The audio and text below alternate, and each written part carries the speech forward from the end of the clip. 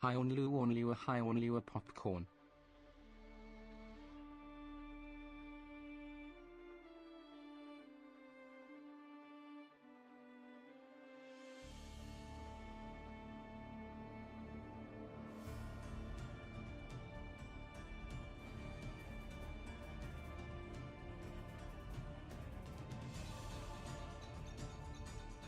Ornlu, hi.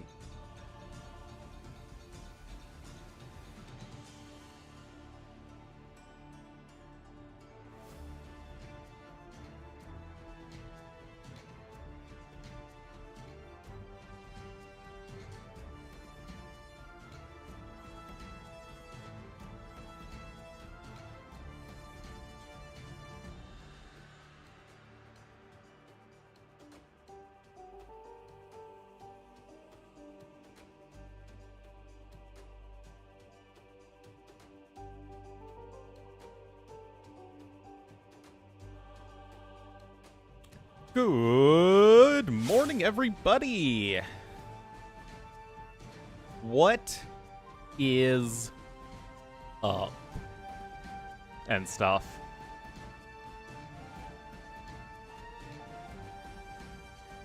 Oh, Revalens with the 31 months, and Jam Vanderlo with the 77 months. Thank you so much, guys. Do appreciate it. Is everyone streaming? Yep. T90 is, and now T-West is. Oh, boy. Oh, boy. Sleep deprived? Well, welcome to my life. I was finally paid for Valhalla 2 this morning, by the way, guys. It only took 3.5 months.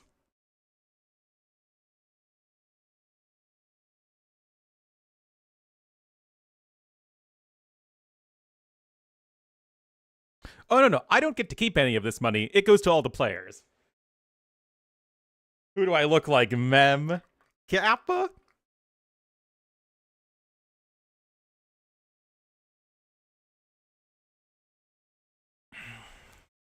Alrighty.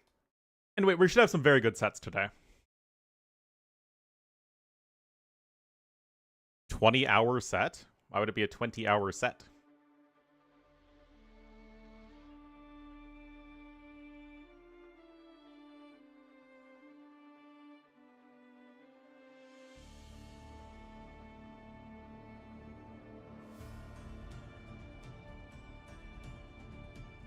Hello, WWE fan.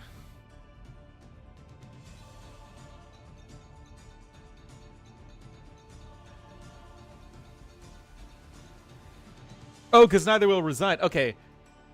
I'm sorry. I'm sorry. I'm not hip and happening with the kids.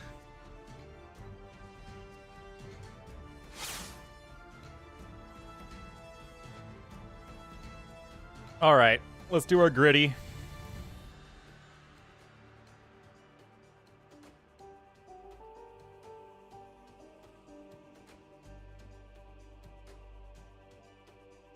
Alright, so, has architecture, fortified wall, and hoardings. Misses 2 or more imp blacksmith upgrades. Has a full blacksmith tech tree. Unique unit does not receive full upgrades. Ooh, this is a fun one. Has a unique tech affecting archery and archery range units, and has an archer unique unit from the castle including cav archers, but no gunpowder. Also, hello, Xaniblektor and Paulina on YouTube.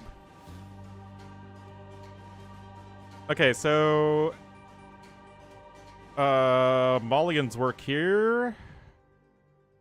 Yeah, Malian's work, architecture, fortified wall, and hoardings.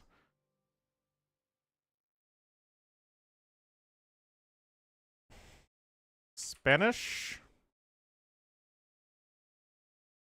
Unique unit does not receive full upgrades. Ooh. For Jaras. Nor is you. I try to, Ensign Toast, but you make it really difficult. Cap? Hey guys. Didn't stream yesterday. I had a very busy day sleeping. But we got lots of AoE 2 ahead of us. Alright, so Mrs. Two or more Imp Blacksmith upgrades and has a unique tech affecting archery range or unique archer units.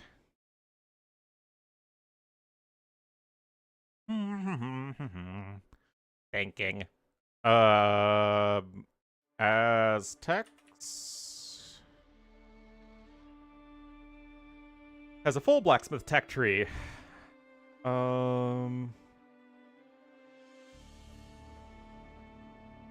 Berbers. And unique unit does not receive full upgrades. I guess Berbers could have gone there.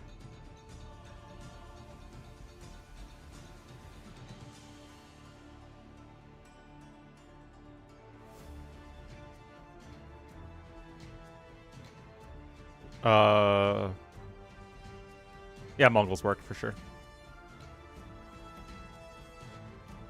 Oh, unique tech. Oh, you debated me.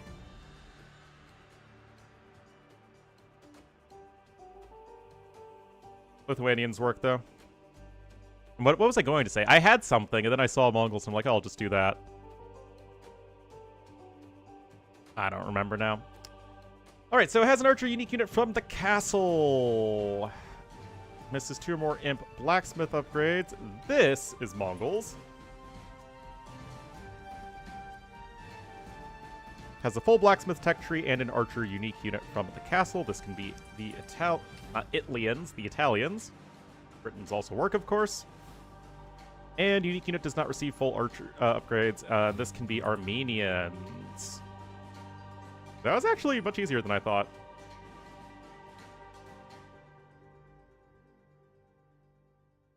Yeah, a lot of them had quite a few different answers. This was the only one that was pretty limited.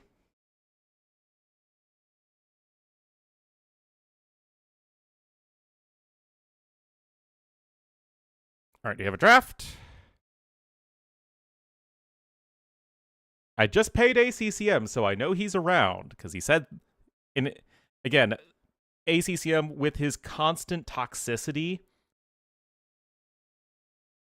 he gave me a heart,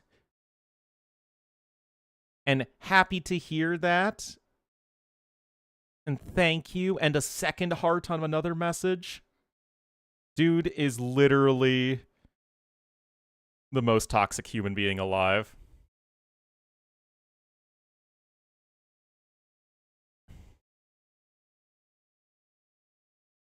Alright, we'll do a geogrid. Drives on the left, coastline on the Indian Ocean, area greater than 20,000 kilometers, and flag with only 4 colors. French is an official language. Capital city under 500,000. And ACCM stands for toxicity? Exactly.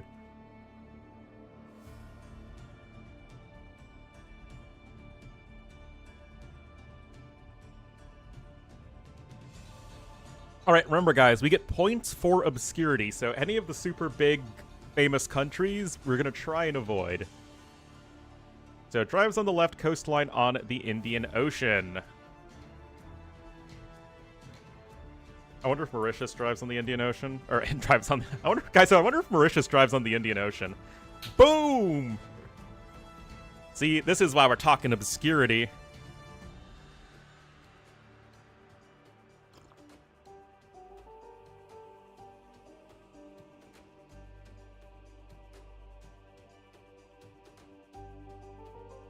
Bottom right is Slovenia. Can try. Yeah, that would be a good one for sure. I guess there's a little black in there.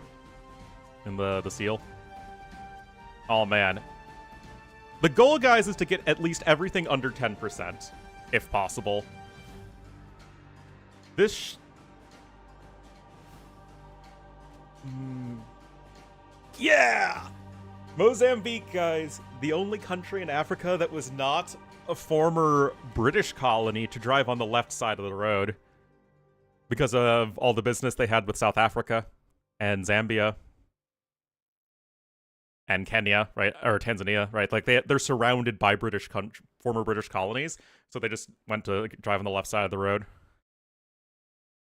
Dang, we're rocking it already.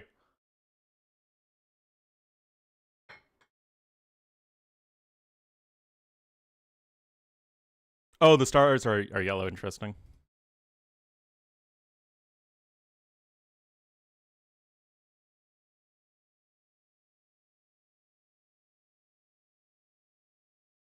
All right, so flag with only 4 colors, and they drive on the left. Ooh. Again, we're trying to go for obscurity. India is not a very obscure country.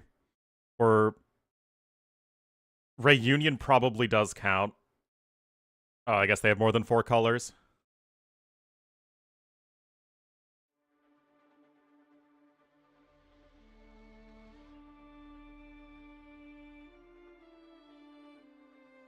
Ooh.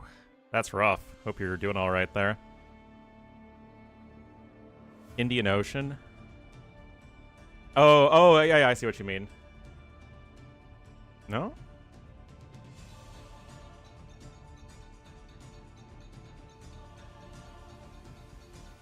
That's the flag of Also, that's apparently a very common one. But, I mean, how many countries or territories speak French that are on the Indian Ocean? There aren't many, so there's probably not that much we could do there. But this looks like I made it in MS Paint. That's such a terrible flag.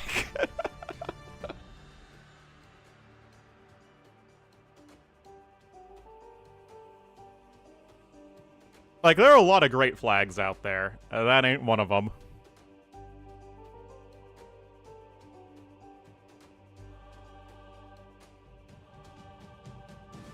Alright, so, flag with only 4 colors drives on the left.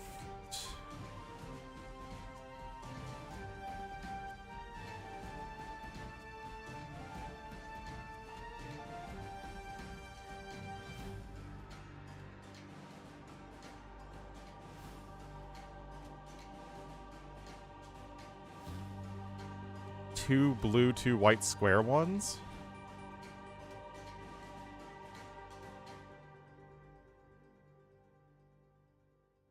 Fiji? I mean, they have the Union Jack. No, because I think they have something else. Oh. I think Oman drives on the right. I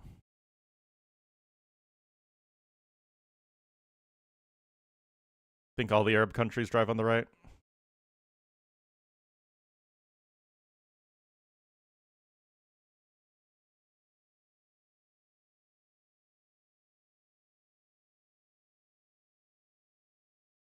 Does Brunei only have 4? Yes! Or they have 4. Yellow, white, black, and red.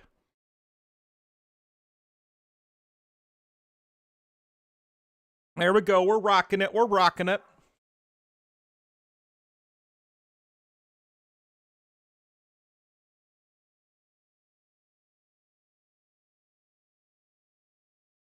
Okay, so an obscure country that's big and speaks French. Oh boy.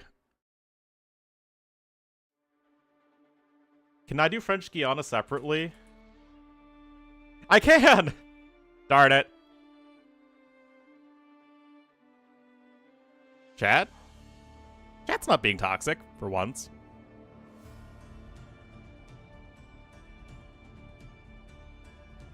You know, small miracles and all that.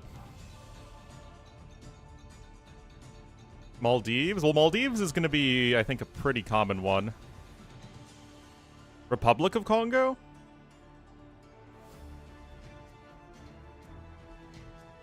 There we go! Of course, everyone always thinks about the DRC, but not the ROC. Yeah, Niger is the French one. An easy mistake to make, considering they're named after the same river.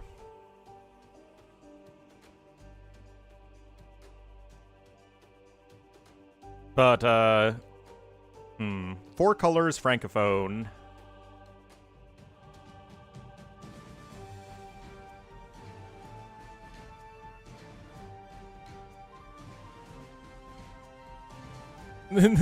Niger is not a swear word. You're missing a G for that. Then it becomes a very, very bad word. No, but I don't say Niger. Niger.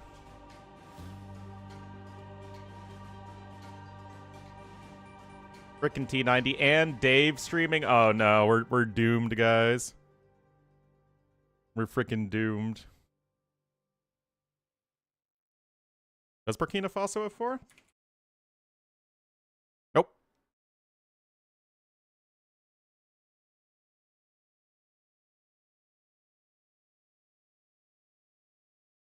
Does Rwanda have 4? They might have 4. Nope.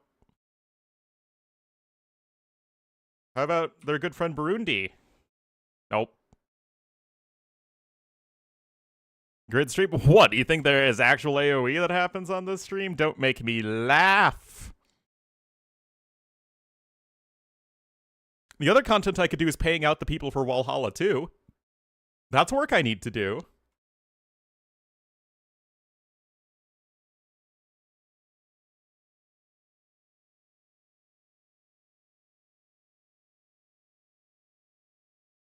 Djibouti.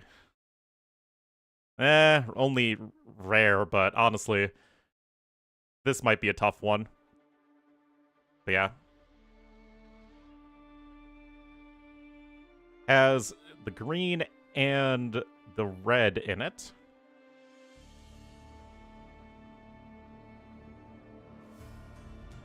Kind of fine. Check all student. Okay, that's good. That would be my other concern.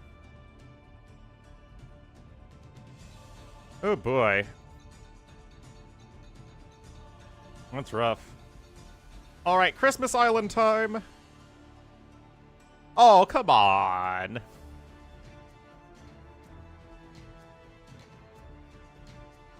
So, big country in little capital.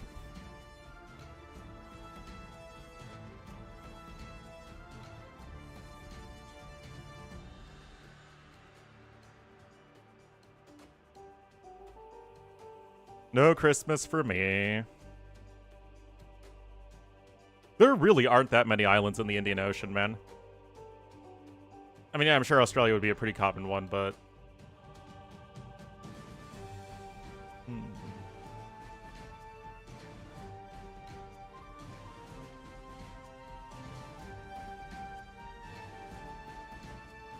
Kazakhstan? Nope. Is Najema... I imagine it's the biggest city in the country.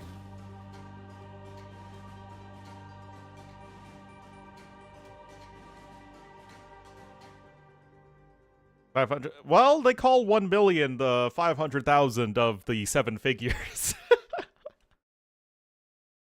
Brazil would be super common. Super obvious. Vatican, I don't think... the Great Vatican Empire, I think, has yet to take off.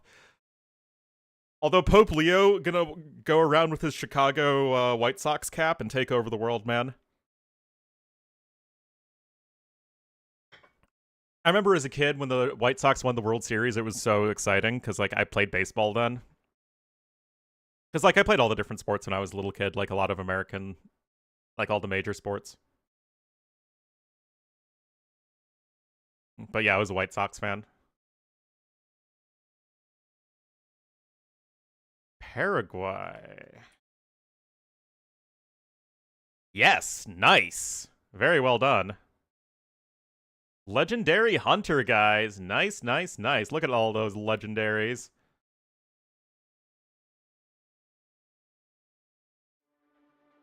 Yeah, see? Literally Reunion... What? They consider Djibouti on the Indian Ocean?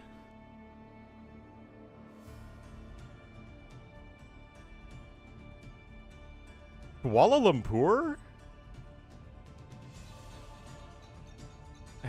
Is a small... What? Okay, there has to be something really weird happening with that.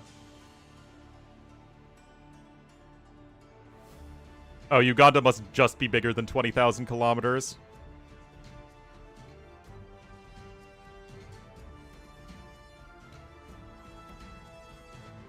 Yeah, it's just a little bit larger. Kuala Lumpur population. Whoops.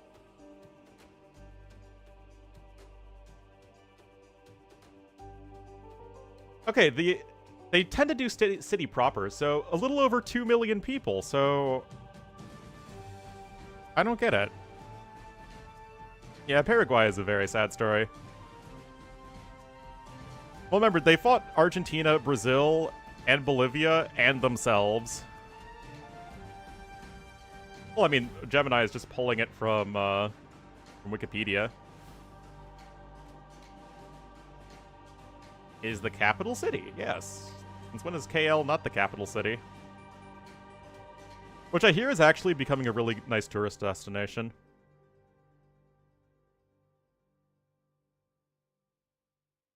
I'm sure it'd be a fun place to visit.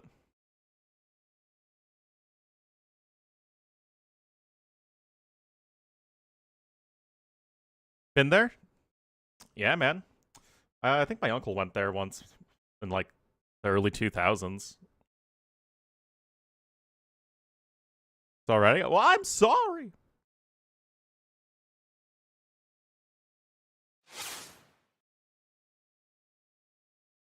Oh, they started. Oh, come on, guys. I rely on you to do my job. Come on. You can't expect things like competence from me.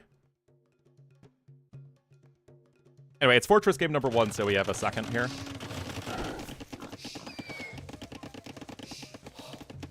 Ooh, that's Berbers. Gonna be Berbers here on Fortress. And the drafts are backwards.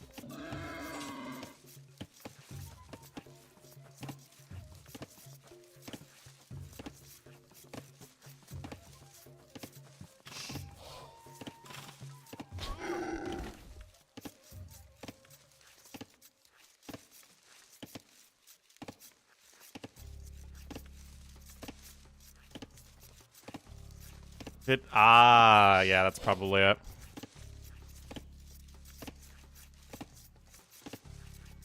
I mean, some countries have very weird technical designations for capitals. Why don't we start? Because I'm setting up the draft, and it's the beginning of freaking Fortress. What are you missing? What are you even missing? Oops.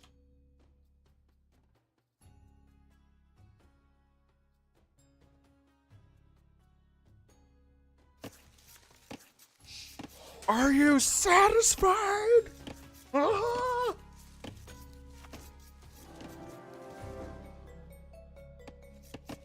Alrighty, guys. 2 of my favorite players in all of AoE here. So the Ornlu bias is going to be very strong for both of these guys. Yo, going to be here in the blue as the Berbers to the northeast of the map of Fortress of the Regicide variety, and it doesn't involve humans. So I am thrilled. ACCM in the red as the Bengalis here to the southwest.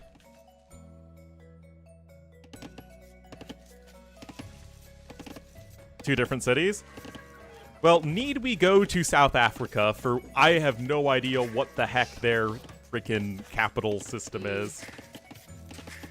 Who am I rooting for? ACCO. That's who I'm rooting for.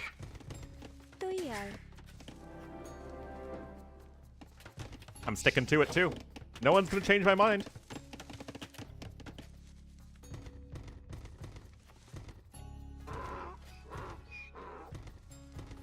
Yeah, for all of, like, America's silliness, it's very straightforward that we just...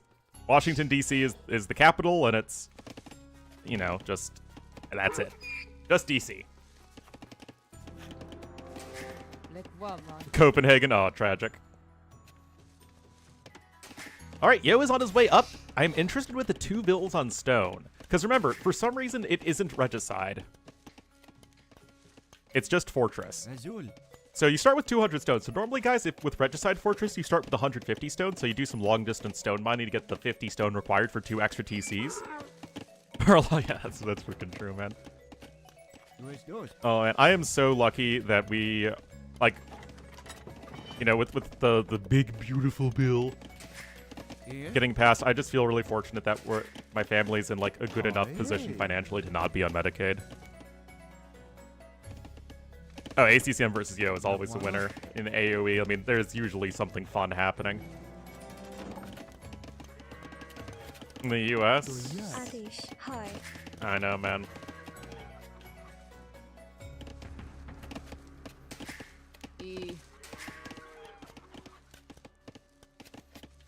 Is he? Oh, I think Yo might be doing.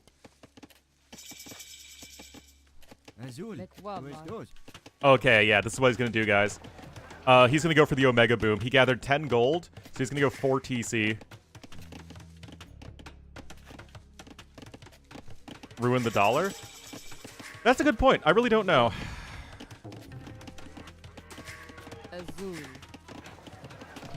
I guess it's good that I'm paying out people today and not, you know, maybe in a few weeks for Walhalla. Is all the currency transfers.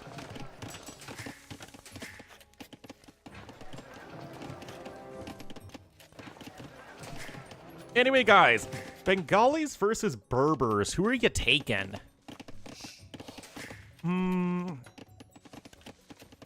Personally, like, Bengalis are definitely the better civ on RF in general. Like, they're just a super good, well-rounded civ. You have several different army comps you can go for, different playstyles that are viable, and your fantastic eco with the extra villagers is it's sort of the engine that powers any strategy you do. That said, Berbers, they're a slow civ to start off with, but a huge blob of camel archers and the fact that the map is open in the late game, it means that the civ is still super viable. Whereas Berbers aren't really very good on Arena at all, but on RF, they can be very, very solid.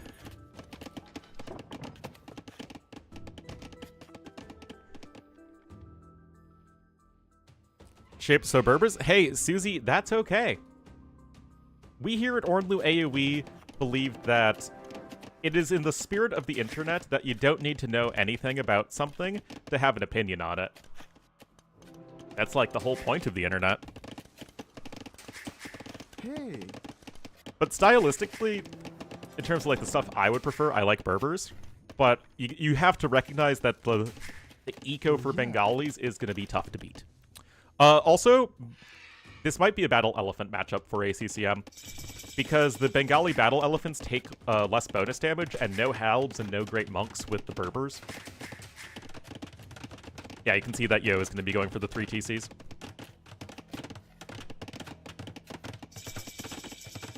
Oh, well, there you go. Now you're getting the hang of it, Susie. All right, Bowsaw coming in. TCs 2 and 3 for ACCM. With a much more normal-looking approach, he could use the market to buy a little bit of food or wood or even stone. And there comes the Monastery. Both of these civs obviously have a great unique unit for just making a few of them to take some map control and snipe monks. Yeah.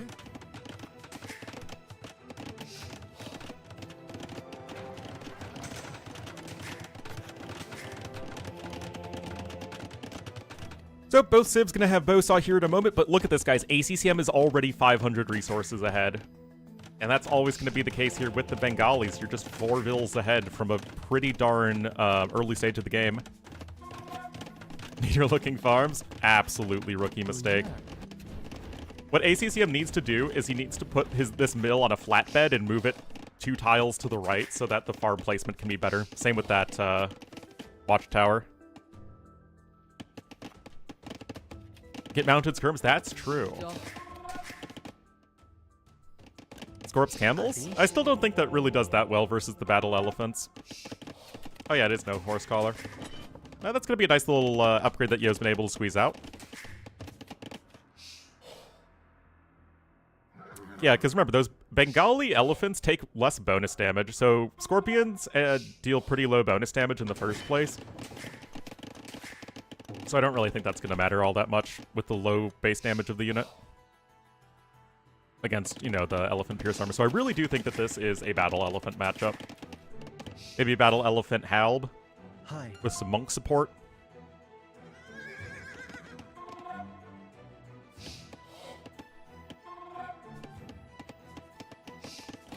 Does slowly pulling circles to indicate how close a unit is to completion? Whoa! I didn't know that. Oh, that's cool.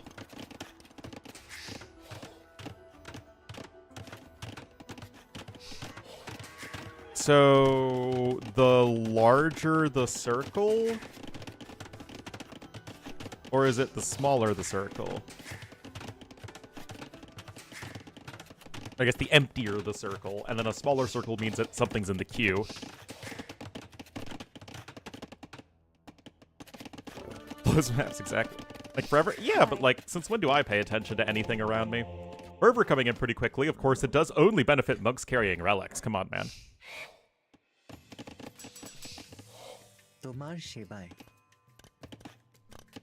Yep. Hello, Giuseppe. When does MBL play? That's a great question, and one to which I do not have an answer. Let's see. Looks like MBL's tomorrow.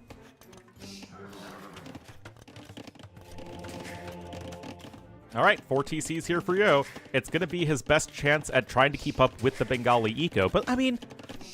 Okay, yeah, obviously, almost 700 resources collected advantage is very good for ACCM. But chances are he's not going to be getting that much further ahead, because the villager count is closing in pretty darn soon here, although ACCM is also picking up relics. Heavy Plow even coming in before Horse Collar of his opponent. I know, guy. I like Berbers. But Berbers are also higher than Bengalis on the Ornlu tier list of civs I happen to like.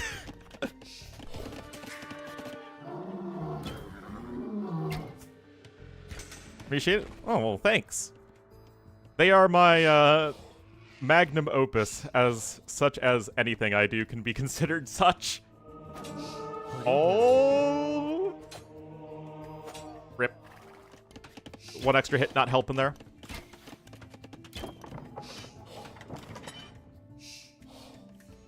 I make videos like the patch note reviews that I just can vomit out in 15 minutes so that I can essentially afford to spend the time and energy making stuff like my campaign reviews. Or State of the Civs. Hey. Oh, give me another nice little kill here for Yo. Nicely done.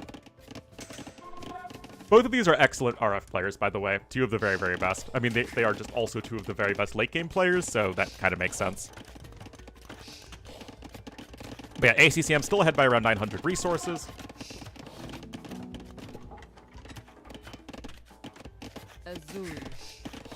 Universidad coming in for Yo, as well as Gold Shaft mining. His eco upgrades are looking a lot better.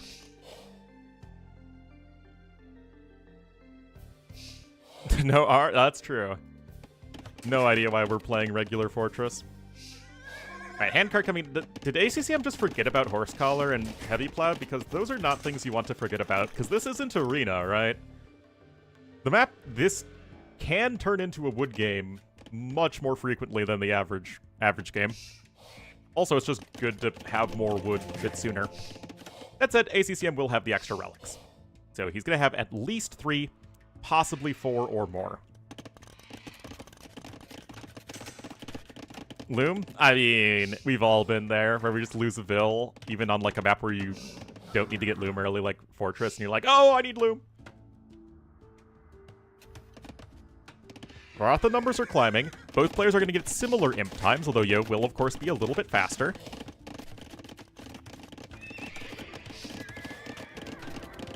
Now, I imagine you want to get the Camel Archers, right? Oh, they're even going to be blue Camel Archers. The historically accurate Camel Archers.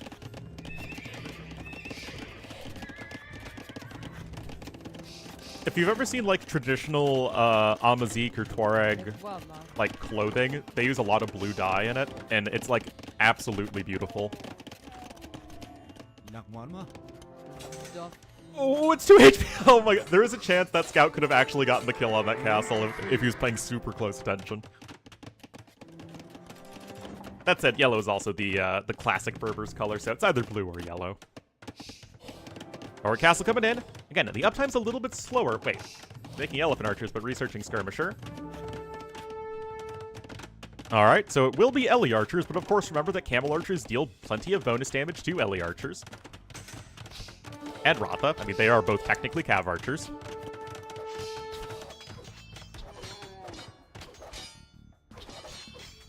Oh, that's a bit of a doubtful castle right now, guys. Yo is on the back foot. There's Horse Collar finally, jeez. So many idle farms. Tyrion purple? Yep.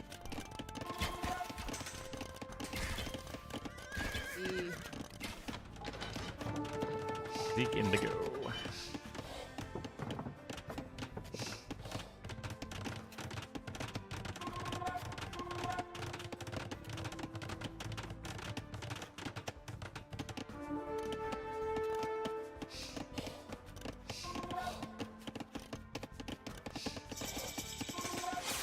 Hey guys, look at this. It is very striking. Like, it's a very, very vibrant, dark blue, deep blue. Pretty darn cool looking. Similar deal with the Tuareg. Or somewhat, they're cousins from down south, essentially. A lot of the Sahel countries.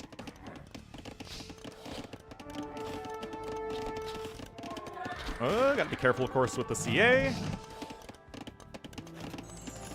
And now it's really just going to be a matter of, is the eco advantage enough? I mean, it's only 700 resources at this point. You got Kazbah coming in, you got light cav upgrades coming in here for Yo.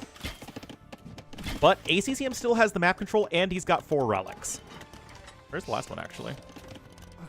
Okay, looks like Yo is able to get at least 1 relic. Iron trade? Yep. Very true.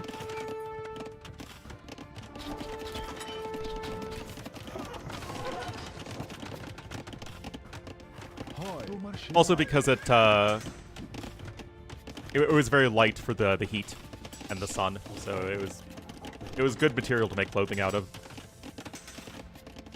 Rock the cat box. Are you sure he's not going to be ready to lock the taskbar?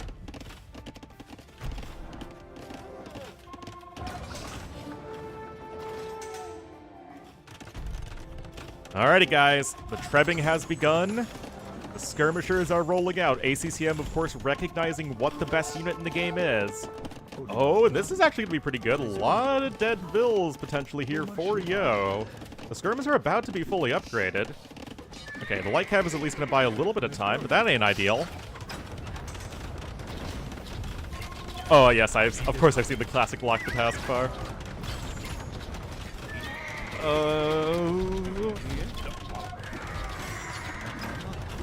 I remember joking about it with Zero Empires, like, way back in the day when Berbers were, you know, a newer civ. Anyway, Bombard is going to be out here. Treb trying to be repaired, but it is not done so in time, whereas the Bombard cannon is already taking double its base HP worth of damage. Siege Engineer is going to be in. Of course, no Bombard cannons here for the Bengalis, and they need to make the more expensive and slower transition here into the monks.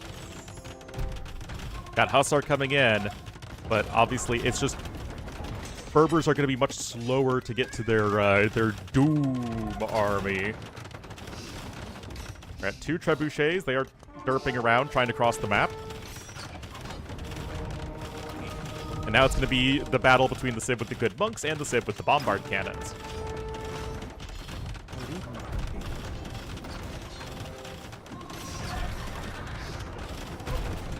But that forward castle will go down. Elephant Archer number is going to be slowly climbing. Again, ACCM's eco is significantly better than that of his opponents.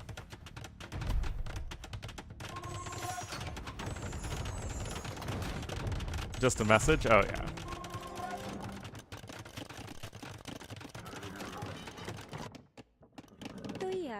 ACCM, again, leveraging that map control. Scores are very even. Yo's done a good job of holding so far, but ACCM still has the initiative in this game. All right. No pikes in yet, I believe. Nope. There's Elite Elephant Archer on the way. The Trebs are going to try and be sniped. Again, Yo, he needs to keep on stalling. But that's just tough to do when your opponent does have that better position in terms of map control and the better army. Got one random monk over here, going to get an Elephant Archer conversion, but look at this, guys. All of the Trebs have fallen. And now, look at this here for Yo. 3 trebuchets of his own. He did get Casbah. All the jokes about blocking the taskbar. Elite Camel Archer on its way, and Yo is doing just enough here, guys. Really, really impressive.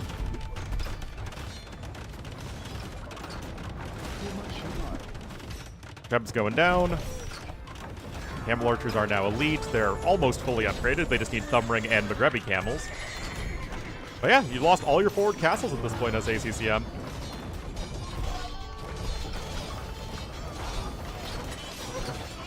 Trickle Trebbed. Well, the thing is, you kind of need to Trickle Treb an early Imp because you just need to get that damage in as soon as possible. But again, it was just a very, very close call that Yo able to take the good enough fights to keep the Treb numbers low. Just not quite enough units, quick enough to be right there with the Trebs. There's been too heavy of an emphasis early on into the Skirmishers instead of the Elephant Archers, because the Camel Archers were still in their fledgling stage. Heli Archers are still missing pikes, but at this point, Yo should probably be in a dominating position here in game number 1. Oh, I also kind of screwed this up. Playoffs, best of 7.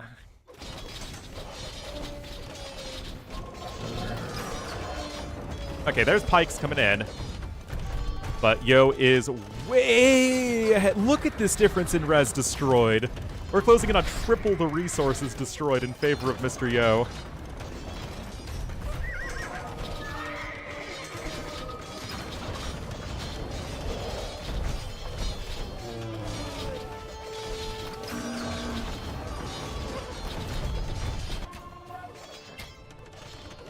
Well, we got some light cav upgrades coming in here from ACCM, but he simply is not going to have the numbers. The Diphthong Police, no! So how much damage would the Camel Archer do? It's 6 bonus damage versus CA, and the Elephant Archers have -4 Cav Archer armor, so they deal 10 bonus damage. So, let's see, it's 12 minus 6, so 6 plus 10 is 16 damage an arrow against these Elephant Archers. That's pretty good. It is not very distinctive. It is one of the least distinctive elite camel, or elite sprites. They have a little bit more fancy looking armor, but it's not much. Anyway, Yo should be able to snowball this one to victory. Gonna be able to take the gold right there, and just barely able to survive long enough. I mean, it was a very, very close call, but again, just slightly better play there from Mr. Yo. ACCM not perfectly making that imp transition. Yo just barely able to hang in there as needed. Switching into the Hussars and Cav Archers just in the correct order.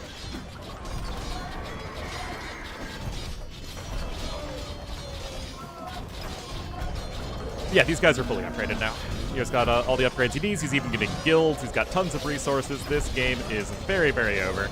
And GG is called. That was a game that was like entirely decision-making. ACCM had the advantage he needed with the eco. Yo knew what he needed to do as far as tech went, and it was just all about that early Imperial Age transitioning and the order of operations when it came to getting the Skirmishers a little too quickly out as ACCM, the Elephant Archers not out quick enough, and then that meaning he couldn't quite keep his trebuchets alive, meaning that Yo was just barely able to defend, get both of the forward castles, and take the game.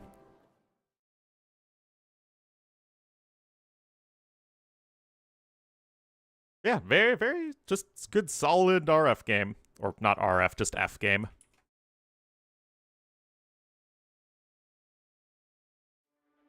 I'd rather watch a game like that than a hamstery snowball game of Arabia. So, Yo takes game number 1. Of course, ACCM did finish first place in his group. Yo finished second place. But it really doesn't matter all that much when it comes to these guys. It's just going to be about who's feeling a bit stronger today. And whoa, that was the first pick versus the last pick. All right. Okay, that is a big win for Yo. Oh, this is backwards. All right, so Yo with Nomad, of course, Land Madness and Crater. So going with Nomad and some aggressive maps, and then ACCM rocking Arena, Northern Isles, and Four Lakes. So the more hybrid-y water maps. Leverage that.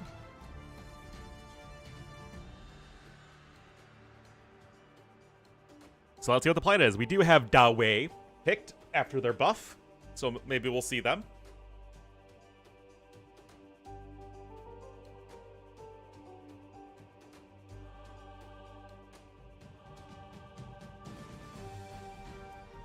Other than that, though, Ketons were banned. Oh, you betcha, they're all best of sevens.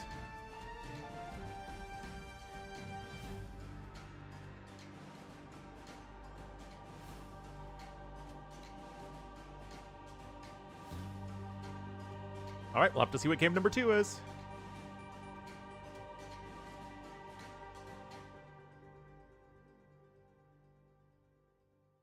We shall have to see.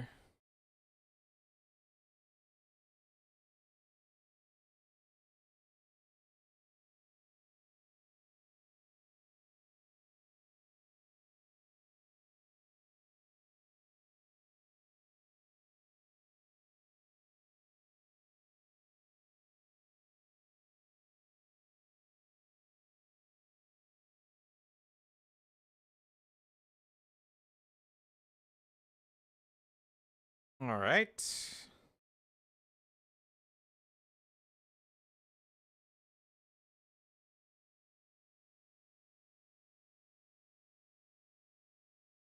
Northern Isles is next.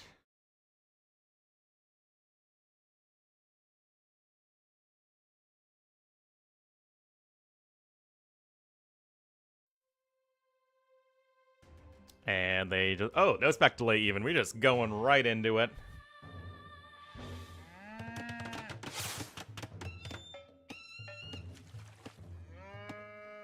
Alrighty, guys, here we are. Game number 2. Lost the last one, but it was quite close. We will have ACCM in the red as the woo to the southwest, and to the northeast in the blue as the Koreans. It will be Yo. Alright, it is indeed the Pokeball map. Yo, already on his opponent's island. So, Koreans, very much a great civ for this map. You have the naval aspect, which they're good at. You can tower the coastline really, really effectively. There's just so much coastline on this map. And of course, an amazing late-game navy. You can go for skirmishers on the land, war wagons, bombard cannons, all that good stuff. Also, Tripath coming in with the sub with Twitch Prime. Thank you so much, and welcome to the Wolfpack, Tripath. Enjoy the beauty, glory, and majesty of Ornlu, a wolf, and friends. And yes, Matirati, the woo! They are very good early on. They have the, of course, the food you get from building the docks and the military buildings, which is really strong. And then you have the Feudal Age Careening / Castle Age Dry Dock for very cheap, both of which are very, very good, especially the Castle Age Dry Dock. But they do kind of peter out after that. I mean, like, they have good Lochuans for sure. But it's really not that exciting of a late game. You don't have any major bonus. Yes, your demo ships are better, but it's not like they're Armenian demo ships. Also, Yo is indeed going to abscond with a couple of cows. But yes, you do have fire archers, which are certainly pretty good against ships. I'm curious. I very rarely see the Woo Navy ever go late. But Northern Isles, it can be pretty late game oriented. I don't know why I said it like that. Late game oriented.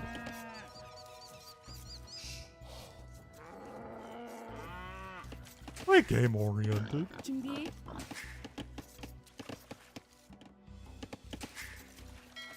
So we'll have to see what the plan is here. Of course, landings are very, very common on this map early on because you do start with the transport ship.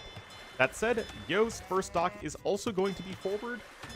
So if any civ was going to go for a back dock, it would probably be Koreans who would want to play more of a galley rush and defend style on the land. But looks like it will be for an aggressive dock. We'll have to see what the plan is. Okay. Well, I mean, is it a civ that is going to last, like, what, 60 years? Is it really going to be a good late game civ?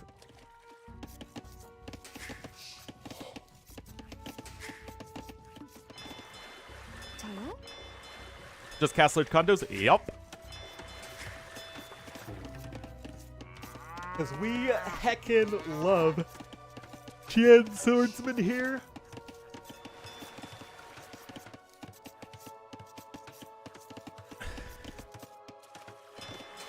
Oh, ACCM getting housed. That is an ugly house right there, guys. I will not lie. So he did get lamed. Lost a couple cows. You can see Yo's basically in Oklahoma at this point with all the cows he has.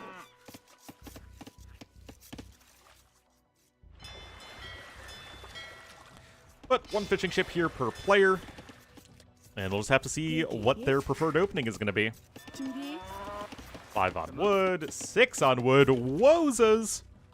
Wozas! ACCM going wild, guys, with 6 on wood. Anyway, it looks like their uptimes are going to be more or less the same. Yo is going to get a third fishing ship, though.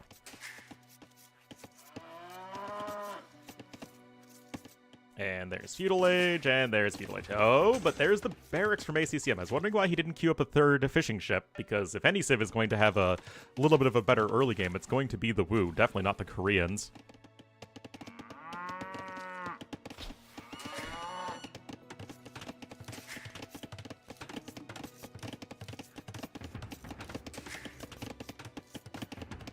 So is he going to go for a full Men-at-Arm rush?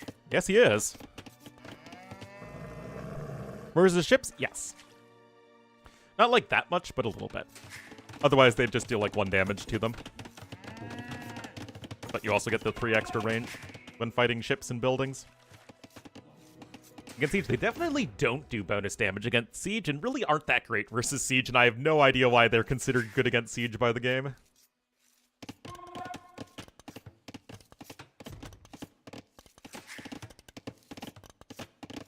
Alright, already some very early walls coming in from Yo. Certainly, perhaps a little bit concerned about a Men-at-Arm rush potential. But this is a very, very easy defense to make. Oh, they sure have extra range and extra damage versus Siege, because that's what they are very explicitly said to be good at, is good against Siege.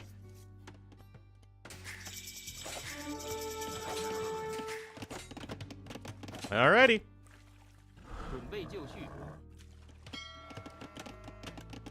Yo, already wound up, though.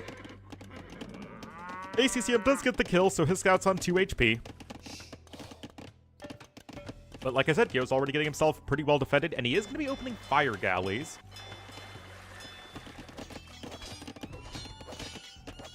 I mean, it's not like the cheaper careening does anything useful in fire galley matchup.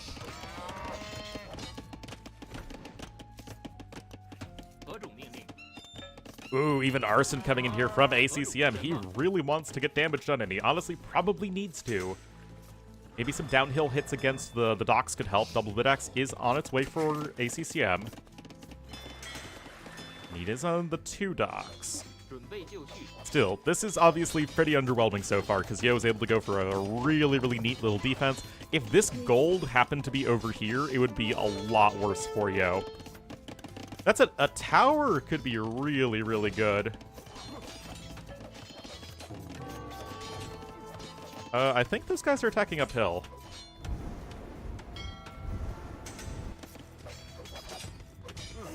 But Arson is good. Uh-oh. Don't doubt the Arson, guys. Also, don't run into the TC. There you go. Taking a little bit of damage. That will get healed up over time. But ACCM doing a really good job here of defending. 2 more fire galleys coming in. It is 4-2-2. ACCM doing what he can to catch back up in those numbers. Although, Yo is going to get both fishing ships here. I think. Oh, it's 1 HP!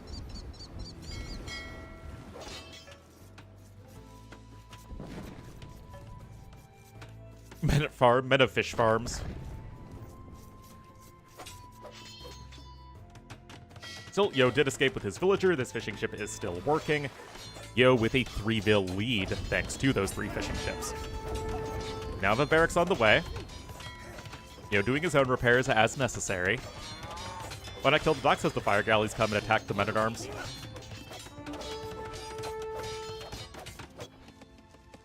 Fire galleys can reach men-at-arms.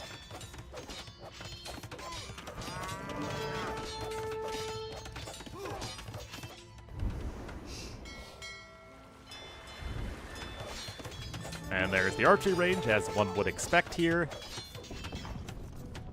House is down. And Yo is indeed getting a bit housed right there. Is still slightly ahead in resources, though, and continues to be a couple of villagers ahead. But ACCM doing a nice job here, fighting right back on the water.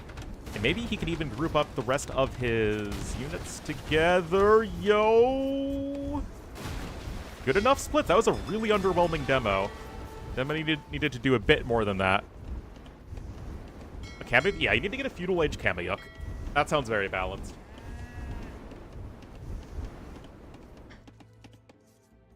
M&A still hanging around here.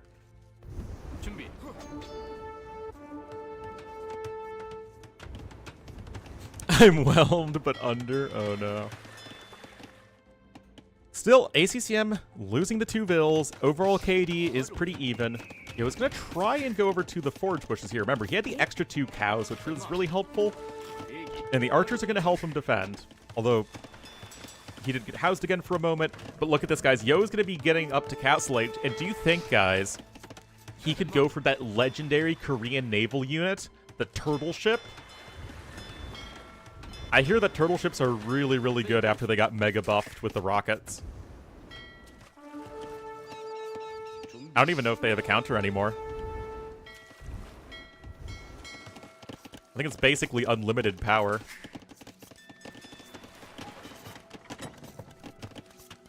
They're great against galleons, they're great against fire ships. Is there anything this ship can't do, guys? Alright, Yo's on his way up. Does have a minute 16 idle TC time, but that is at least made up for by the villager kills he's gotten. And so far, again, a very good defense from Yo. Historically, surely they're great. Your sarcasm is showing. I'm sorry, I do that a lot. Oh, men-at-arms! ACCM splitting up Yo's multitasking a little bit here. And is getting a little ahead in the KD as well. I mean, he does have a big naval lead. Either of these civs? Well, the Wu are based off of a 3rd century Chinese kingdom, so I'm going to go with no on them. Whereas Koreans are based off of really the entirety of the Kingdom of Korea. Or kingdoms, depending on the time frame. So, yes. As Koreans very much had gunpowder by the late Middle Ages. Woo, get petards. Oh, they do! Thankfully, petards are not classified as gunpowder by the game.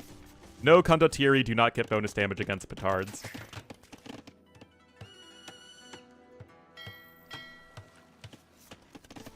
Honestly, the gunpowder bit feels like just a stand-in for, you know, being a sapper of some kind.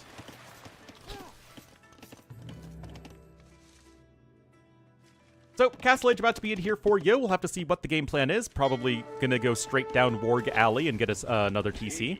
That would be my guess. Yes.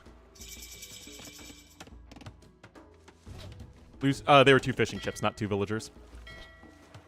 Indeed, Warg Alley and an extra TC are coming in. Where are the turtle ships, Yo, huh? Different civs? I really don't think it matters that much. As a saboteur, well, I mean, they're literally based off of saboteurs from Age of Kings, so yes. Like, they literally use the same unit model.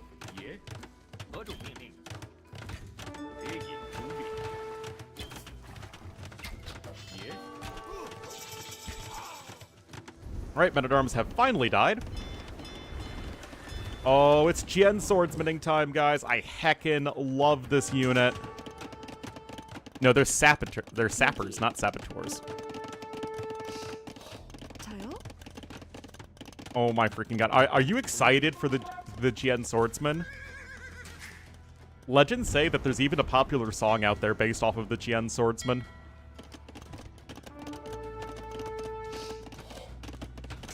They're not bad against buildings, but they're just better versus units.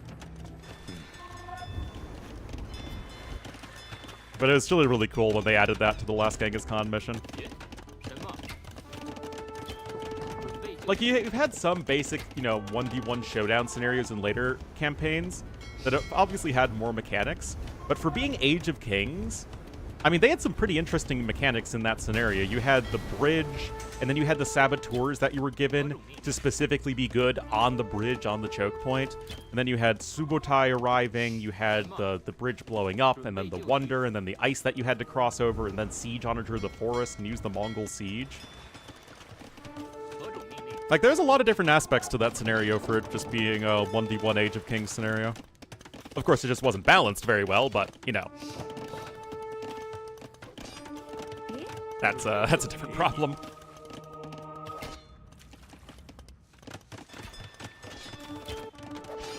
Oh, I mean, it is my favorite. For the Hungarians? Well, what would Hungarians better be in Age of Kings? You could have made them Goths, but then you, like, Teutons are a much better late game civ than Goths, so it makes much more sense to have Hungarians as Teutons.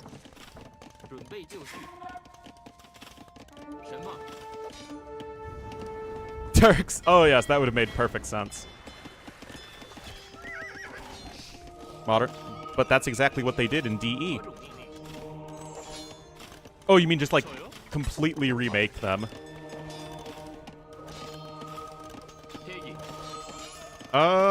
That might be interesting. Anyway, a couple kills here for the Jian swordsman. For Eastern Europeans? Well, yeah, that's about as good as it got back in the day. Everyone's a Turk. It's a really close competition between Turkey and Poland for, like, having the weirdest hyper-aggressive nationalists. Yeah, Magyars are exactly Hungarians, which is why in DE they are very much Magyars.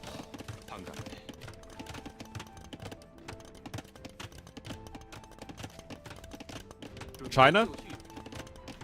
Yeah, China as well.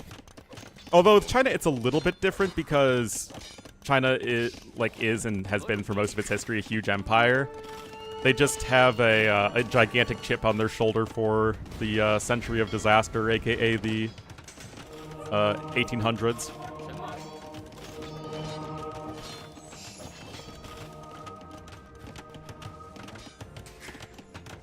Like communists. Oh no. Yeah. Anyway, guys, if Yo wins this game by spamming Jian Swordsman that he converts at ACCM, that would be pretty funny.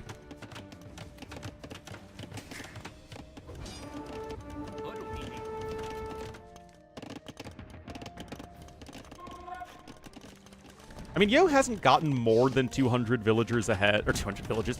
Guys, Yo hasn't really been more than 200 vills ahead this game. I don't know if he can win. Yeah, 200 resources ahead. Yeah, I mean, it's just, the monks are too good jumping in and out of the TC there. Siege Workshop coming in. But Yo's gonna have a castle here very, very soon. As in, now, if he wanted to build one.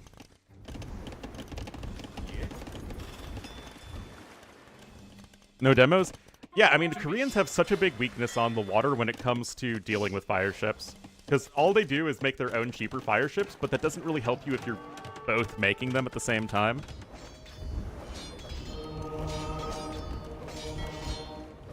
Romayo instead of Byzantines? That would be interesting. But I mean, you could even say probably a majority of the civs have exonym names just for recognizability. The Jian swordsman in the siege tower. Unfortunately, that wouldn't really help with the monks. Well, I guess you could try and roll on top of them. That could be something. And the Mangonels feels like it's going to be extremely underwhelming against the guard towers. I mean, you need a lot of Mangonels to start doing work against the guard towers. Yo is playing a great game so far.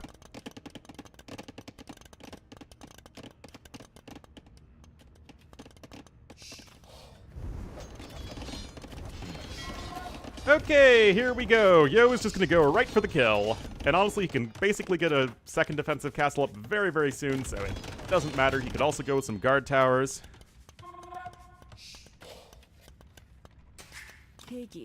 Teutons would be strange. I'm... Like, I don't... Some civs just don't have great names that you can call them, because we specifically in AoE 2 have a name of a civilization and not a specific political entity. So you can't really just call them the Holy Roman Empire, so Teutons, it really does make the most sense. Teutons makes more sense than Germans, especially for reflecting the medieval period. Anyway, Yo is just... He is going Yo-low, am I right, chat? Am I right?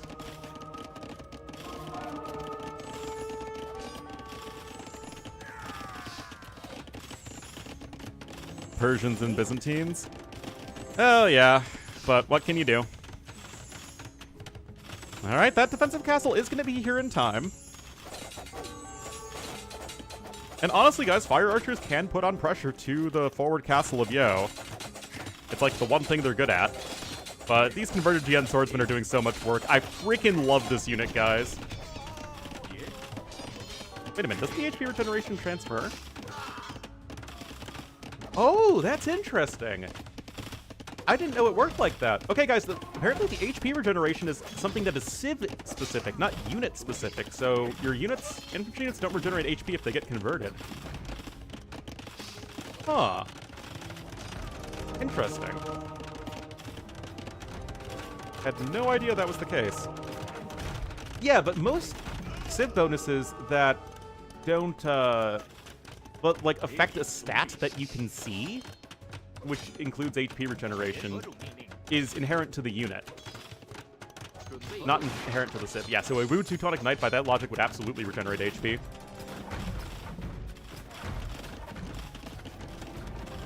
Anyway, Yo's gonna click up the imp, and then this game's gonna be super over. His eco's basically working at home. Ireland over the Isle of Man? Exactly. Like, you convert a Japanese infantry unit, and it retains the faster attack speed. You convert a Teuton unit, it gets extra armor. You convert a Viking unit, it keeps the extra HP. You convert a Celt infantry unit, it keeps the extra speed. Like, all of those stats typically carry over.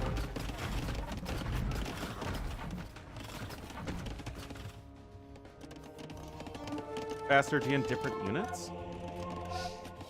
That I don't know. I would assume they have to be, right? I think that's just how AoE works.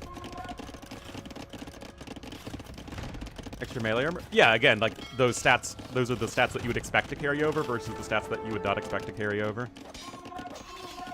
At that point. If, again, we divine that the extra unit HP regeneration is just in the civ bonus. Something that... I guess, Susie. But does that also work with Georgians? I would assume then that the same logic would have to apply for Georgian cavalry. Which is something that I feel like I should have seen play out in an actual game, but just haven't, I guess. What are the counters to GN swordsmen? Heavy infantry, aka swordsmen, and, you know, infantry unique units, and heavy cavalry. And, of course, stuff like, you know, hand cannons are still going to be good. Auditors would be good. Can Tanky Gen lose the HP regen? Guys, I think we need to go to the editor after this game. And Yo gets the win there, of course, with Imperial Age. And honestly, Yo's playing exceptionally well. He's defending anything that ACCM is throwing at him, just getting that better eco, and then getting to a superior late game.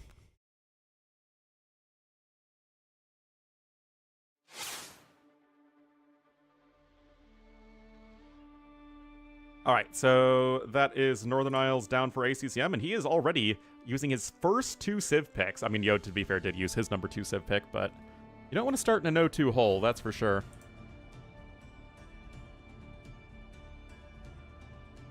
Okay, I'm really curious about this, guys, though.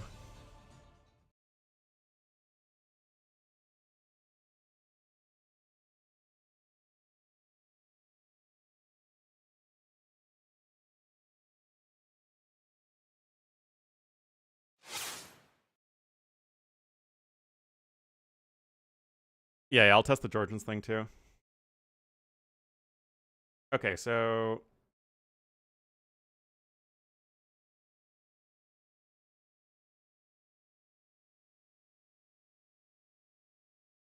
Monk. And then Qian Swordsman, I think, for player 2. Player 2 does need to be the Wu. Personality, it really doesn't matter what Civ we are, but let's just make it consistent, so we'll make ourselves Britons. We also need to give player 2 another unit so he doesn't get defeated.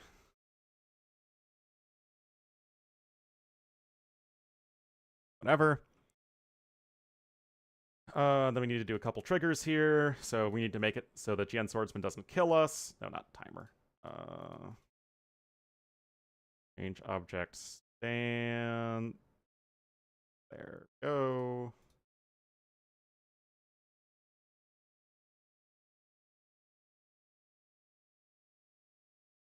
Damage object.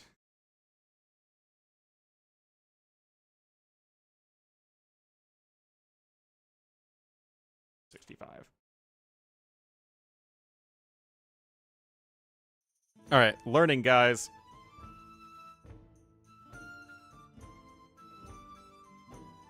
Oh, I need to make him, he needs to be... We need to actually have the HP regeneration. Okay, so the Qian Swordsman is going to be regenerating HP. It is automatically switching into its attack mode. Okay, so we convert the Qian Swordsman. Wait. Why is... It is keeping the HP regeneration here. What? Wait a minute, guys. What the heck is going on?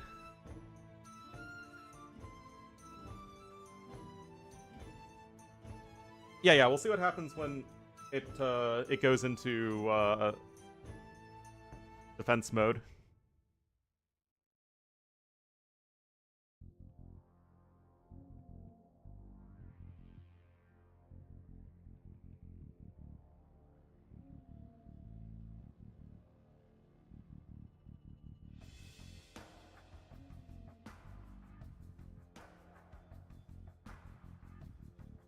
Oh!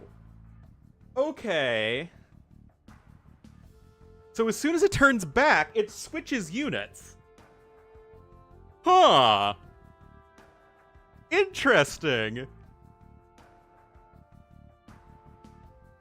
Oh, I might need to make a YouTube video on this, guys. Oh, this has YouTube video all over it.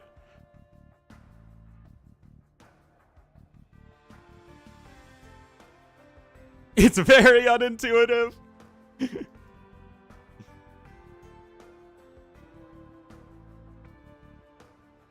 Give you credit.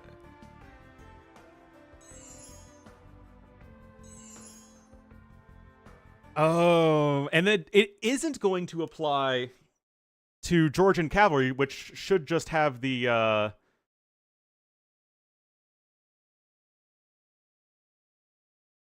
you know, they're just going to have the full HP. So if we go to Georgians,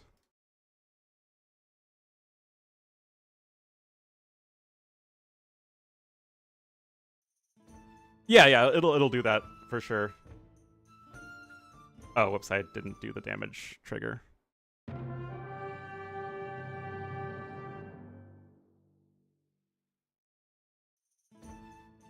Yeah, so it's gonna be regenerating HP.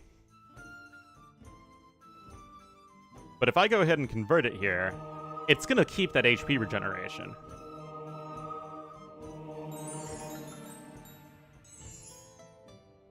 Huh.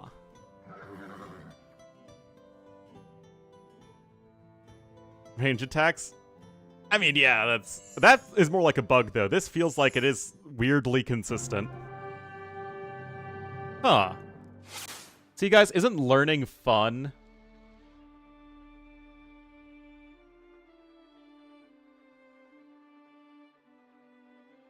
Alright. Ooh, what the heck are you doing here, ACCM? Oh, jeez. Alright, guys, it's Clown Town. Oh, I need to reset the scoreboard because I went into the editor.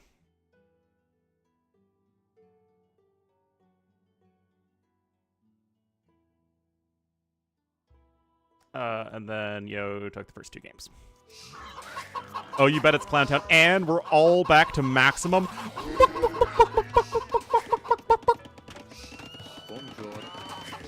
Why is this a thing? Alright, guys, Yo's going to be here in the blue as the Burgundians to the west of the map and to the east in the red as Da Wei. Wei should be an awful arena civ. I mean, they were an awful arena civ pre-buff. I imagine they're still pretty bad. Like, they're supposed to be an open map civ. Like, they're a cav civ, right? Upgrading to Cavalier? Yeah, Semi. I'll test that. I would have... No, it can't be upgraded to Cavalier because the converted unit is fixed.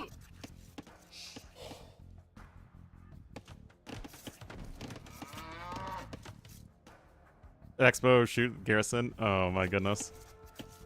Yeah, ACCM already losing his first 2 civ picks. Not ideal whatsoever, so he's going to need to get a big win here, guys, because Wei are his second to last pick. Burgundians are at least Yo's 4th picks. That's at least a little bit more bearable, but of course, Burgundians are a top 5 arena civ. No ifs, ands, or buts. Wei... I mean, pre-buff, Wei were literally a bottom 5 arena civ. It's just not a civ that's designed to do well in arena. Like, that's okay. Wei don't need to be a good arena civ. And, yeah, I know they did just get buffed. The Xianbei Raiders are better. You do get the gold shaft mining upgrade, but... I am pretty darn intrigued.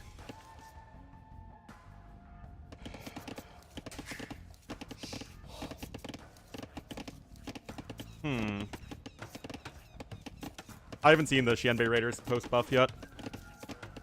Anyway, Yo should just be doing, you know, Burgundian things. Burgundians, anytime that you can go, like, 26 pop, light cav, boom, you want to be able to do that. Give them 6-7 months? Yeah, basically.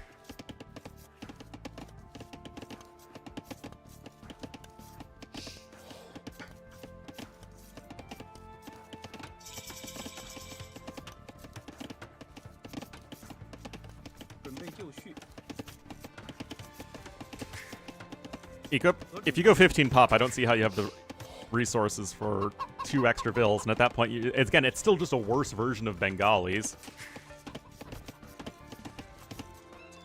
Flemish Militia, we've seen them a little bit. I'd be curious to see more of them, though. But it's just Burgundians are still too good on closed maps and not good enough on open maps. Their balance is better than Bohemians, generally speaking, but it's still a little too extreme for my taste. Do it all the time? Well, I'm sorry, Fodler. Not the master of AoE like you are. Okay, Yo's going 27 pop-up. That's perfectly fine with Burgundians.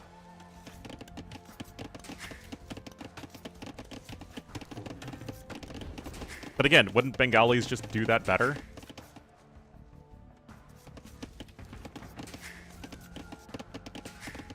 Yep, Hobie here getting all the eco upgrades. All of them, I say.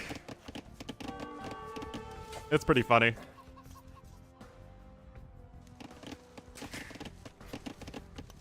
Like, there should not be a world in which this is actually good, guys.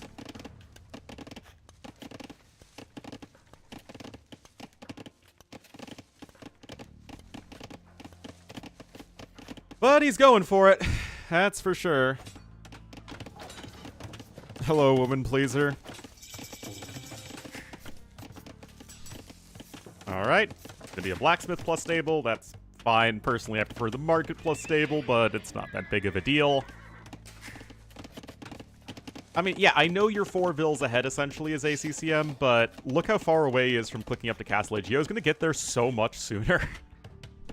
Like, so much sooner. No, Wheelbarrow does not give you an extra vill, although it probably should.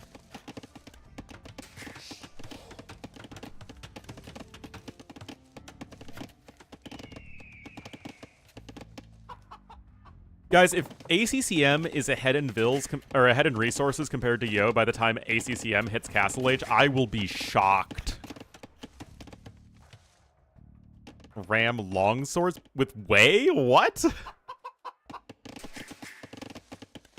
With Da Wei?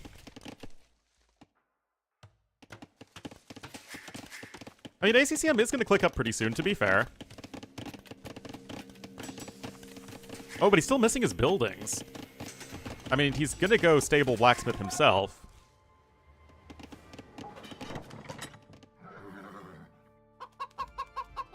And I guess the Haguan Cav are going to be pretty good against Burgundians.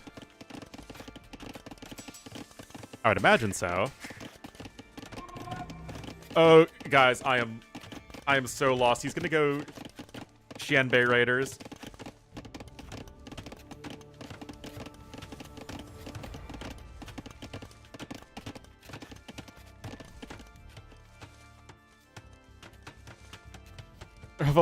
Yeah, it's Dawei. This is Dawei.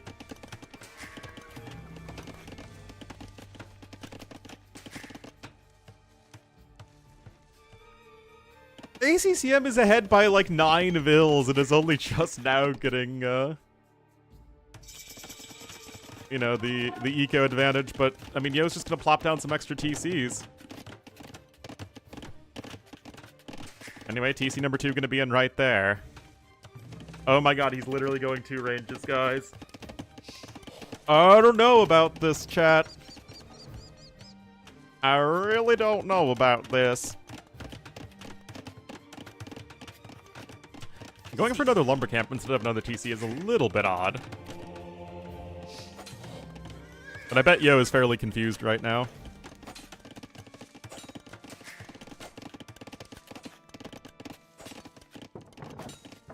I mean, yeah, ACCM is going to be getting ahead in resources right now, especially if Yo doesn't add in another TC.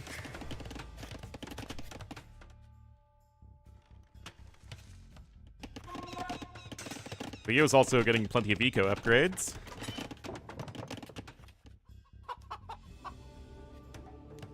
Alright, Light Cav just hanging around here, just waiting for his opponent to leave his base. Yo sees the barracks, but doesn't really know anything else about what his opponent is doing. Yeah, Xianbei Raiders are basically Cav archers, but they're very expensive on the wood cost for mid-game.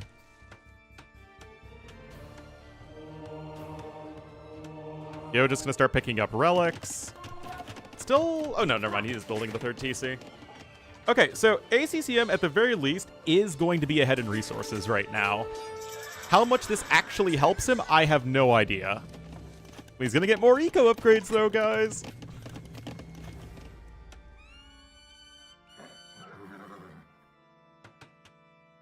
But isn't it gonna... I mean, Bodkin is also a huge investment, man. Look how... I mean, again, the Xianbei Raiders are, what, 60 wood, I think? Yeah, 60 wood, 25 gold. Like, 60 wood is a lot for this stage of the game. For a unit that isn't very good. Oh, look at conversion. What do you know?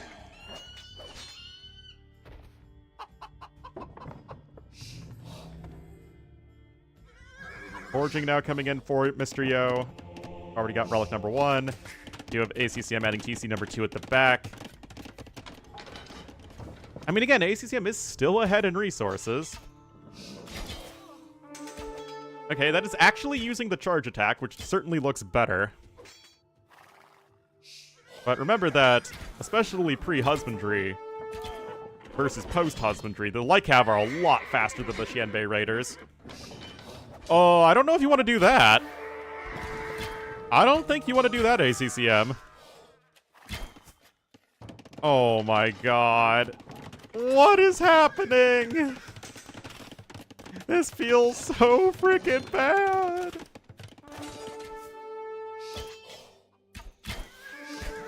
This is such a stupid game. No loom, that's for sure. Yo now has the Vil lead.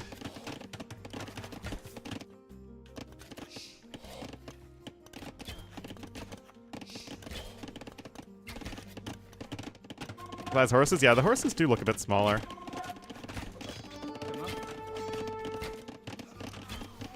Another nice little kill there for Yo. Yo is just playing an exceptionally normal game of AoE. Nothing fancy. You could say he's making an adjustment in that he is going for some extra attack and defense upgrades, whereas he might not do that in other situations, but other than that, it's a very, very normal game of AoE.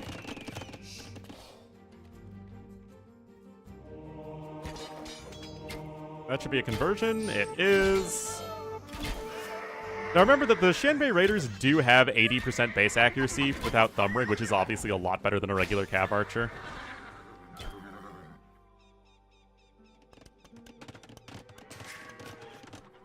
I'm just like turbo not sold on this. Because now Yo is ahead in Vils. I mean, to be fair, it would be much closer without the 4 Vils dying, but like, this is supposed to be when you're, like, rocking it. This is where you're supposed to have a huge advantage as the way, because your late game is so bad compared to Burgundians.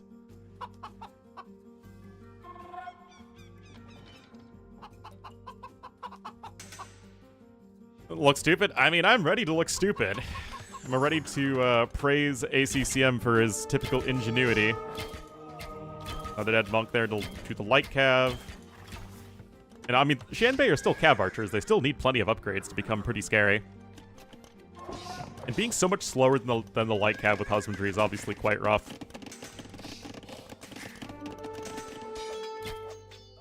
I mean, Yo still actually has better eco upgrades at this stage anyway. Anyway, get it! Get it!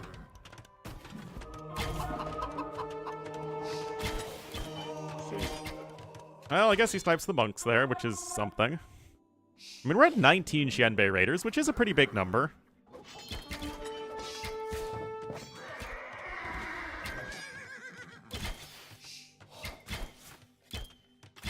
Streamer, hey man. You're the one who chooses to watch this stream. There are plenty of other good streamers online right now, and yet here you are. Anyway, these still look like pretty good fights for you. Remember that the Xianbei Raiders only have 35 HP. It's the same as a crossbowman. Under nor over.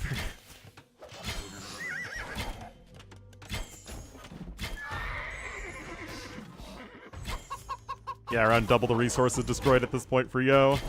He's now getting ballistics for the scorpions. Other good streamers? Okay, there are good streamers online.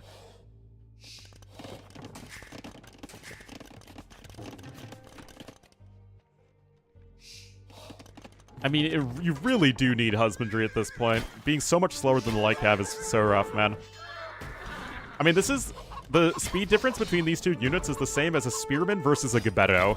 0.25. Like, that is huge.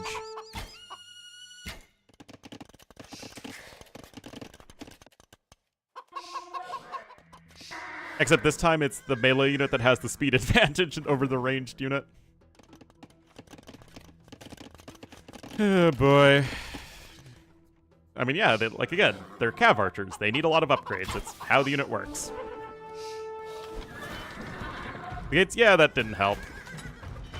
I mean, Bloodlines is huge for the Xianbei Raiders. It's like the biggest percentage increase of HP that you get from any cav unit, because Xianbei Raiders easily have the lowest HP of any cavalry unit, even lower than Scout Cavalry. Siege Workshop, I guess.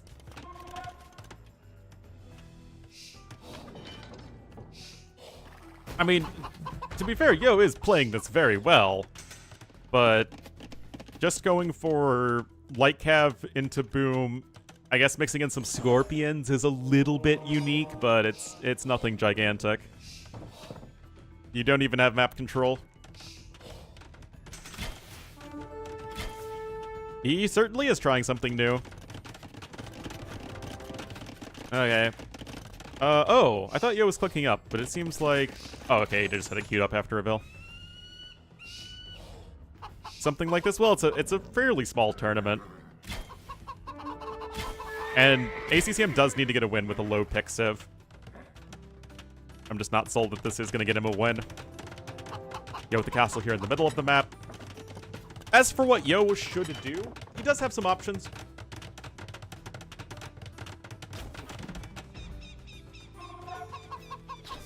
Personally, I would prioritize Halb and Chemistry.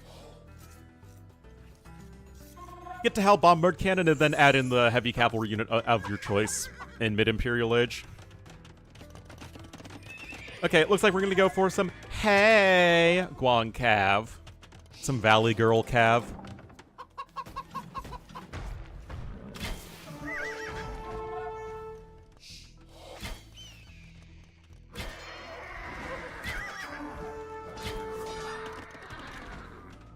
Top 5 current arena civs? In no particular order, Bohemians, Burgundians, Cumans, Bengalis, and Malay. Nope, no heavy score for Burgundians. I don't like going Cavalier first because the most obvious thing for your opponent to do at this point is to go for the Haiguang Cav, which are going to be very good versus Burgundian cavalry with Mingguang armor. How's the series so far? Not too sure. Always Turks. Turks are probably like top 7 or 8.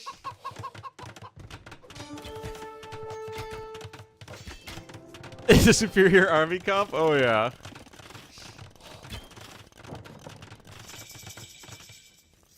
I don't know, guys. Being behind by over 2,000 resources doesn't feel good.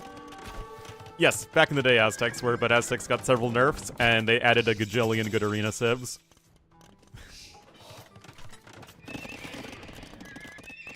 I mean, ACCM's only shot of winning this game is for Yo to not respect Mingguang armor Haiguang Cav.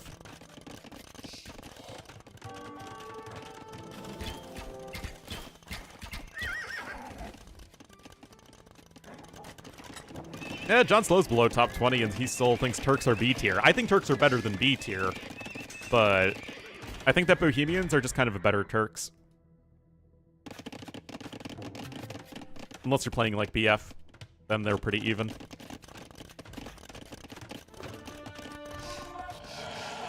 Yeah, like I said, the only way ACCM wins this game is by Yo underestimating how good in melee combat these heavy Haiguang Cav are, because they are very good. Indeed, the only way. Which Conquerors can... I'm gonna do Barbarossa next, but I'm gonna do it probably in a few weeks. I don't want to spam the channel with just AOC campaigns. Oh, we got Tunqian coming up. Feels good, man. Oh, we got the traction trebs, guys! Oh, guys, what are you gonna do when the traction treb comes for you? Yes, heavy Haiguang Cav with the Unitech are very good against Paladins.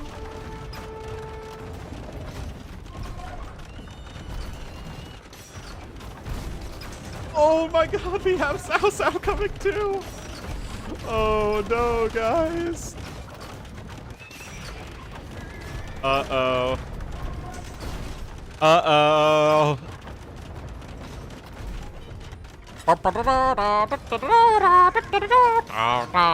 Still, only having 5 pierce armor is kind of rough, but it's not like Yo has any upgrades there.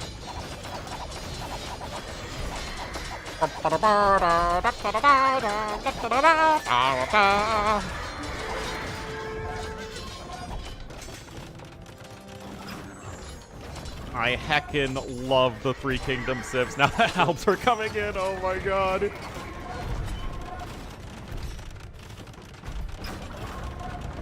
Okay, now we're getting Xianbei Raider upgrades too.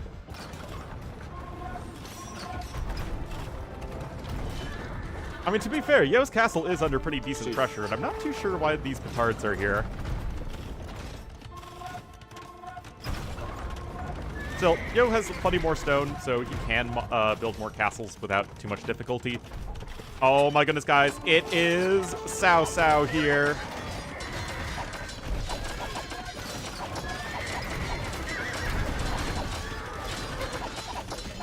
Again, like, this is absolutely where the Haeguang Cav are at their best. So you do need those halves.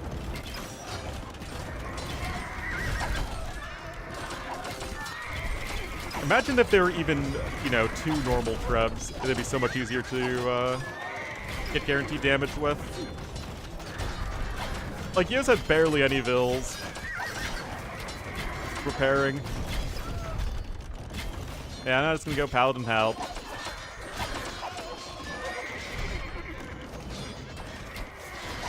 Units? Nope, only 30% accuracy.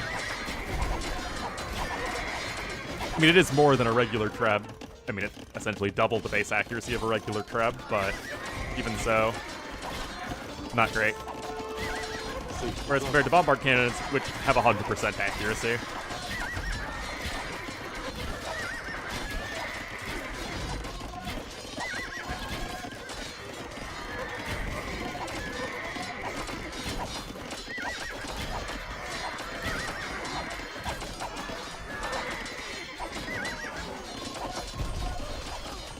Well, you know what?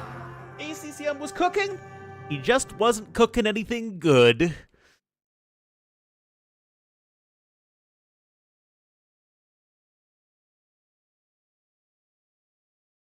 And now ACCM 1 game away from elimination.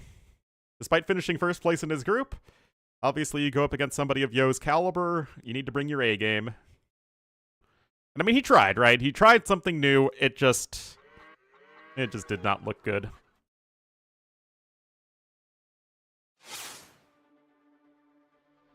Not very good at all. We do have 2 series today, though, remember, guys. That was ACCM's #1 home map, too. Oh, no.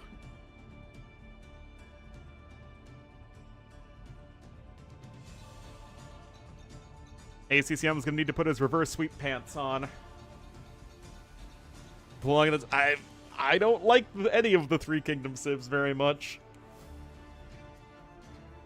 ACCM's already lost with 2 of them.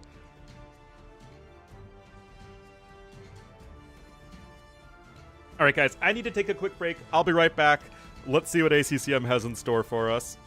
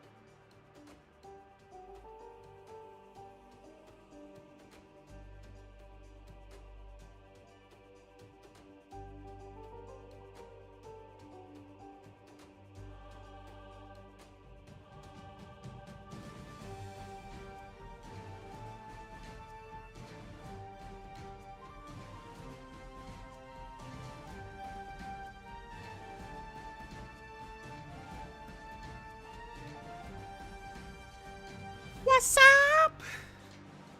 What's up?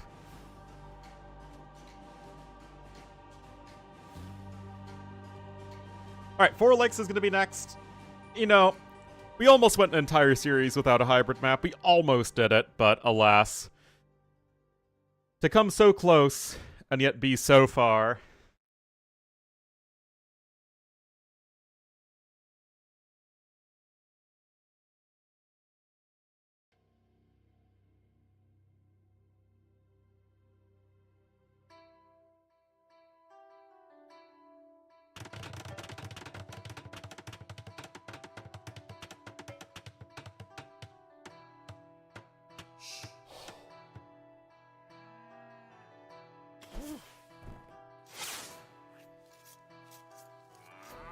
Oh, Lithuanian theme is fantastic.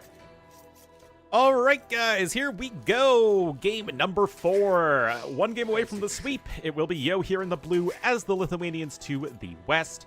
And to the northeast here of Four Lakes, it will be ACCM. Anti-water tournament. It's funny because I think that Northern Isles is perfectly fine in terms of it doesn't feel like a hybrid map.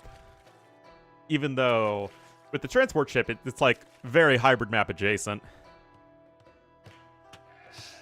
With water bonuses are banned, so there's gonna be like 10 civs because almost every civ has some bonus that is useful on a water map.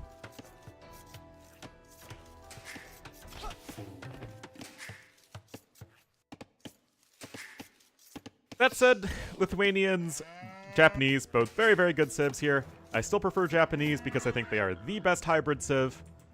They really just don't have any weaknesses. I mean, they have gotten buffed so many times over the years. Like, it started with them getting bloodlines, which is huge. It's, like, gigantic, in fact. Then they're all the infantry buffs. And then they got Yasuma, and Samurai were buffed. They even got hoardings for their castles. Just a civ that's gotten a whole heck of a lot, that's for sure.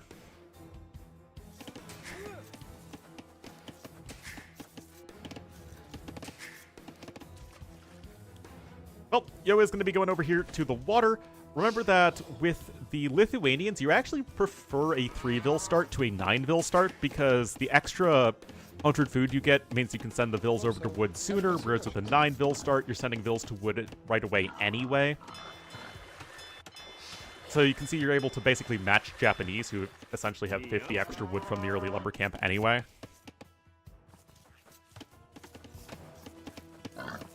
Speaking. Bloodlines, I think just taking away Bloodlines would honestly be fine for the civ. It makes their light cav play a lot worse in late game, but you still have fully upgraded skirmishers and top-tier halberdiers, so I think that you're probably going to be doing just fine anyway. Yeah.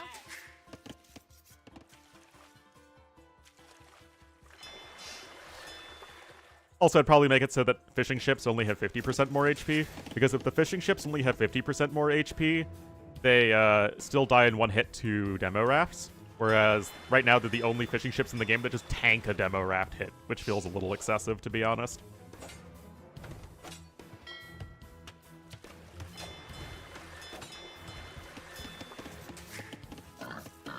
One of those everything civs? Yep, basically.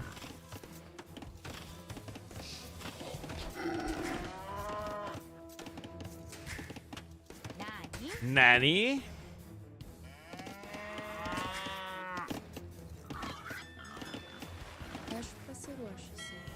Well, 2 fishing ships out for each player. We do have a third one in, maybe a little bit faster here for Yo. Scoots scooting around, researching scootage. On hybrid map? Cubans are usually awful on hybrid maps. Because if you go for the second TC, that's so much wood invested into something that isn't, you know, fishing ships.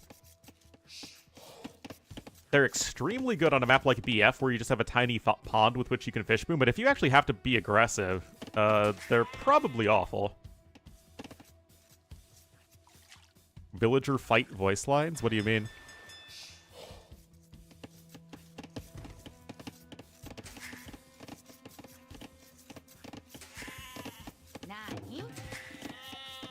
there's the barracks here for Red. I was wondering if we would indeed be seeing men-at-arms from the Japanese player. Lithuanians probably not going to be opening men-at-arms themselves, so you can already see the early walls coming in for EO. I mean, you always have to be afraid, be very afraid of the Japanese men-at-arm rush, and that's... Okay, 4 vills going over to gold. It's still a lot. Yo is somebody who loves to go forward docking on 4 lakes, so we'll have to see if that's something he wants to do here. And, uh-oh, Spaghetti Mr. Yo.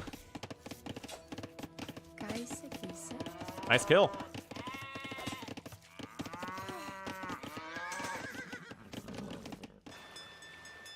It is still 6 fishing ships to 3, though, keep in mind. Ooh, look at that. And they punch stuff? Did they? I don't remember that. Anyway, Yo, of course, sees the barracks with the flags on it. He knows that the men-at-arms will be coming. And the scout even has fairly high HP, regardless. Anyway, Yo's gonna go fast castle, actually. Interesting. This is like an Ornlu strat on this map. And then I make my opponent very mad because my opponent's like, why aren't you playing actual AoE 2? And I'm like, man, I want to just sit around and go fast castle every game I can. I don't want to play Feudal Age. Return of Rome tournament? I'm not going to host any tournament for the immediate future.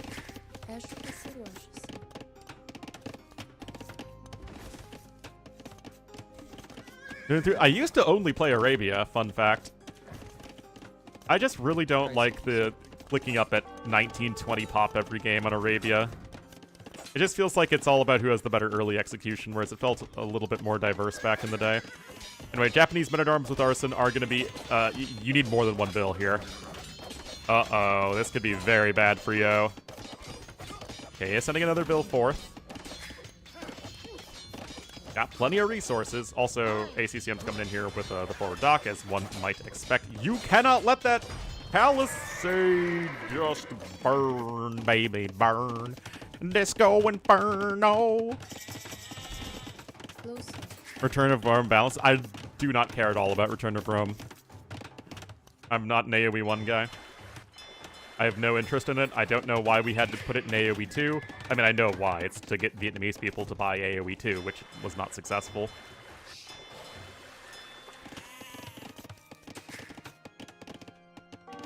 Final destination is? What, Arabia? I mean, Arabia is still the best map. I'm not going to sit here and say it's not. All right, Castleage coming in. Yes, I know. And the Microsoft knows it, so some suit decided that, you know what, let's put AoE 1, because AoE 1 DE didn't really sell that well in Vietnam. The real trivia is, do you know why AoE 1 is popular in Vietnam?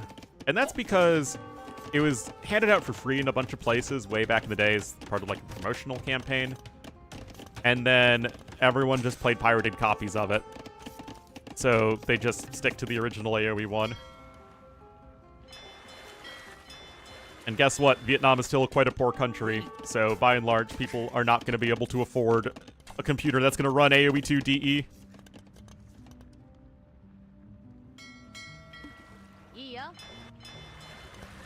Yep. But it just screams, you know, some corporate suit thinking that, oh, ROR is a great idea.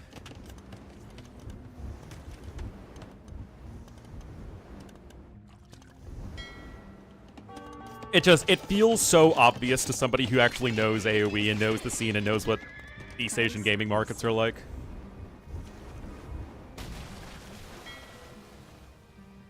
And I'm not condemning piracy. Like, obviously, I don't pirate AoE 2, because actually I was given AoE 2 for free. I was given everything involving AoE 2 for free, so, I mean, what can I say?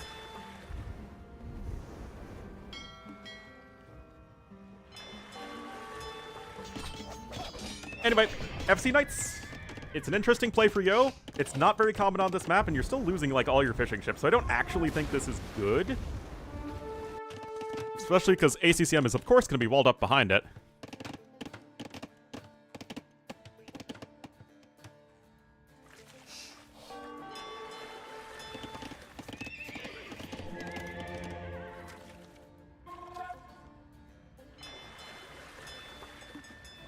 Is a Microsoft, well, World's Edge is a Microsoft division.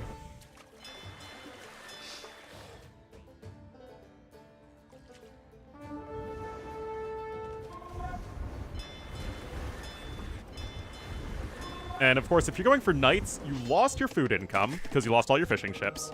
You definitely can't go for war galley. Sanction. Where are you from, if I may ask, Lodge? Stop. I saw that online, and I don't know what that is.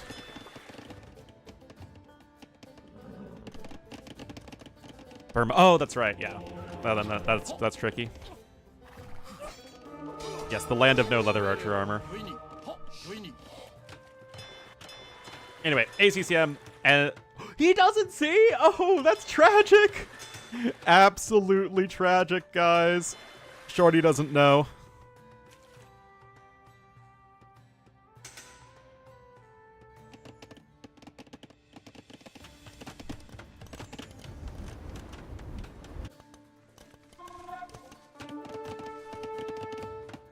I have EOL plans. Future generations. Huh.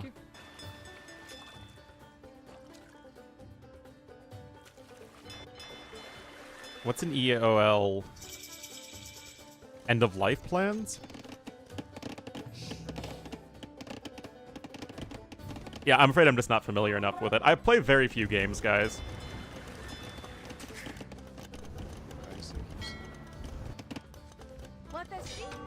Like, obviously, if you're in a financial position where you can afford a game, you know, buy the game, right?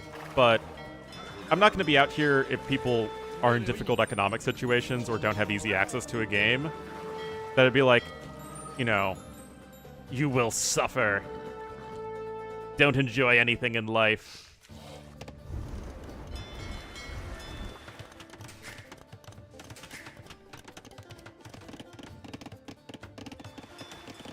That one insufferable narcissist pseudo-intellectual waste of oxygen prick pirate software.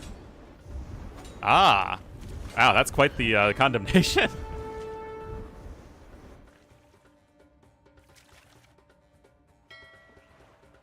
No, I played Age of Empires. Like I said, I really don't play many games. I just got my Switch like 2 years ago, and I played through most of the big Switch games, and I really enjoyed that. But really, for the most part, it's just Age of Empires, Borderlands, and then whatever Nintendo game. And then like Call of Duty with or Halo with my friends.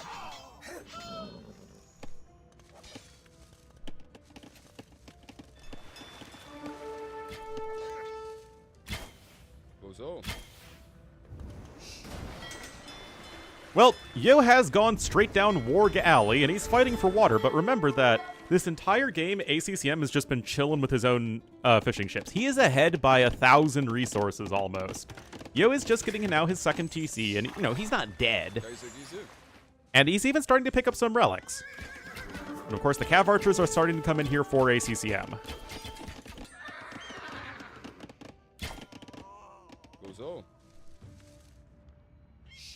And our red player is also going to be going down Warg Alley. On Budapest? Well, the AoE 2 isn't generally balanced around 2 TC starts.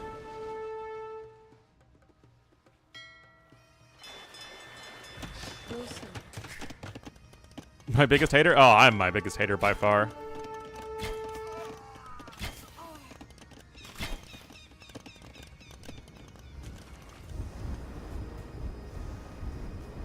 Harassment and stalking? Well, I'm generally against harassment and stalking. In line with my many controversially held beliefs.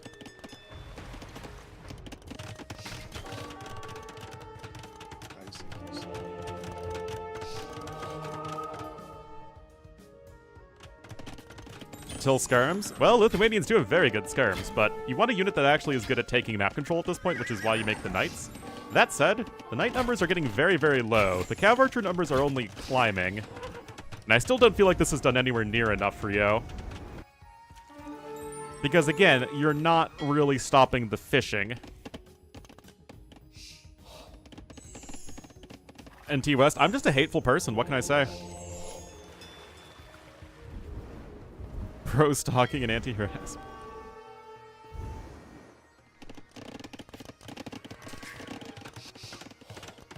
Grand strategy, it's just not something I've ever done.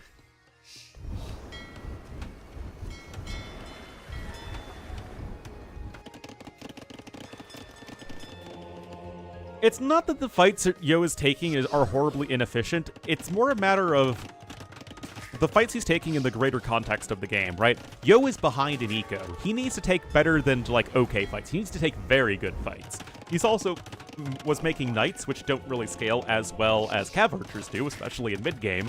So again, you need to take fights to keep the cav archer numbers low, and Yo isn't doing that either.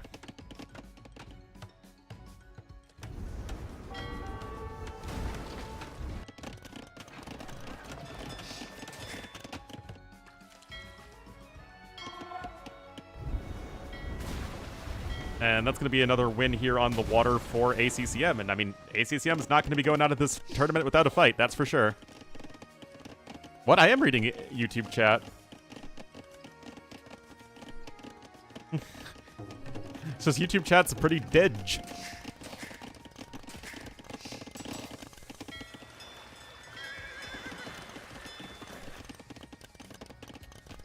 I wouldn't recommend doing that.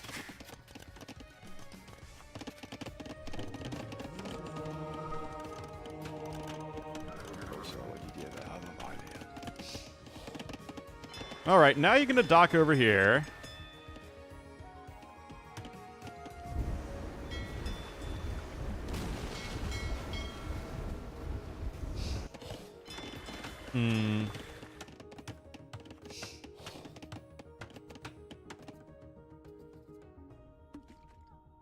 Here in mass? I think you mean unmass. En mass.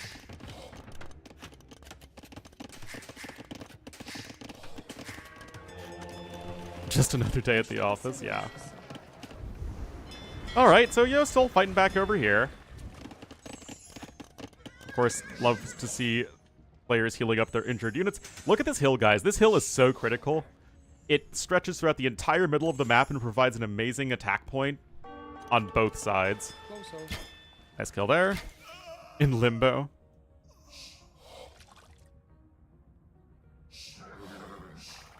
Well, we're still looking at 14 CA to 0 knights. Yo has picked up 3 relics, which is very good for Lithuanians.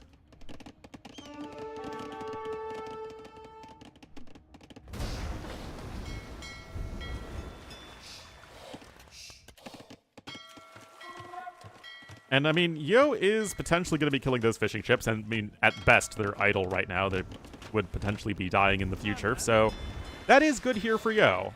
This is the only pawn that is totally in control right now of our red player. It's just, you're still behind by 1,000 resources. The actual villager counts are fairly similar. And ACCM has the better army. Resources destroyed still in his favor. Combo started. What does that even mean? Yo does no cross. He is quite good at it.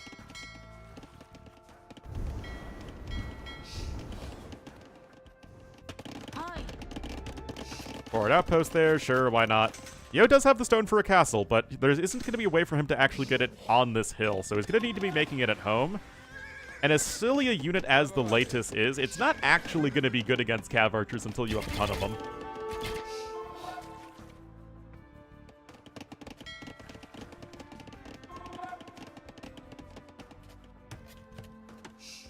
No, but YouTube was, did really well last time when we didn't have T90 Dave or T West online. So honestly, I'm still content with how YouTube's doing.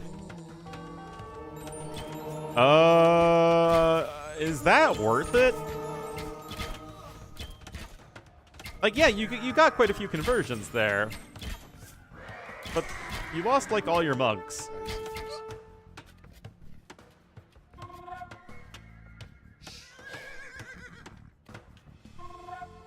And it's going to be red coming in with the forward castle, so things are looking up here for ACCM.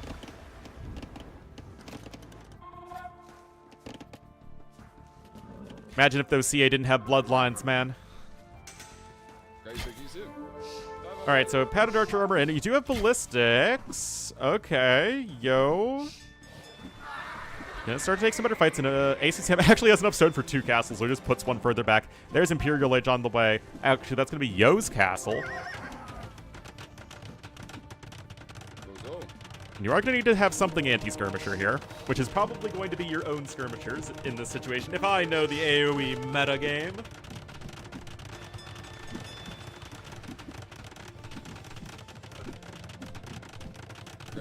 And I'd like to think I do. Indeed, there's the Scarab upgrade coming in for ACCM. Because why go for swordsmen? Even have a 4th TC coming in here for Yo. And he is also up to Imp, so he's only going to be a little bit slower. So this game certainly isn't over yet, even though Yo really felt like wasn't in a good enough spot for quite a long time. And the rest of those fishing ships have gotten torched. ACCM has reclaimed this pond, and there still are some fish left over here. Looks like he has also won this pond to the north. But we're looking at Lithuanians with 3 relics, which is plenty good enough for the latest. They have the top-tier skirmishers to deal with cav archers. Skirms counter skirms, but I know, man. But I read on Reddit that skirms and cav archers aren't actually overpowered at all. Yeah.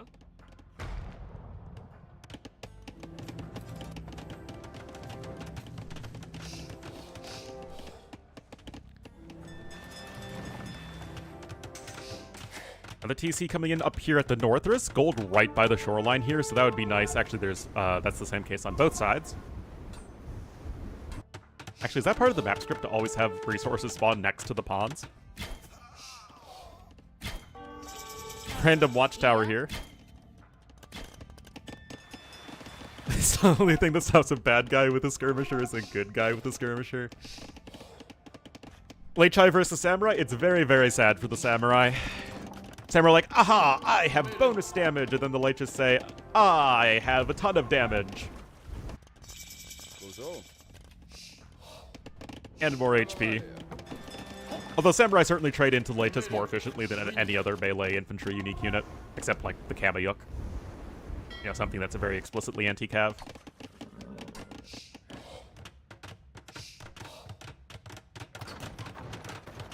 Because what, Samurai have just base attack? I mean, at least Samurai have 12 base attack, plus, what is it now, 11 unique unit damage? So 23 damage, wherein a fully upgraded Latus has also around 23 damage with full upgrades.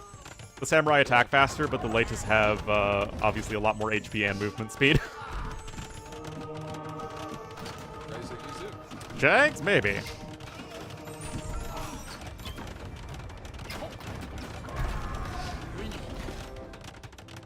Anyway, Katapulto coming in.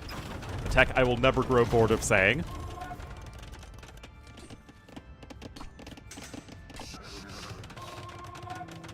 And that is going to be very, very nice for the Trebuchet DPS. And of course, if you can get the Lithuanian player to be without any castles, then their army becomes much, much, much less scary. Or at least trade better? Well, War Elephants are actually reasonably good enough against the Latus because they don't really have much armor, right? It's mostly HP that they have.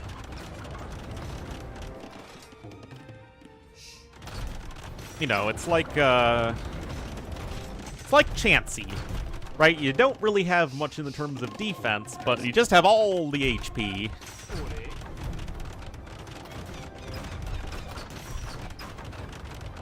Yeah, Kachaburuto Treb's gonna be doing work here.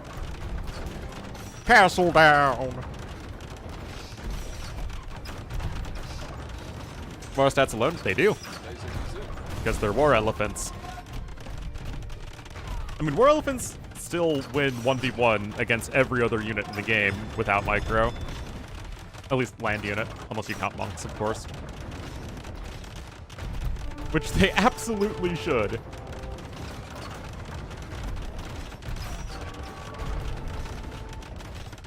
Yeah, handcart would be a good one for sure. Yo also doesn't have a horse collar, though, which is pretty painful. Yep. Lissy's got that 255 base HP. Anyway, ACCM is doing this very, very well. Just creeping forward with the Katapuruto trebuchets.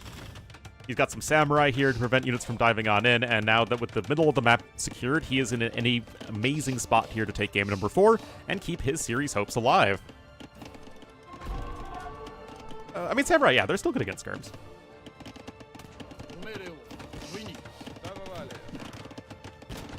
Insofar as any unit can be good against the almighty skirmisher.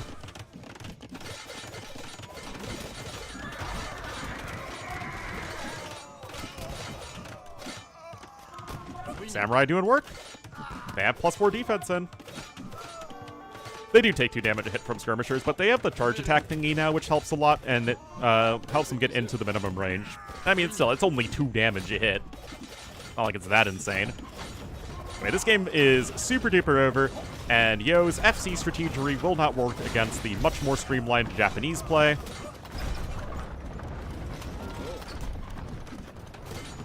And now we're even going to start tower creeping as our red player ACCM. Yasuma on its way too. And Yo is not going to win this game with only Lithuanian archery range units. Suddenly we do have a series. And cannons aren't going to be able to stay alive with the skirmishers, and then the samurai kill everything else. Yes, I'm a-rollin'. They hatin'. To be fair, Yo went for a strategy that is generally speaking bad on this map, which is FC, into not a Phosphoru type all-in. Like I said, guys, these days, an FC that is not a Phosphoru type all-in is usually awful.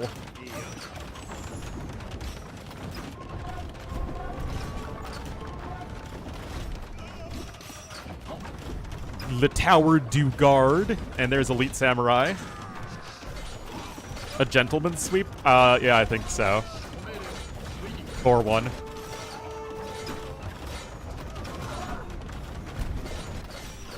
Castle down.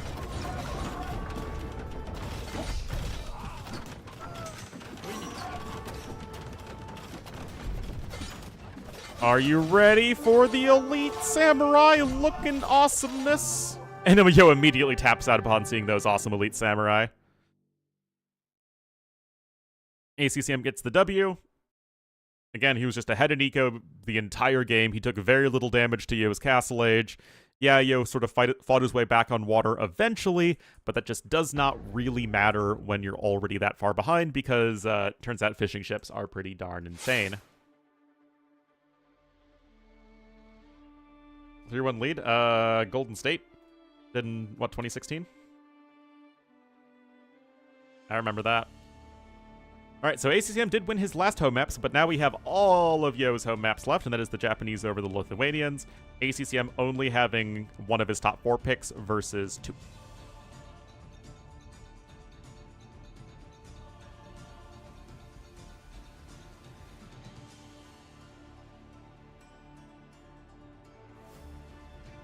Yeah, like I said, I think that was 2016.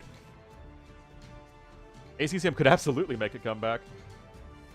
I mean, AoE is a fairly momentum-based game in terms of, like, series. So reverse sweeps aren't really as uncommon as one might think.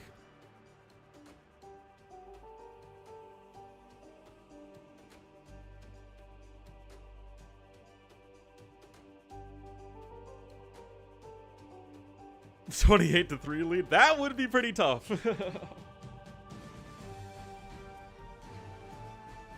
Falcons could make it happen, though, I'm sure. A 3-0 lead in the NBA? I don't know.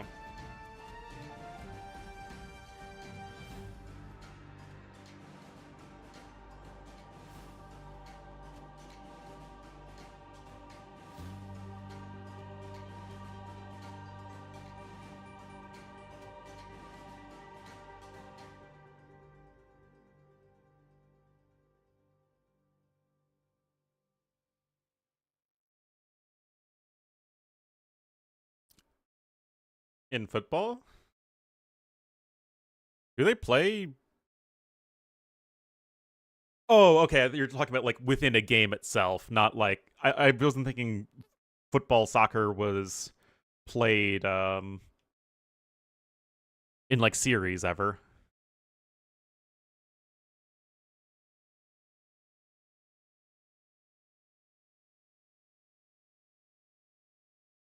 An away game?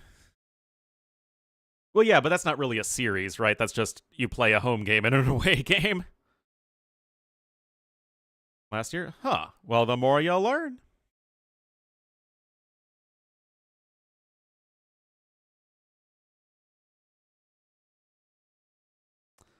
Learning. Indeed, the next World Cup is in my country. Not in my city, though. The closest is to Kansas City. And let's see. Drive to Kansas City. It is an 8-hour and 22-minute drive to my nearest World Cup game. Because for some reason, they're not doing it in Chicago, despite being the third biggest city in the country.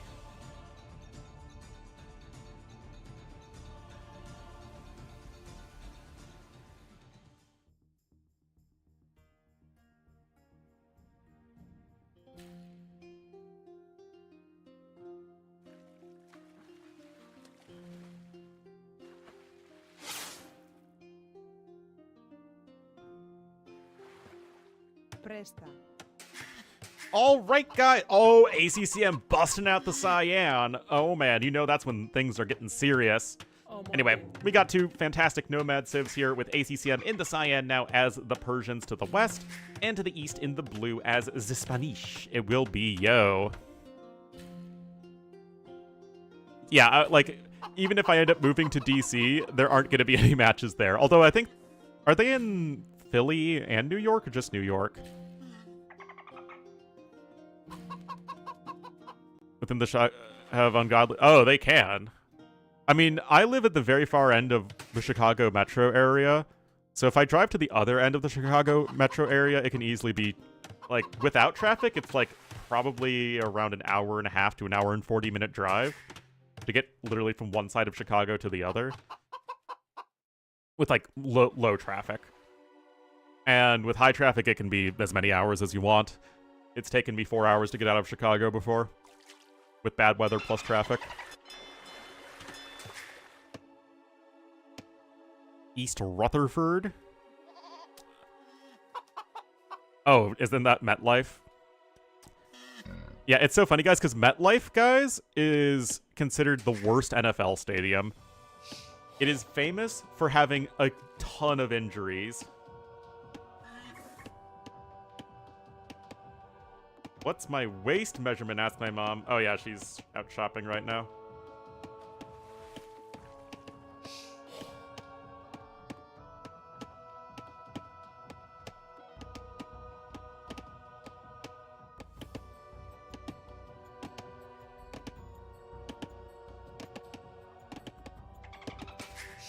FedEx Field? Okay, well, FedEx is the worst stadium, but the worst playing field is MetLife. Anyway, I mean, it's Persians versus Spanish. They're both great civs. Docks happen to be fairly close to each other, which is good for the Persians, but the rush distance is fairly long, which is going to be good for Spanish. Ori. Bathroom fiasco? I remember something about that. I don't remember the details, though. Like, even when I lived in the DC area, I became a Ravens fan. Because I spent a lot of time in Baltimore, and I liked the team and culture a lot better there. Well, it was also during the Dan Snyder era.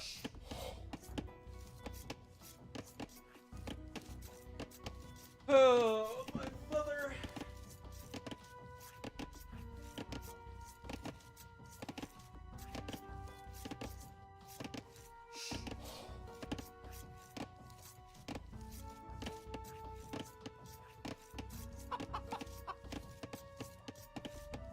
Baltimore is such a cool city. Underrated, for sure.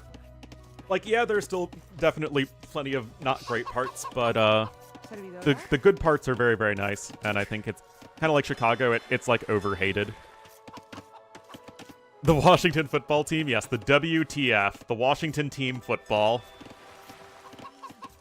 But yeah, I actually quite like Baltimore and would love to spend more time there.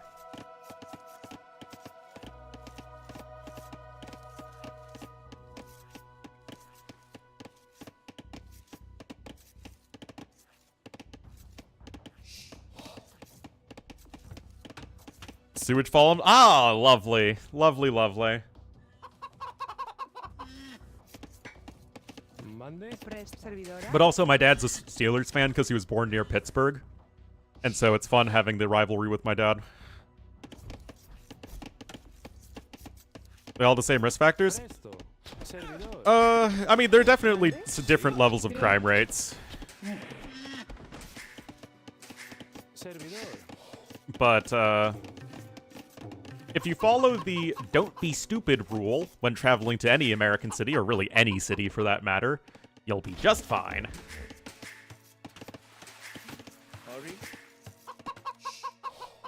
Always believe in the don't be stupid principle. Think about Aaron. Oh, I make fun of him for it all the time. Zero violent crime? Well, yeah, I mean, Japan is gonna be pretty low in that regard. Yeah, I make fun of my dad with Aaron Rodgers all the time. Alright, looks like ACCM is gonna click up. Just a few seconds idle TC time. Obviously nothing too crazy happening in the game so far.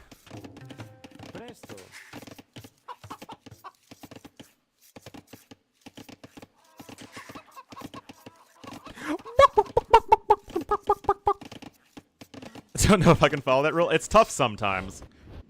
Alright, there's the mill coming in for Yo. Remember, guys, you do need that mill so that you can build the market. As something tells me Yo's going to want to see if he can get away with fast castle conquistadors. Because Persians do not deal with that very well. The media attention? Oh, I mean, the standard is the standard. That's how it works. Tomlin can take, you know, a team of random goobers with a few good defensive players and still go 9-8.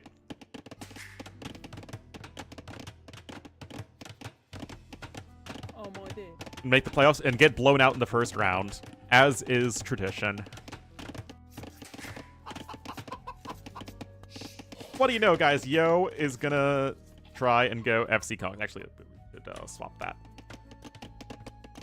Yo's gonna try and go FC Kongs. I bet you guys wouldn't see that coming. I bet you're thinking, oh, it's Spanish. They're probably not gonna go FC Kongs. That strategy's bad, especially on Nomad. No, but in all seriousness, guys, you don't always get to do that with the Spanish, and it actually is.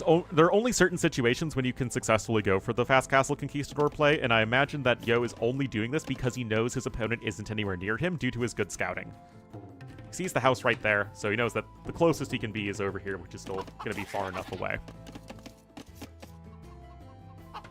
See, boom. It absolutely is the only viable play. Been in 6 and missed the playoffs. I don't know, like, again, as somebody who follows, as a kid, I followed the NFC North, which was just the Packers beating up everybody else. And into my adulthood, I've mostly followed, well, the NFC North and AFC North, and the AFC North is just always a huge dogfight. Thankfully, not the Michael Vick kind, though, only the figurative one. Anyway, ACCM is going to be going in with an archery range here, guys. But can he get enough damage done before Yo gets to Castle Age? Now, those gold miners are, of course, very exposed. Wood and stone is relatively safe. And the fire galley is on its way. And again, this is where the good uptime here from ACCM plus the close dock spawns is a double advantage. But yeah, good scouting here from ACCM as well. And ACCM is a good Nomad player himself. It's not like he is some pleb.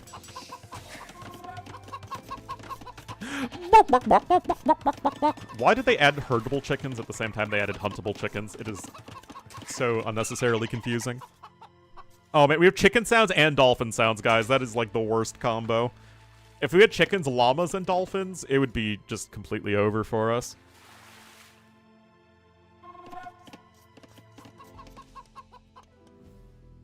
an American baseball player? I don't remember an American baseball player, but Michael Vick was one of the most famous quarterbacks in America. Salon. Ori. And very deservedly went to jail for dogfighting. Although, by all accounts, he's very much been reformed. Which, you know, people can change. Salon. With just the strange camel noises, exactly. Now, guys, we have 2 archers on the field, and we're still a minute 40 away from Castle Age, so there certainly is a chance that Yo is going to be thrown off here, because the gold income is not going to be all that safe for him. Remember that the fishing ships, I guess they are still working, so good defense there from Yo so far. Presta. Where are the rest of the... Why are there fire galleys all over the place? Where are the other 2? There's one all the way over here.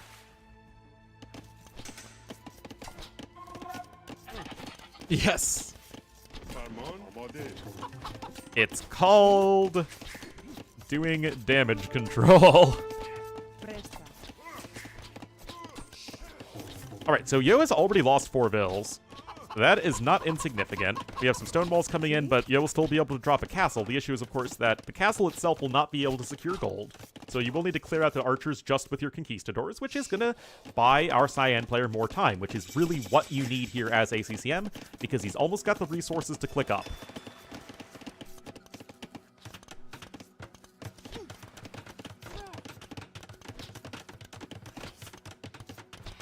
Oh yeah, no, now is a good time to be a Commanders fan. A Commies fan. Servidora. Definitely a fan of Jaden Daniels. He is cool as a proverbial cucumber. Mande.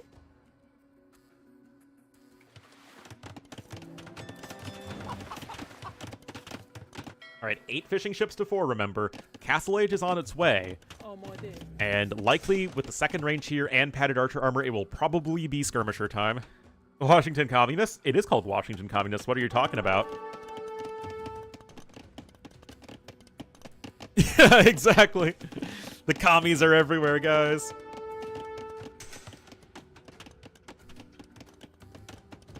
Used to be a Chargers fan? Wait, the Chargers have fans? Kappa.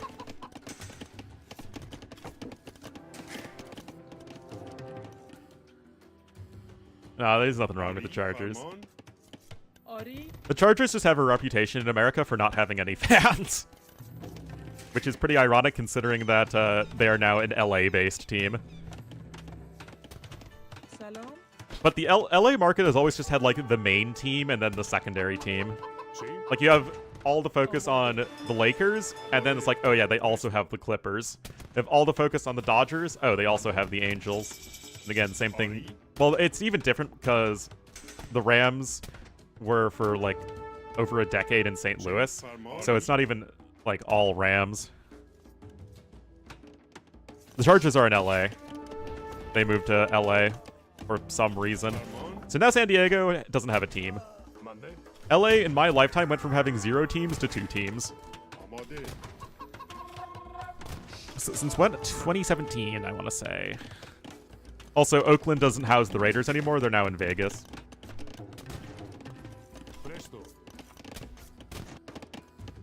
Okay, so it is going to be Cav Archers. So I was wondering if that might be an option here for ACCM.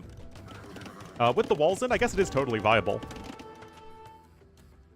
Yeah, the Chargers should be doing a lot better.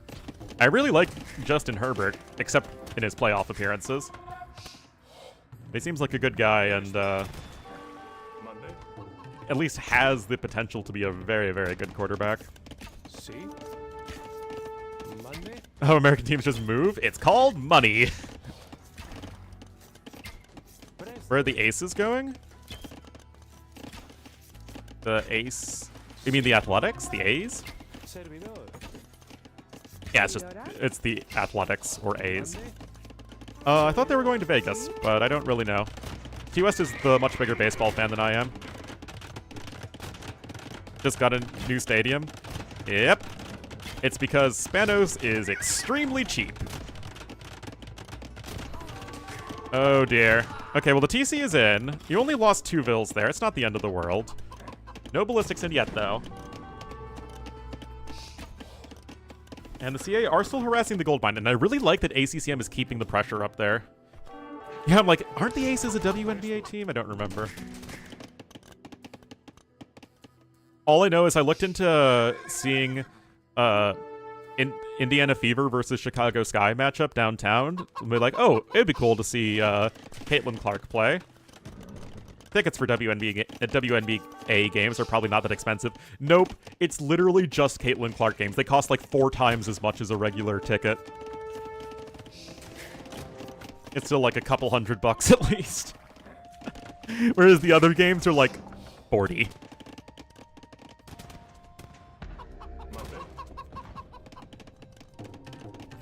I mean, but that was last year. Maybe it's different this year. But yeah, it was around a couple $100. And that's without the whatever they charge on StubHub and whatnot. She was injured. I think she's back now. Yeah, I'm sure the Pagebackers games are also expensive.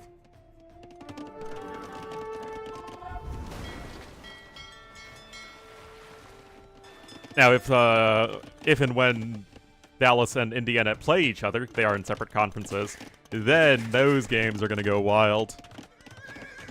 Because I remember watching the two of them play in college during the March Madness, and it was really, really impressive. Oh, yeah, I mean, in America, at least, tickets to see any event, be it a music event or sporting event or whatever, it's all so incredibly expensive.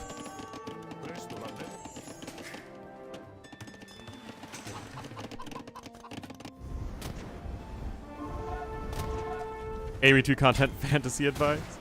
I don't do any fantasy sports. I really, really don't like gambling, which makes me very odd for the online RTS community I've found.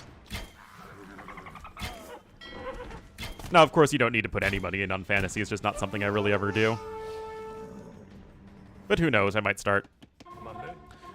It's not usually gambling.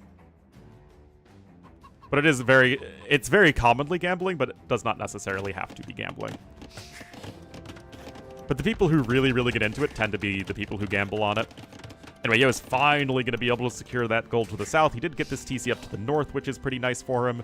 But ACCM is doing a good job here. I mean, losing only 4 vills to conquistadors is not something to be unhappy about. Gambling adjacent? Yeah, basically. Like, I get that there's a ton of different ways you can gamble where skill is involved, and that is true with fantasy to some degree. But, it makes me very anxious. And, you know, anything that's like a casino is always, or sportsbook or whatever, is always going to be heavily weighted against you. It's like the demo blew up some fire galleys there, and to be fair, Yo still has 4 fishing ships working.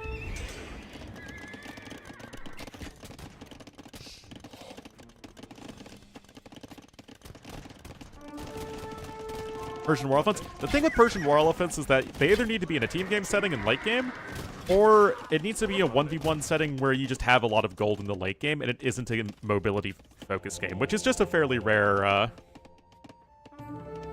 occurrence. Anyway, forward castle coming in here for ACCM. You good at poker? I don't think there's a way you can get kicked out. Even 1v1 Michi War Elephants would be very good.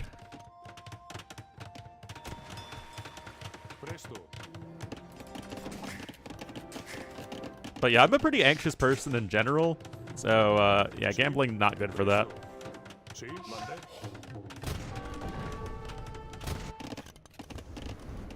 Oh, they're absolutely iconic, but to be fair, they're more viable than they've ever been. Like, War Elephants are actually good units, they're just expensive, and, you know, they're situational. And it's okay to have a situational unit, especially because Persians also now have the Savar, which is going to be a much more common and readily available unit to use in more situations. So you can still do something fun and unique with the Persians while still maintaining that, or retaining the iconic War Elephant. Engage? Well, I mean, it's like the whole situation. I think there was a John Oliver clip on it recently that was really, really good. Where it's so easy to just, like, be spammed with betting on your phone and It's like you don't even need to go anywhere, like the ye old days, right? It's just you do it on your phone and can just gain and lose money super fast.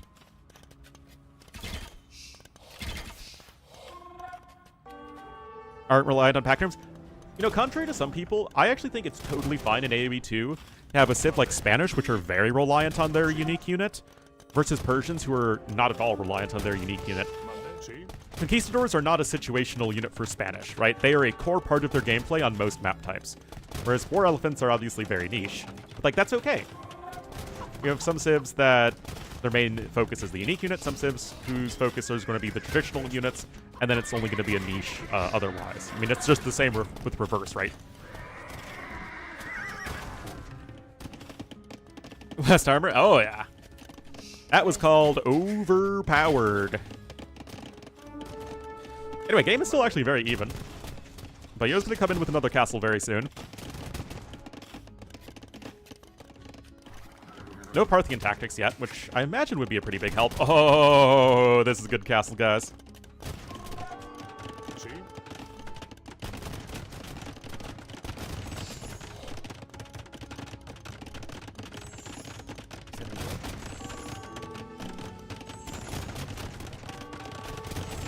Prove the gold per kill bonus.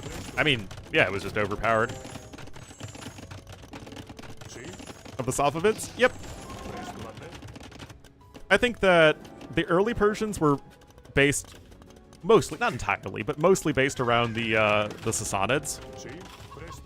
Whereas nowadays they're more of a mix between the Sassanids and then the, you know, Khwarizm Persians and then also the Safavids. Salon.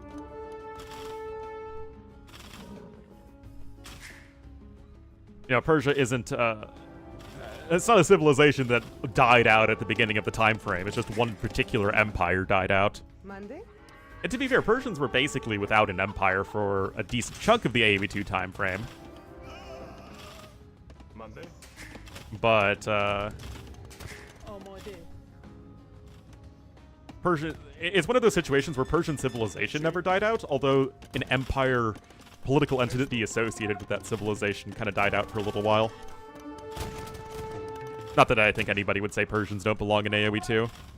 Obviously, Persians still exist today.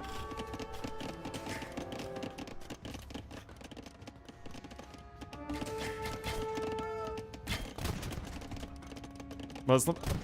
But, like, I would rather just have one civ that encompasses the different aspects of a civilization throughout its history than to just split up one entity throughout different aspects of its history.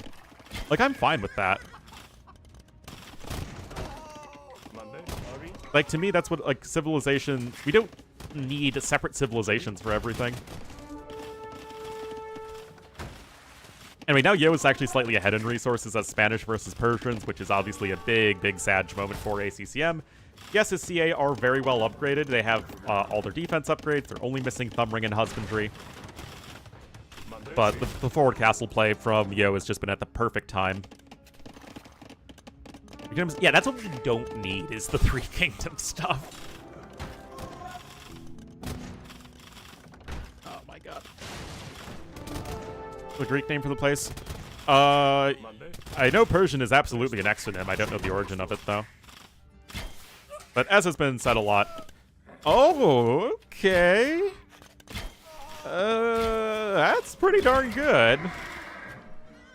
And remember, the Cav Archers are taking 1 damage a hit from the TC right now because of no fletching and Parthian tactics.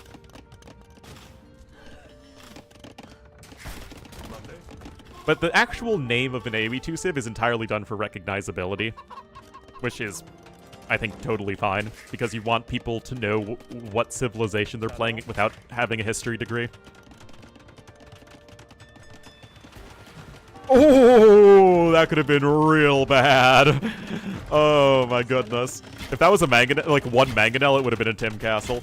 Anyway, guys, ACCM's on his way up to Imp. He's behind in Vills by, like, a lot. Is there a route for him to win this game? Probably it's pretty bad. Especially as Yo is coming in with more and more Rams. Yes. Freaking Iran being a swear word according to the game. Or according to Twitch. Different civil. آری آماده. Ah! سلام آماده. Oh my goodness, guys, you're making me freaking allow this constantly.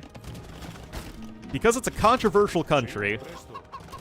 I mean, to be fair, I'm sure in a lot of the larger Twitch chats, there's a lot of extremely racist stuff being thrown at Iran, and maybe some, I don't know, pro-Iran trolls as well. Because you could say that the modern Iranian government is a little bit controversial. A little bit. See? Salon. New civs to be added to the game? In my mind, there are very few civs that actually needed to be added to AoE 2. If anything, we could do some more African civs and some more American civs, although American civs are design-wise very hard to add to AoE 2 because of the necessary limitations of their tech tree.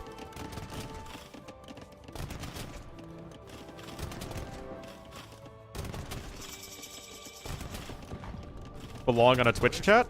I mean, we talk about political stuff on this stream all the time because I want... Oh, nice fight here, though, from ACCM. Holy cow. I mean, he's trying, guys. Yo is on his way up, too, though. And the thing is, there are 3 castles to get through.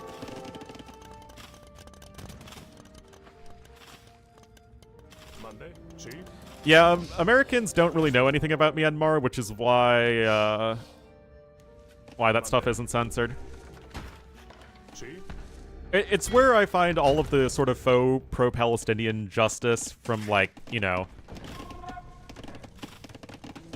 rich white girl activism.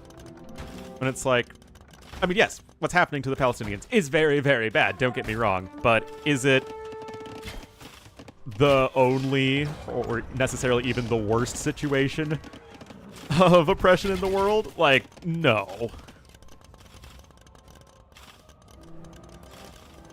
But it's like all the focus is there. سلام Presto. Rank the oppressions. I am not going to rank atrocities. That's something I think would be a very, very bad idea. Anyway, Yo is an imp.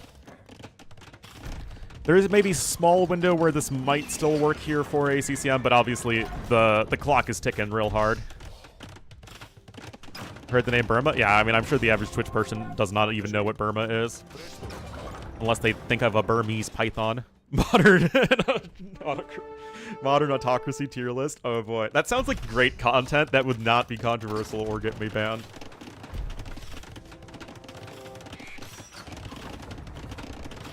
I don't know, guys. I'd say that what's going on in Darfur and Western Sudan, that's like an S-tier autocracy and atrocity. I don't know about you guys. سی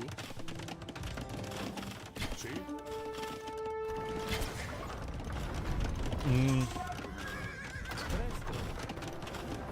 S-tier war crimes. But yeah, anything that happens in Africa or, you know, Southeast Asia, South Asia is going to be obviously far, far, far removed from American public opinion.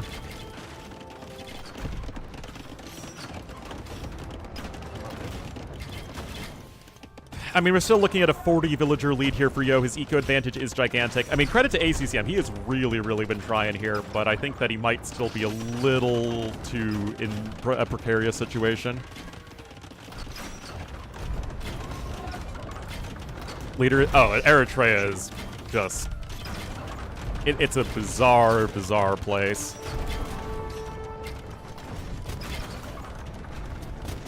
Except Singapore.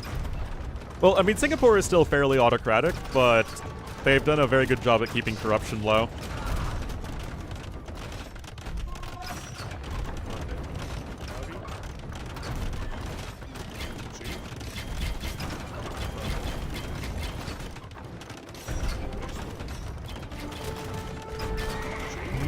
Yeah, now the skirmisher switch is going to come in for Yo. That's going to be huge. A sort of dictatorship? Yep.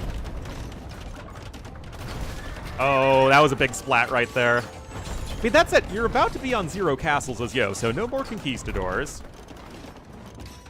And it's ACCM's tournament life on the line, right? He's going to be going for it here.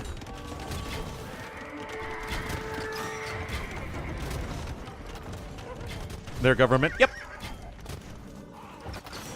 I think it's a very American concept to believe that people all crave democracy See? and value their civil liberties more than anything else. And although that is something I personally value a lot, that's just not the case for a significant portion of the world. But yes, generally speaking, tiny states are a bit easier to manage.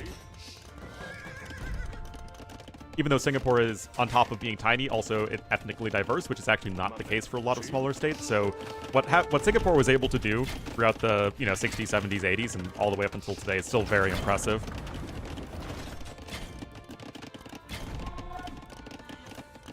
Tend to value that? Well, the fact that, America's in the situation it's in right now, I think is evidence that not even many Americans really value civil liberties. No, it's just skirmishers is all he needed. That's what Yo was doing, and that's going to be enough to get the W. The George W. Anyway, Yo will win the series 4-1. Honestly, just the better, more well-rounded play today. Yo not really ever doing anything fancy, but I think just the actual Monday? through line for this entire series is that Yo just adapted to everything that ACCM threw at him very, very effectively. The one game Yo lost is him doing, in my opinion, a subpar strategy, but still very, very impressive from Yo, and he will be making another top 4 appearance. With Giant Skirm on the banner. Now that's one way to get the W, the Skirm W.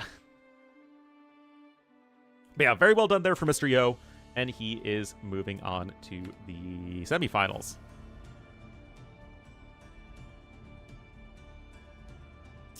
Joining unions. I would say that the obsession, at least in the West, with civil liberties predates the Industrial Revolution. I mean, yeah, the Industrial Revolution had started with, by the time that Rousseau and Thomas Paine and all those guys were writing, but it wasn't, the different classes system, I think, was not really as thoroughly entrenched as it became in the decades afterwards. That said, the framework still works when it comes to diverting people away from their economic inequalities. Alright, what's the other set I'm casting today? Guys, what... Am I supposed to be doing my job? Okay, Sitaux versus Nikov is the other set. Guys, I don't remember that I was supposed to be doing my job. Nikov! Could be fun. Nikov did 3-0 Sebastian, so he can't be in that bad of a shape right now.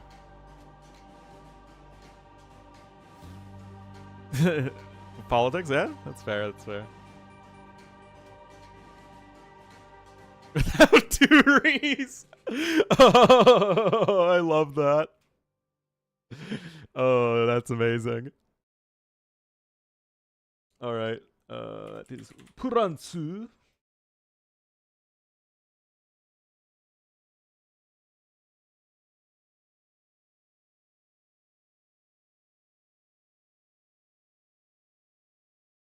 And now I need to update my stream titles, both of them. Need to keep that in mind.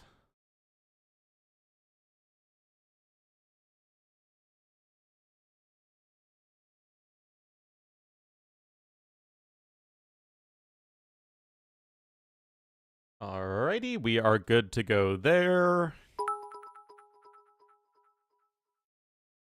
Ornlu, what player would benefit the most if they had to pick their home civilization? For example, Sitaux had to draft Franks every series. Well, it would really be who has the most well-rounded civ. Like, you could say the Chinese players with Chinese, because Chinese are very well-rounded, but they're still not the best on all maps.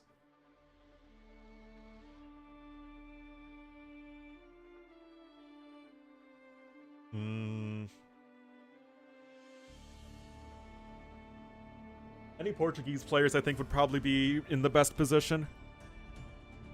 From 4 civs, yeah. Yeah, Vietnamese are still going to be a very good civ on tons of different settings.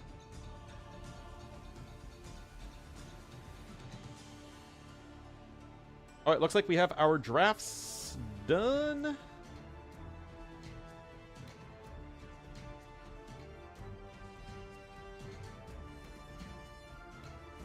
Or at least they're set up.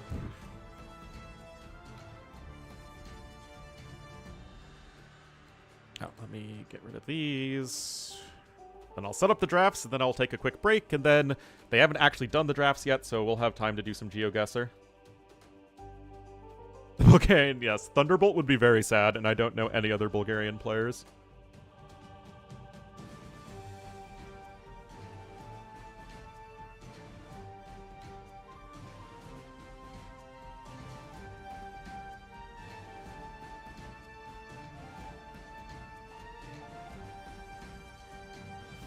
Answer is doubt.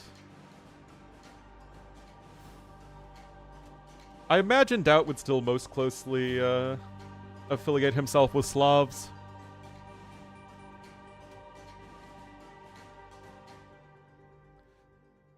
Alright guys, I'm going to take a quick break. I'll be right back and we'll do some GeoGuessr. Obviously the draft will pop up once it starts going.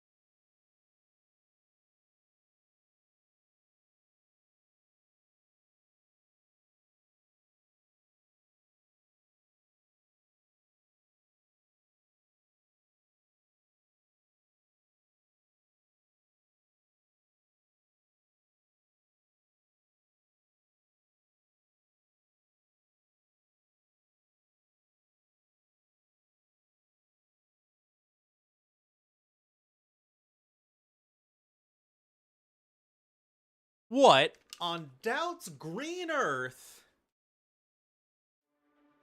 are all these hamster maps doing here, except Socotra?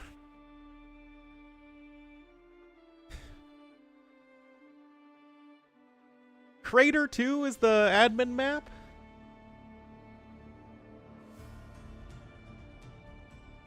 Giant canal. Yes, don't build it in the place that makes sense. Let's build it in the place that doesn't make sense. Well, we have 4 lakes though, right? Yeah, don't worry guys, we still have our hybrid map.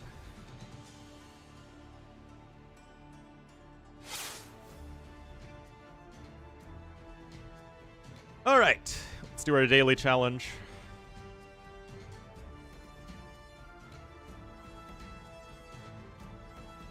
Ornlu gone? Jeez, I took a 2-minute break!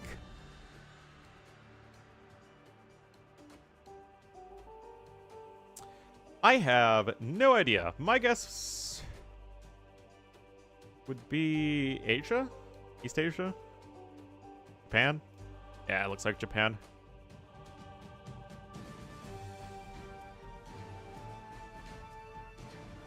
See if I can find some writing.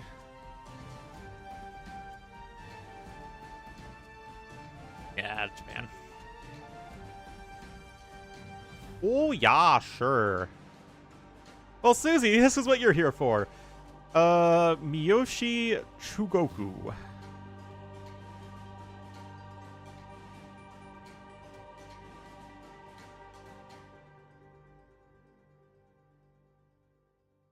Route 375 54. Need to cheat? I mean, it's a group effort. The point of doing this is that people join in when the place that they're familiar with. Oh, Shikoku? Okay.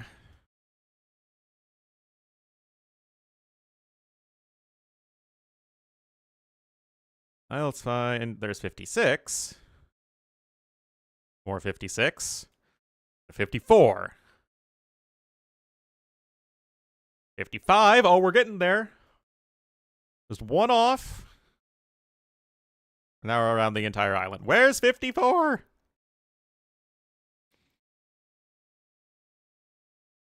Down here? No, it's still 56. Still 56.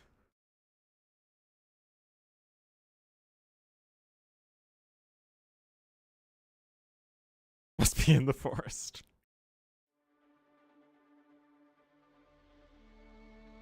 Where's the princess?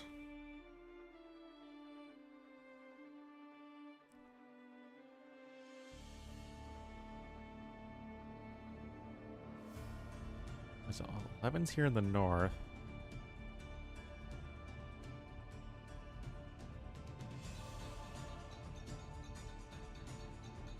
Kurosawa, long time ago. I haven't watched any Ghibli movies for a good long time. Not since I was a kid. I probably should. On screen, I'm very good at doing that, scrolling right by something that's relevant. I guess I could look for 375. Oh crap, we're almost out of time. Oh no, oh no. We're in Toon! We're in Toontown! Oh, it was all the way up here! There's Miyoshi. Miyoshi is known for producing high-quality sake, thanks to its clean water and cool climate. The city has several breweries that use local rice as traditional brewing methods. Oh, there are multiple Miyoshis?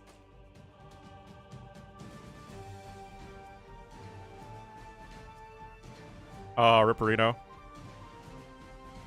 Still, not bad, not bad. Only 70 miles off.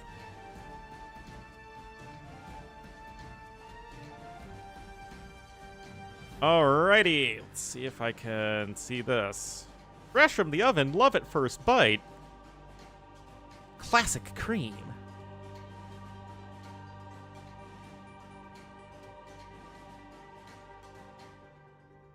No Age of Empires? Well, that's because they're busy drafting right now, which is very boring. Where the heck are we? South Africa? Oh, Nigeria. Okay.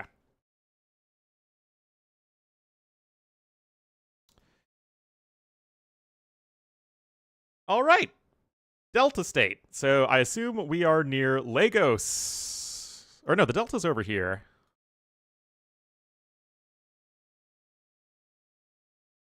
Ifurun. See if we can find that.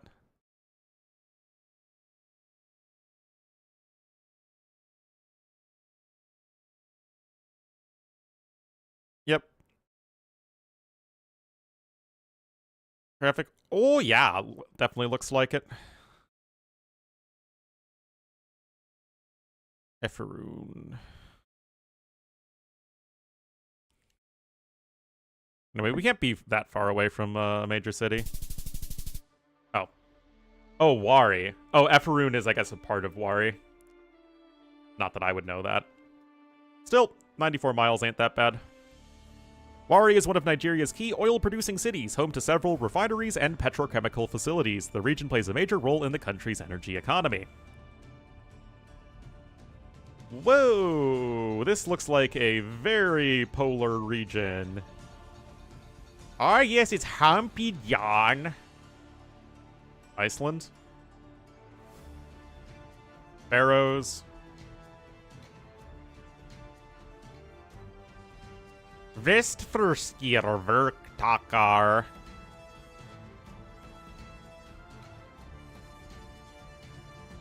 But yeah, Iceland, Greenland, Faroes, most likely. I could move a little faster, please.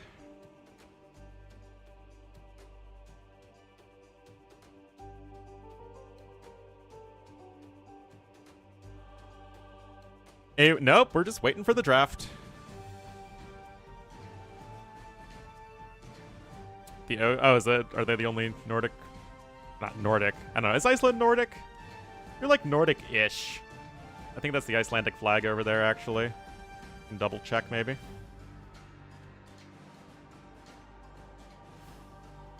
Follow, I guess. I mean, there's no point in me casting anything until the draft is done. Yeah, Geoguessr blurs license plates. Yep, there it is. There's the Icelandic flag.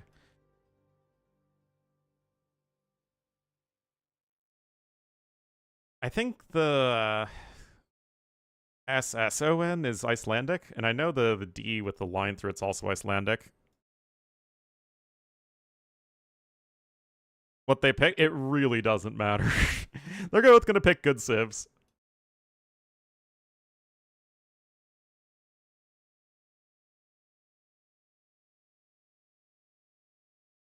We have to be at least pretty close to Reykjavik.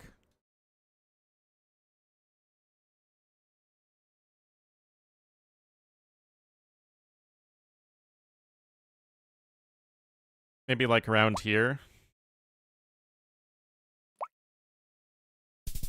Nope, it was over here, darn it. Isafjordur. Oh boy. Isafjordur lies in the Eastfjordur Loop Fjord. Oh my goodness. Backed by cliffs that rise almost vertically from the sea, the town is surrounded by nature with snowy peaks, narrow valleys, and frequent Arctic fox sightings. Yeah, Susie, you got it.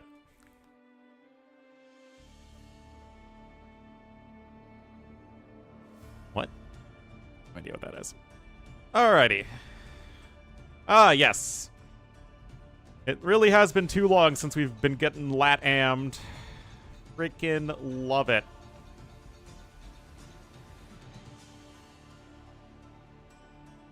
Why am I stuck? Oh, that's like the, almost like the cool S. Okay, we're at least in Brazil. Geography options.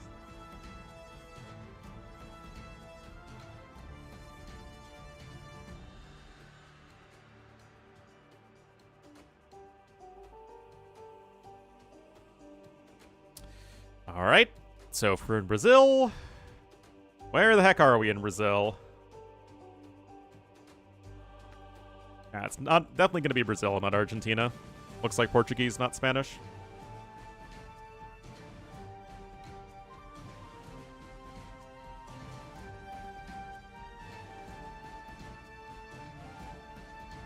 Still not in the game.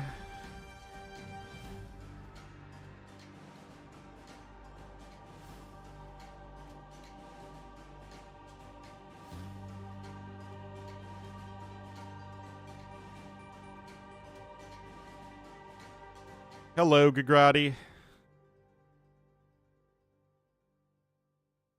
Do they not believe in signs in Brazil? Is it a sign-free country?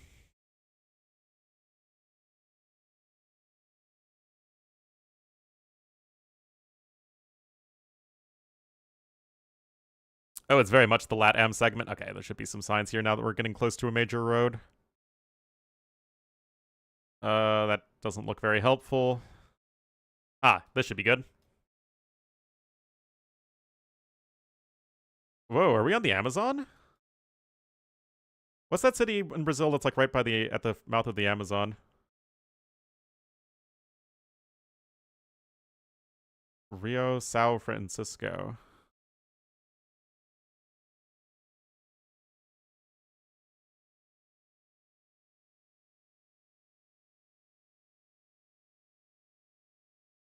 Oh, there aren't any bridges that cross the Amazon. Oh, Recife. Yeah, that's definitely a city that I don't remember where exactly it is. The game starts when the people finish the draft. Oh, jeez.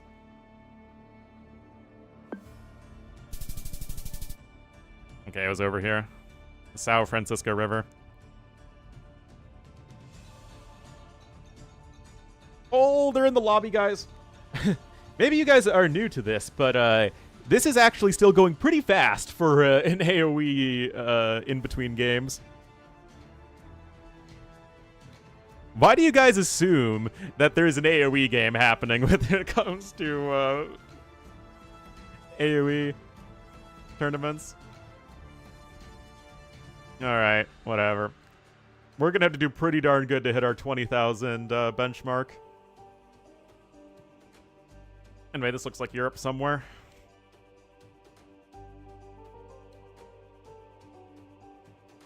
Looks more continental, I would say, than UK. Obviously. Yeah, Romans don't like facing siege onagers.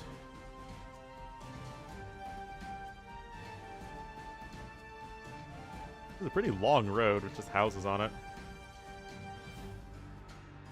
Oh boy. Privgolny Shostarich Kimielno. I don't think so, is it? I feel like it's like Poland. It's Western Slavic, I think, right? Poland, Czech Republic, Slovakia. Is it Slovenia? Let's see if we can find a sign.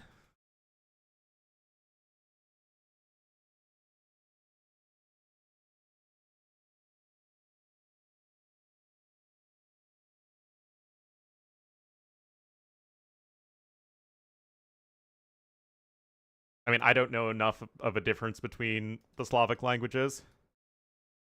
I mean, it looks pretty darn flat for Slovenia. I think of mountains when I think of Slovenia, so maybe it's in the flattest part of the country.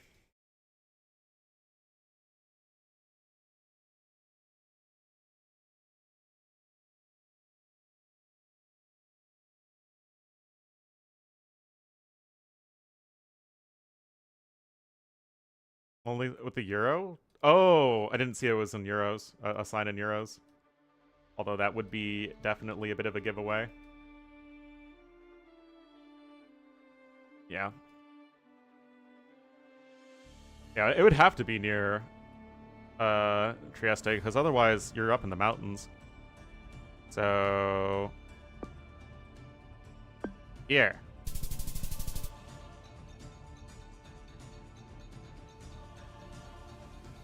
Back.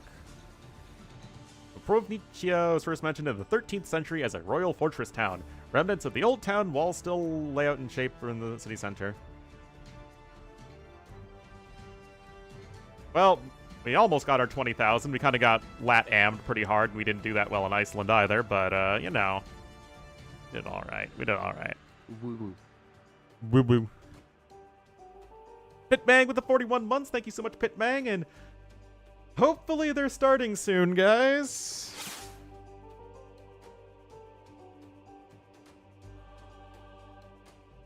Croatia? Yep.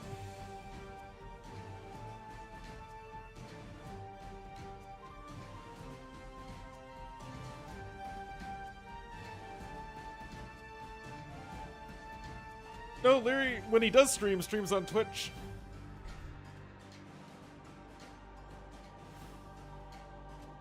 New civs? Oh, we got the Jurchens for Nicov. Oh boy. Crater's game number 1. We did see a Grenadier rush from MBL on Crater with Jurchen, so maybe we'll see that again. Otherwise, I mean, just pick a good aggressive civ. Romans, Vietnamese, Malians, Hindustanis are all perfectly fine for Sitaux.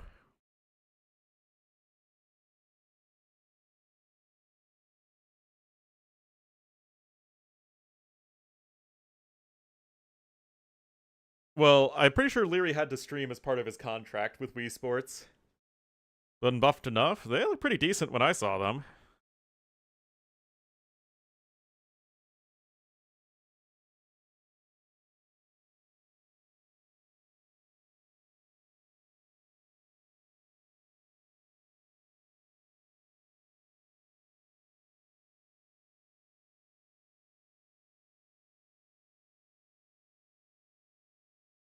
New patch, yeah.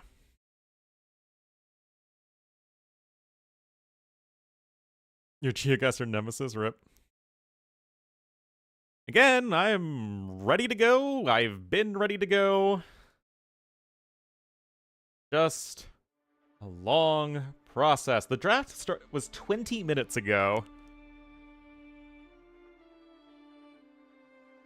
This is just AoE stuff.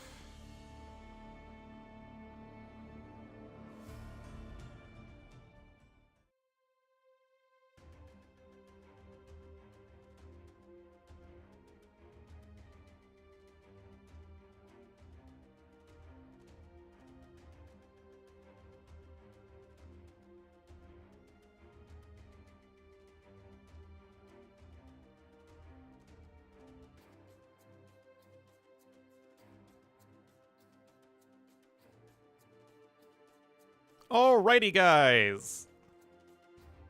Finally, we're going to be getting into game number 1 in 1 minute and 19 seconds.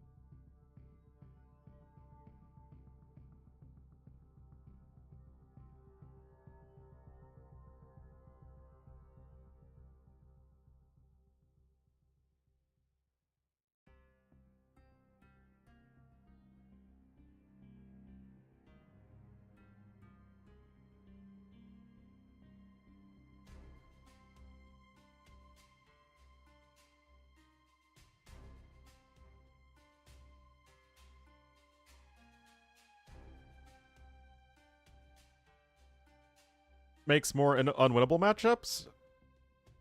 I mean, we saw just recently Mayans versus Hindustanis, where the Mayans player was able to win in a long game as, you know, Mayans versus Hindustanis. So it's not like the matchups are unwinnable, but honestly, they aren't.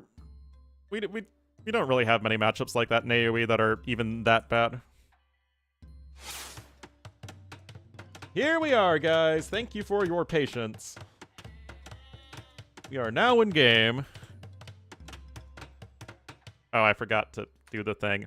Well, thankfully Diff Tom isn't here. Goths Byzantines? It's not an unwinnable matchup. Nipple Arabia. Oh my goodness.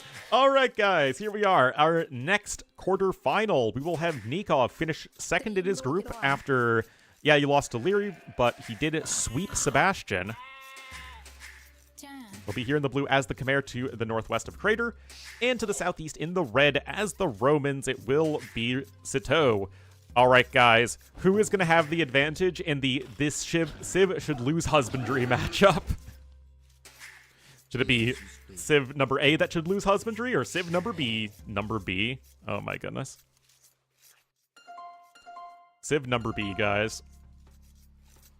Do I have a favorite for this series? I think it's pretty close. Sitaux and Nikov both sort of bounce in and out of top 10, I would say. Kind of like in that top 10 to 16-ish, probably.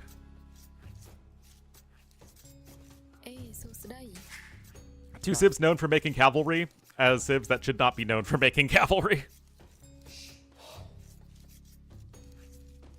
Yeah, should be a pretty even series, hopefully not as one-sided as the last one. Roman slightly over Khmer. I think both civs are equally insanely good. Both top tier on anything resembling an open land map. Is your ride or die? Oh, that'll do it. I mean, some long distance hunt taken. Khmer Scorp. What? Khmer Scorps are amazing. When I think of Khmer, I don't think of, man, their scorpions are not good enough. That's not a thing. Oh, the double lure. Double lure.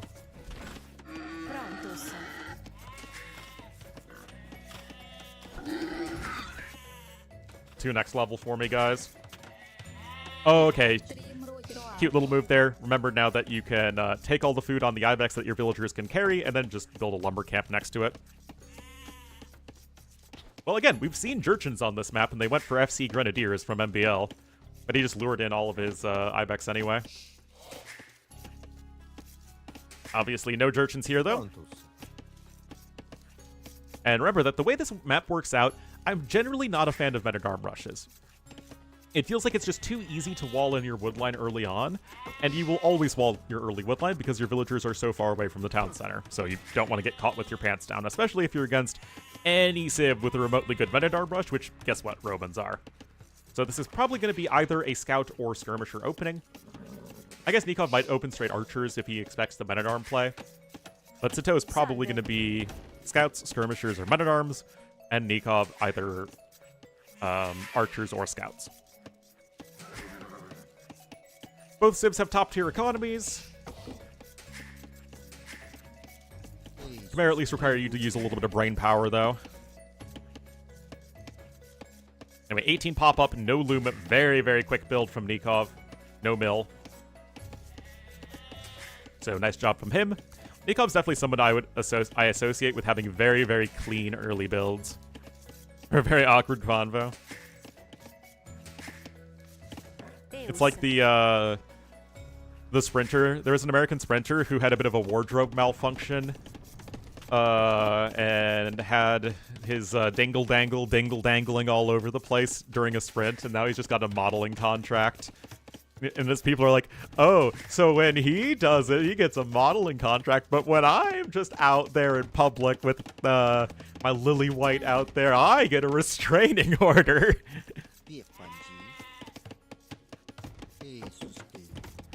Oh, man. Alright, Sitaux just went 18 pop with loom, so not that much of a difference. House kind of in the middle of the map. Don't know why that house was built so far forward. He cleared all the hurdles, indeed. Yeah, I mean, Nikov, it's either skirmishers or scouts, and yeah, I guess it's just gonna be a scout opening from Sitaux. Bedax on the way for Nikov, and there is the stable kind of being built in the back, interestingly.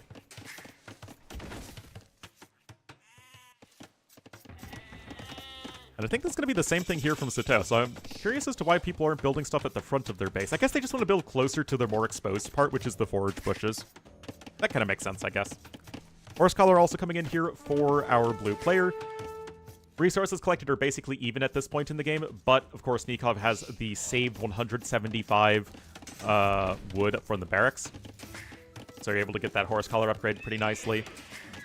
But as far as the actual scout matchup goes, having spearmen and having very, very good spearmen potentially with the armor upgrade is a huge advantage to have. Nevertheless, horse collar still coming in before the first farm for Sitaux, and he actually has several sheepers left. As Nikov is actually missing 2 of his ibex, Oh, gotta be careful. Nikov still no loom, by the way. Oh, now he's getting it. Lol.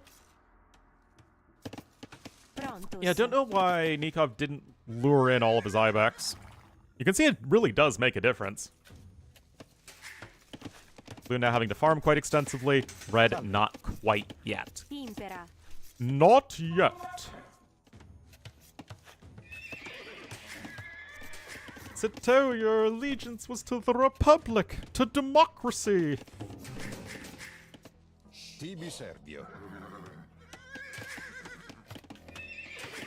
Alright.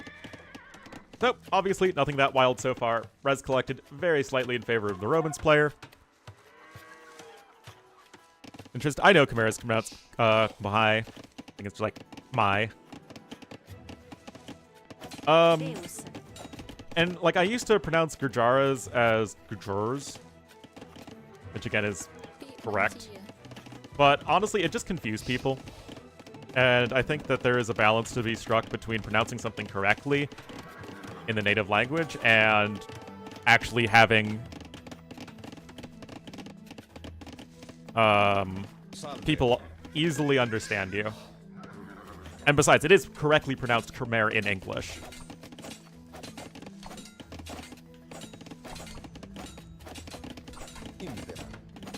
Alright, archery range coming in. This is what you need to do as Khmer when going scouts. If you open for scouts, you need to either be fully walled so that your opponent can't force engagement with scouts plus spearmen, or you just get a very fast archery range so you can go for, well, something that kills spearmen.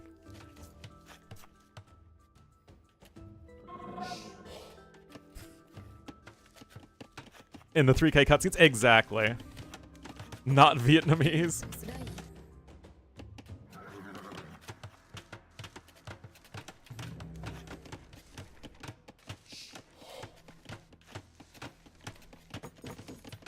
Asian and Indian names? Well, to be fair, most of the streamers don't have their degree having a concentration in Asia like I do.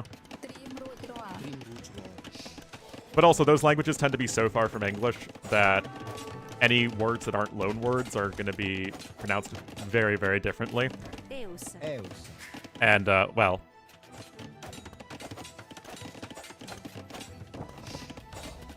Oh yeah, I mean, the sentence, the stock sentence I guess I used was, Liu Bei fled south from Cao Cao after being defeated at the Battle of Guandu. Salve. Like, it just does not sound good. Salve. Like, again, there is a balance to strike between pronouncing something correctly and pronouncing something easily intelligibly.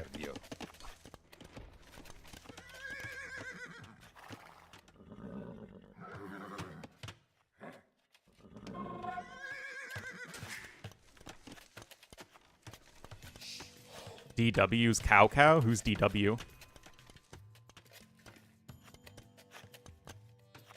Bovine. Well, to be fair, when I did my first custom campaign, I pronounced it Cow Cow. Because that's what it looks like. Dynasty Warriors? Ah. Spearman gets a poke in. I mean, Nikov, a couple kills so far. Res collected still even enough. Not too big of a difference. Oh. Cao Cao's son. You're it. Ripperino. Nikov, are we getting today? Well, there hasn't really been a whole lot happening so far. Both players just kind of feeling out the other. Beastkov or Nico. Well, more relevant upgrades coming in here for Sitaux.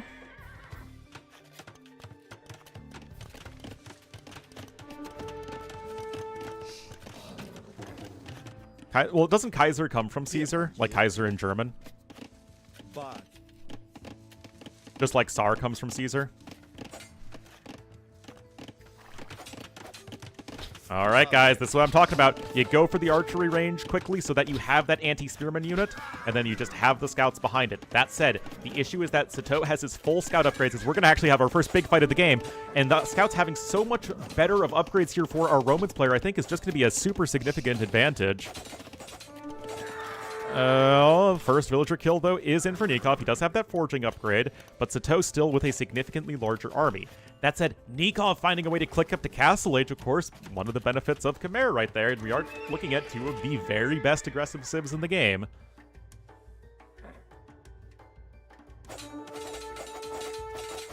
That, I guess, getting a decent fight there against not the entire army of your opponent. But so far, very, very nice early game from Nikov. Now, he's still 2 minutes away from Castle Age, but the vills are walled in here, mostly, and hopefully will be completely in a second. Yes, they are. Scouts will obviously be able to destroy the palisade, and look at this, Sitaux, no fear. I don't know, guys. Fletching is in on the TC. I mean, Nikov's got a tiny little base. He's only killed one Vil. I mean, yeah, he's causing a lot of idle time, but... I mean, he's gonna get a... Oh, yeah, jumping in the house. OP.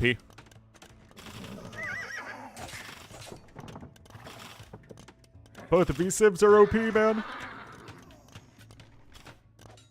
Alright, Nikov's gonna try and launch a counterattack. Now, it's a really interesting question at this point. Was that worth it?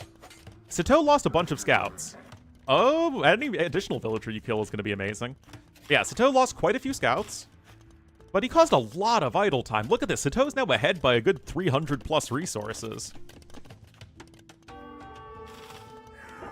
But yes, I do think that it would be much, much better if the TCs actually hit their target. And 2 knights and a cav archer. Love it. When it really should be 2 battle elephants and an elephant archer. Am I right, chat, or am I right? Free ballistics? Sure, why not? Well, Vil counts are at the very least identical. Nikov doing a better job keeping the idle TC time low. Stream crashes every time there's an ad. Oh, that's unfortunate. Don't know if there's anything I can do about that, though. Unless my, something's going wrong on my end, but nope, everything's fine on my end.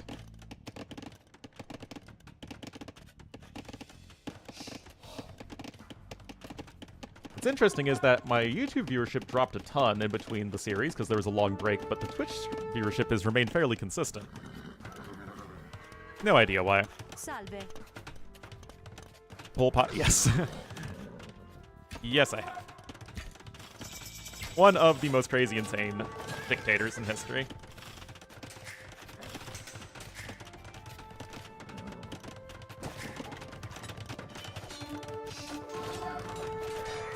Shoot arrows out of houses? Yes, because Khmer are not strong enough as is. Okay, here we are. Now units at the base of Sitaux. Nikov, 4 villager kills. He's still a little behind in eco. Lycav upgrade is about to be in. It would absolutely get house rushes. Well, I mean, like, look at this janky freaking wall setup for Nikov. I mean, usually you just don't wall this map, but Nikov playing it so close to the chest, so to say, and keeping his units, his villagers, as safe as possible. That said, Sitaux does still have a little bit of an eco lead, 700 resources, and it's also a very easy army composition to get value out of, right? Like Cav, Spearmen, Knights, backed with your good eco, and head-on apply directly to the forehead. Nikov, meanwhile, is also going Knights, but obviously not going to be anywhere near the quality of pikemen. Intermission? Well, yeah, I guess because there isn't a, the chat component as important. Anyway, that's obviously a lot of poking right there. Ah, okay. Units are kind of derping out on both sides.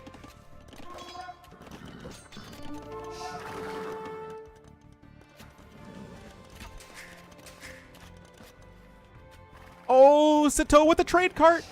Oh, guys, he knows the secret that if you make a trade cart in a 1v1, they secretly have 2 champions inside. And if you bring them to the enemy Shah, the champions will pop out. Oh my god, he's gonna finish the trade. Oh, he canceled it, guys. My stream is ruined. I'm so disappointed. My disappointment is immeasurable. Anyway, going Knight Cav Archers, obviously not a very easy army composition to work with, and your gold is about to run out here as Sitaux, or as Nikov rather. Been mining a lot more than his opponent, basically double the gold collected. Yet, hey man, you can always get a Shah eventually. Anyway, +1/+1 there on the heavy cavalry here of Sitaux, and he's also got those light cav too. Oh, looks like Nikov did clear up a few units over there. And we're still looking at that 700 resource advantage. It's not really getting any greater or smaller, but remember, it is 2 TCs to 1, and there is a 12 bill advantage. Eco upgrades are identical, so you'd think that Nikov would be getting ahead eventually, so long as he doesn't lose any more villagers.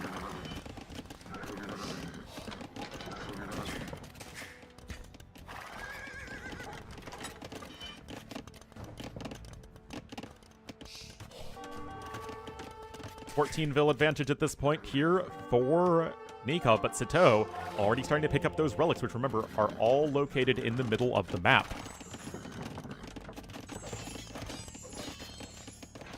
Nikov did sell some of his stone, remember, and like I said, he's going to be out of gold extremely soon. And now you're just going to go Khmer Cav Archers? It really doesn't feel very exciting, that's for sure.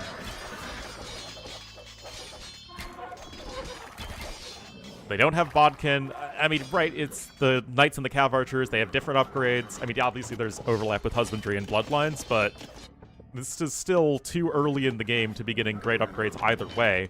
And with still being behind in resources relative to Sitaux, as the Roman Eco is just so powerful, it is going to be a big, big problem. Same 2 seconds looping on YouTube. I have no idea, unfortunately. Are other people having that problem? Oh boy, I mean, again, the gold is going to run out very, very soon here for Nikov. So it feels like you're going for a bit of a worse army composition with a worse eco as Nikov. So despite him having a good vil count, it's the eco efficiency that's always been the killer for Nikov, in my opinion. I feel like for the top 20 players, he's probably the worst at actually maximizing his villager efficiency. Anyway, you need to get some gold moving over there. I mean, look how remarkably inefficient this is, guys. The resources collected lead is climbing for Sitaux, and he's got 20 villagers fewer than his opponent.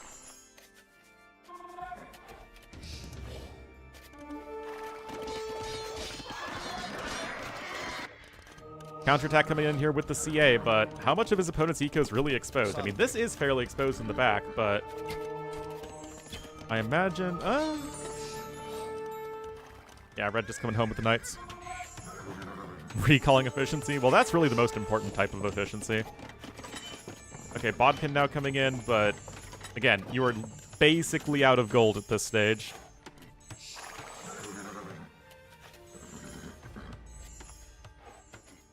Just to watch the stream without start. Previous stream? Yeah, I'm sorry. I really don't. YouTube says the stream status is excellent.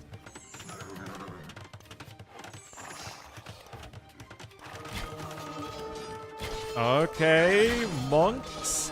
No upgrades on them, and they are going to get sniped with only 1 conversion, actually. Even a random Scorpion going to be joining the party. I think 2 monks used their faith on 1 knight, though, as Nikov takes a pretty bad fight right there, though. He's going to secure some more gold. Bodkin obviously helps the TC as well. No ballistics, remember, as that Siege Workshop is still denied for now, at least. But that was not really the fight that Nikov needed, and he still just has so many idle villagers, man. And now the villagers are going to come forth to finish the Siege Workshop. Still no +2 defense in yet for the Romans player, though. And Nikov's running out of knights, man. Oh, geez. This might be over, honestly. Nikov can't defend himself. I mean, this is hashtag just Romans things. Just head on, apply directly to the forehead.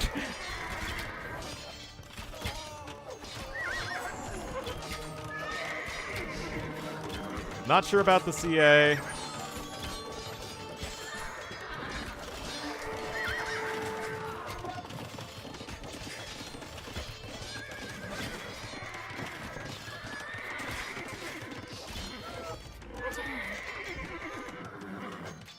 Oh boy. I am very curious at the end of the game what the eco efficiency difference is. Like, again, the resources collected difference is staggering. Nikov having to sell basically all of that stone anyway.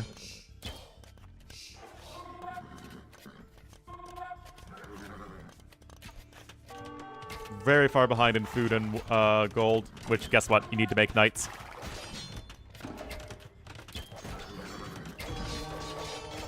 And again, it's just so much more straightforward to go Knight Pikeman than whatever the heck Nikov was doing with Knights and Cav Archers. And the Knights are just running around here without a care in the world. Salve. And Nikov was, like, trying his best to defend, but when the map is this open, it's actually better to just not have to defend. If you're just the one attacking, your chances of success are a lot higher than trying to defend in a very difficult situation. Okay, that's a sad TC right there. Anyway, it should be GG pretty soon, guys. Sitaux. I mean, it was a very good spot for Nikov, all things considered, but ultimately just could not keep his eco working. Buffering? No dropped frames for me. Toxic! Oh my goodness. Yeah, look at that. 58 to 67% eco efficiency. That is enormous for a game that short. Took that not-so-great fight. 5 relics also in there at the end for Sitaux. More fleshed-out tech tree. And he will take game number 1 here.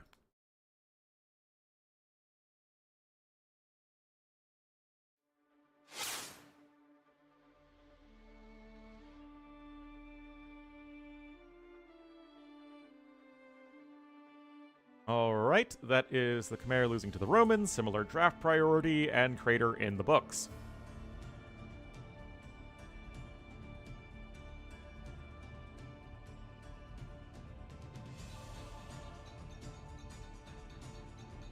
Alright, looks like Northern Isles will be game number 2, just like the last series, funnily enough. And that should be Vikings or Armenians versus Koreans.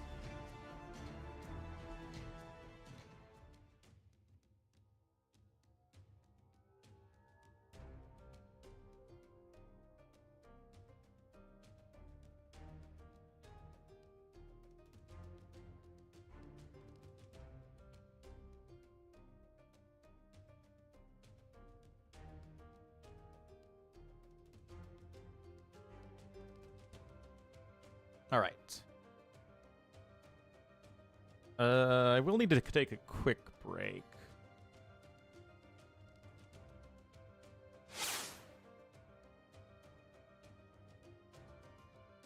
Oh, what am I doing? Game hasn't started yet. I think they didn't have a stream delay in the last one.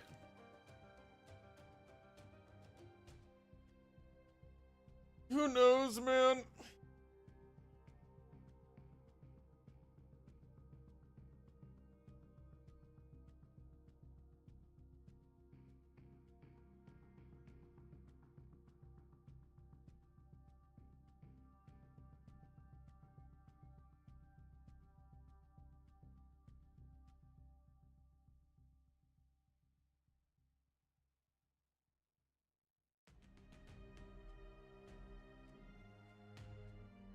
"30 seconds.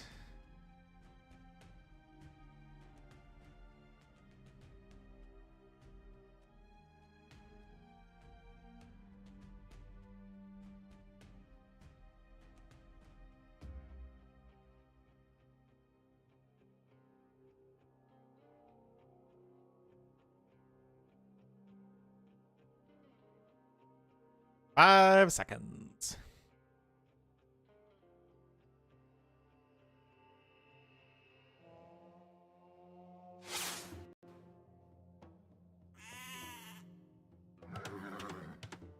Alrighty, guys, game number 2, Nikov gonna be in the blue as the Vikings to the southwest, and Sitaux in the red as the Koreans to the northeast.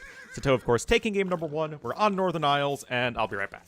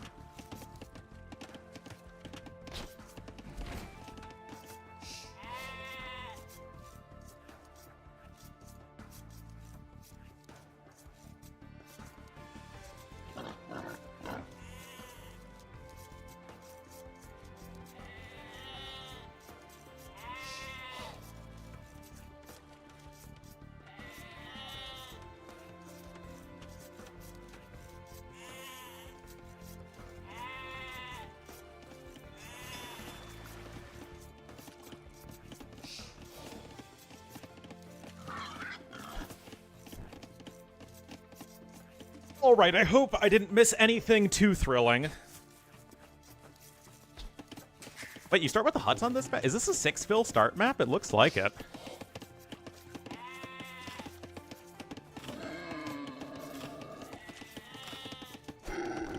Looks like it.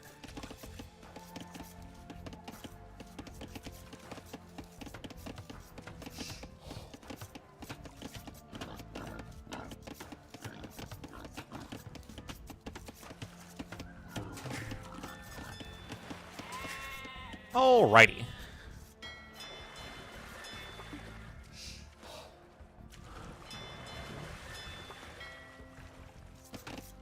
Well, Nicov clicks up to Feudal Age. What's interesting is that we do still see a lot of fire gallying on this map. But between Koreans and Vikings, chances are, honestly, just go galleys, says both. They're both galley rush civs. Vikings are better, of course, faster. Koreans are better in the late game. Guys, is Sitaux going FC? Hold on. I mean, I thought he would just be maybe going for a slightly slower uptime and a with a back dock, which is perfectly fine. Okay, now you lost me. Okay, 28 left feels FC.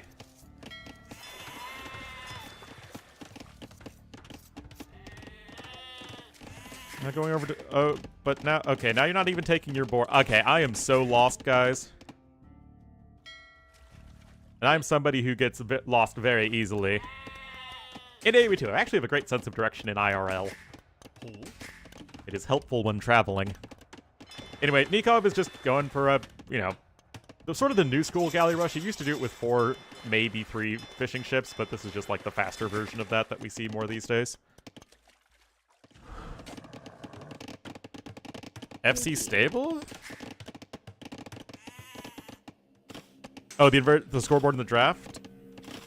Oh, because Sitaux... Well, that's just because the scoreboard here is whoever is on the correct... like, if Sitau's on the right side of the map, he'll be on the right side of the scoreboard in this particular game. Anyway, no loom here for red. It's gonna be dead. Yep. Nice kill there. Yeah, you're not even close to an FC, so I think this is really just sort of... But then what's the Vil doing here? Guys, help me out! I'm so confused! Wait, he is going triple dock. But then why does he have the forward Vil? I don't understand, guys! Anyway, Nikov's just gonna straight up kill 2 Vils for free because of no loom. Multiple galleys still queued up. And meanwhile, Nikov is just like head-on applied directly to the forehead here. Already going to be adding in a couple extra fishing ships.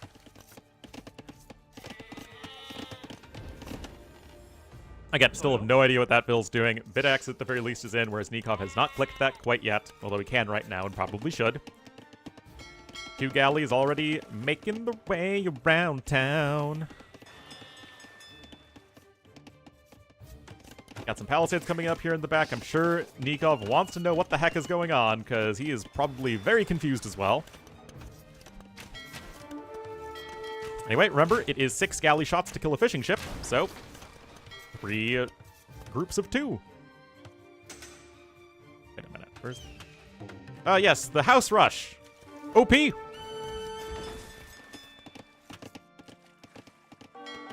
Portuguese are very good on modern maps, but typically they are played on other maps. I mean, they hear Portuguese are banned, anyway. But they are a great civ for Northern Isles, for sure.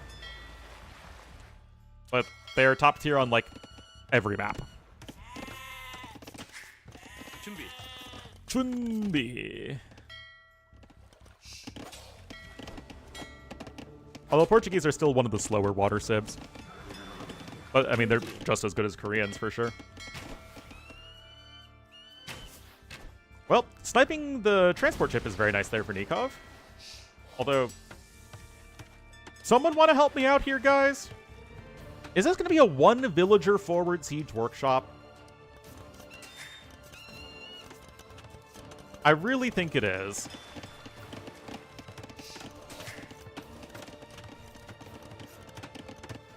Stable monastery? I don't think you go knights here. I don't think so, anyway.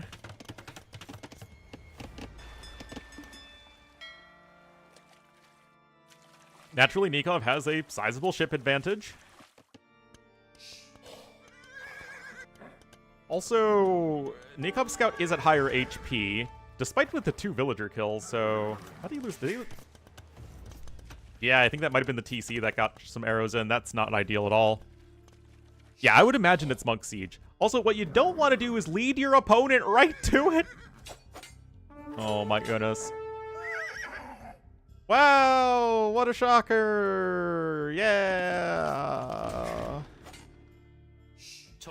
Oh, don't you dare lose that Ville for free. Because even with seeing where your opponent is building... Okay, yeah, immediately, guys, Nikov looking for the forward dock. Which, according to logic, is actually quite good. The issue is that that's not actually what's happening. And that Ville is still at large. So Nikov's going to still need to find the Ville. He could have 4 kills with his starting scout alone at this point. Yeah, already making sure that he has enough room here to build a building, and then not going to be denied by 1 scout.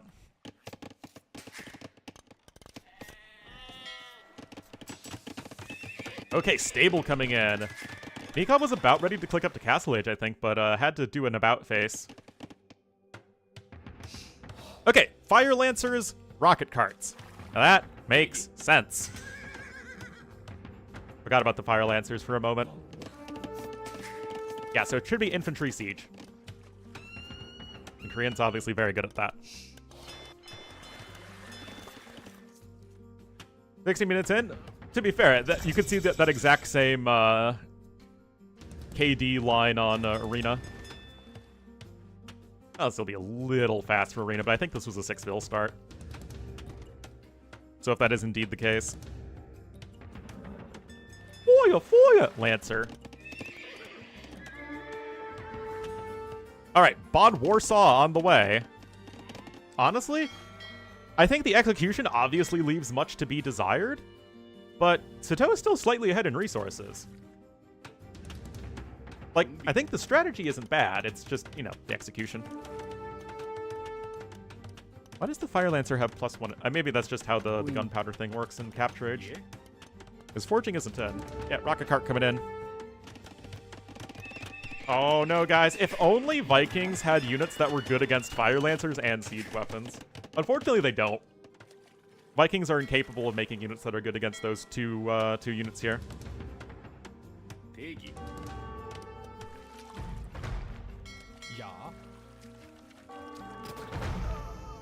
And now Sitaux sailing right back across. Rocket car is on its way. Oh, the Fire Lancer made it in. Only killed 1 Ville before dying. Don't Fire Lancers have 1 melee armor? They do. But this is honestly huge, huge, huge. The galleys are escaping, but the fishing ships aren't.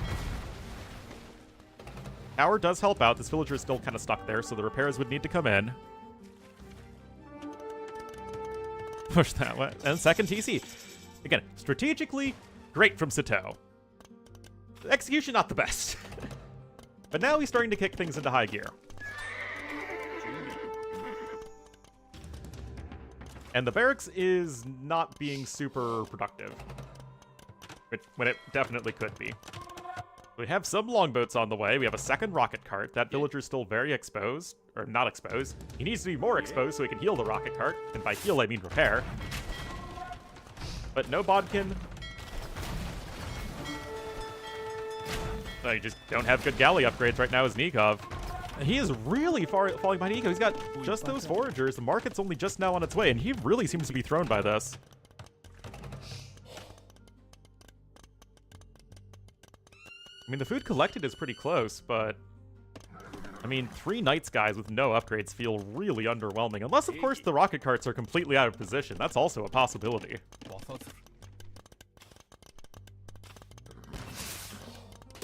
Guys, why does it feel like this shouldn't be happening on both sides? These Fire Lancers should not be so far away from the rocket carts, and then these Knights should be Longswordsmen, which are actually good against both of these units. This is wrong both ways! And now the Fire Lancers are running into the town center! Just keep all those units together. Your push is great. Now the push has been completely forestalled, although Sitaux is still in a better spot economically. He's ahead in bills, and he's, you know, he had the faster second TC.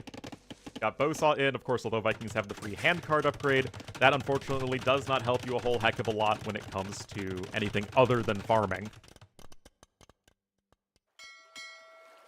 Naval numbers are still pretty similar, but obviously Sitaux was able to get those upgrades.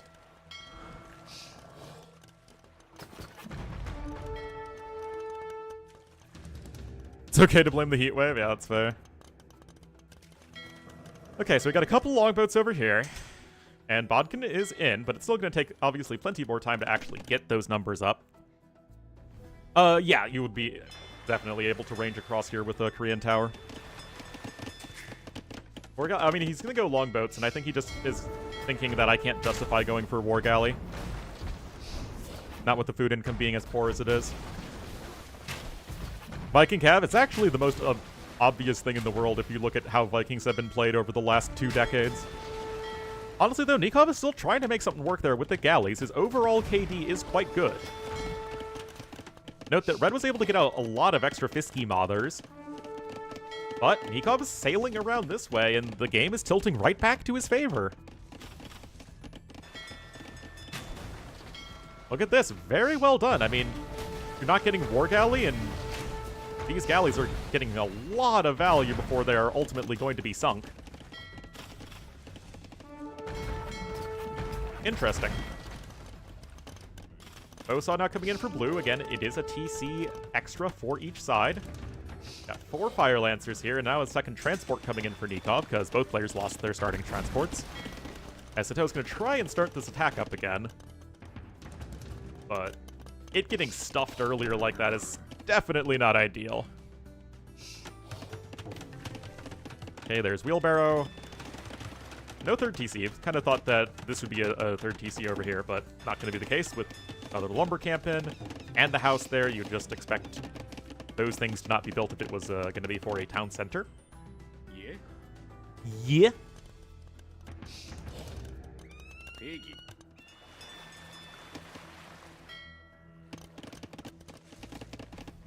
All right, coming in forward here with a few knights and a mangonel. Oh, I've seen sadder forwards than this. I've seen forwards that it's literally just houses, and they're never able to actually make any military buildings because they're defending at home the entire time. All right, defensive siege workshop on... guys, this is called a siege workshop. Defensive barracks on the way, and like I said, the Fire Lancers are good against both knights and mangonels. At least it's tricky for the mangonels in low numbers like that, obviously. Sitaux enjoying some beautiful AoE 2 pathfinding. But he doesn't have a Vil over here anymore. Which means that the rocket carts are just going to die at this rate. How is... Okay, well, okay, the rocket cart is going to help destroy that house. Mangonel is here. Those Vils have had to flee over to this side of the island, but at least they are back to work at this point. And TC number 3 is being attempted. Looks like both of the forward rocket carts died. There is one more. How are they good? Well, just because mangonels aren't that great against infantry units in low numbers like this.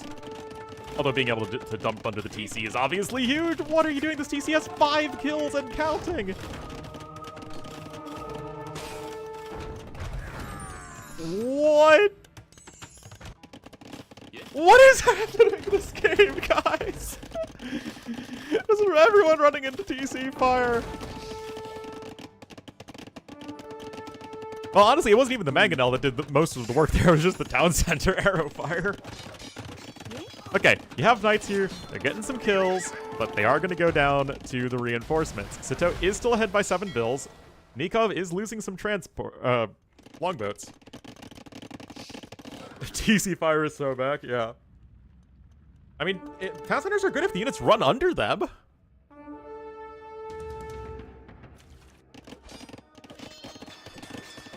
Okay, the knights are going to die to the Fire Lancers, as they should. And there's the third TC now for red. We're still only at 4 longboats to 9 war galleys, with 7 more war galleys on the way. This team TC, absolutely. It looks like this was a 1-for-1 trade here with the rocket cart and mangonel.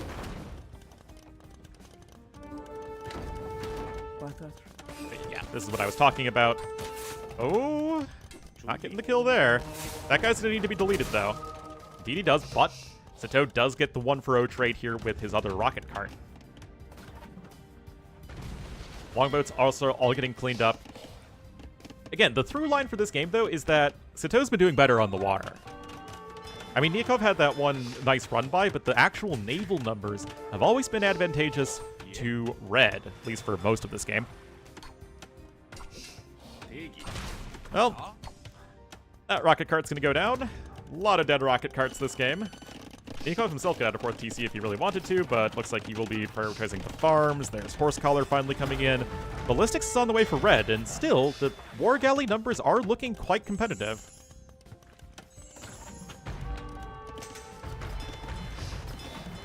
You have war galleys here on both sides, actually.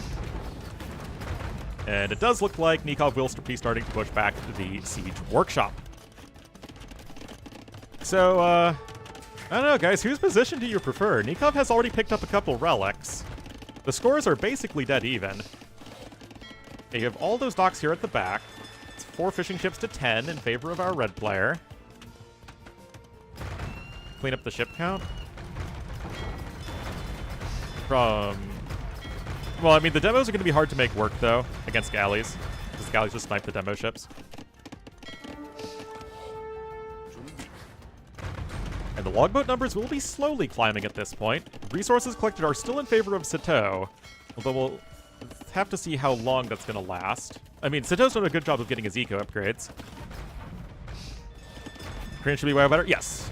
I mean, Koreans are a much more of a late game civ than our Vikings. No, turtle ships are literally never good. Just don't make them ever. Unless you want to meme around. Because they're always, you know, a memeable unit. That's it. Koreans don't need turtle ships to be super good on water in the late game. You have super cheap galleons and fast fire ships, and you have elite cannon galleon, and of course all of the good coastal defenses.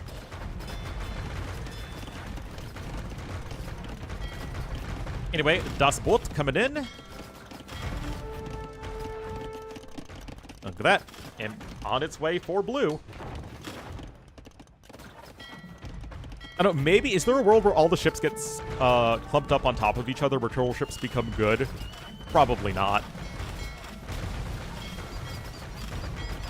I really don't like how they are trying to design every naval unique unit to be an anti-galley unit. Or like a galley replacement. Like, it was fine with longboats, because longboats were literally the first one. But it's like, right now, turtle ships, caravels, and Theorisati are all basically just anti-galleon replacements for post-game. AB2 is the best game ever, that's for sure. Alright, ballistics now coming in here for blue. 19 longboats to 29 war galleys, though. Raining on its way, always going to be a good one there. I'm just saying, guys, farm upgrades are really underrated on these water maps because things can go late pretty darn often. Counter that, we actually see fast fire ships all the time. Change with the new turtle ships, they just completely reworked the unit, so instead of just firing a cannonball, it fires a cannonball plus some rockets on a short cooldown. But I think, like, the attack delay is longer, and they basically halved the damage of the cannonball from the turtle ship. So now they're just really, really bad against fires. In 1 hour plus games? Yeah, but those are pretty darn rare. We still see tons of fire ships. Now, this particular game is, you don't really just want to go fire ships against the longboats. And Koreans have good galleys as well, and Vikings literally can't go fire ships, but if these were other civs, then we'd still see tons of fire ship play. Anyway, elite longboat is on its way. We have the castle here as well for Nikov. That said, middle map control is in favor of Sitaux, and Koreans still have the better post-imp navy.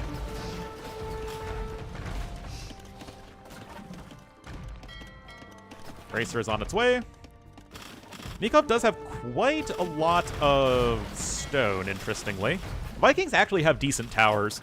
They only miss Keep. They have all the other upgrades. No, obviously Keep is a big upgrade, but they actually have guard towers with heated shot and arrow slits and architecture, which is, again, architecture is quite relevant in terms of facing ships. So it's actually not the worst thing in the world for Vikings. Yes, I mean, Koreans are literally designed to be a defensive, late-game oriented naval civ, which is fine. That is a perfectly reasonable civ design. Vikings are much more aggressively oriented. So Nikov, he has his window here. Because once Shipwright comes in and you get to compound Shipwright and the Korean naval discount, then things are going to get tough, especially because you also have the extra production speed that you get via Shipwright, although longboats naturally train fast. But as things stand right now, you have the big naval advantage, and look at that, Shipwright immediately coming in here for Sitaux. And the castle forward for Nikov. It's been a bizarre game, but it's been a compelling one.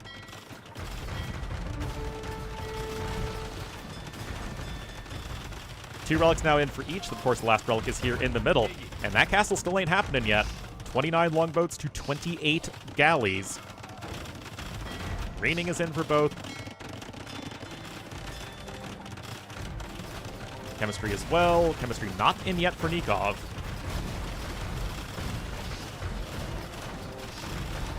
And first trebuchet is already coming out.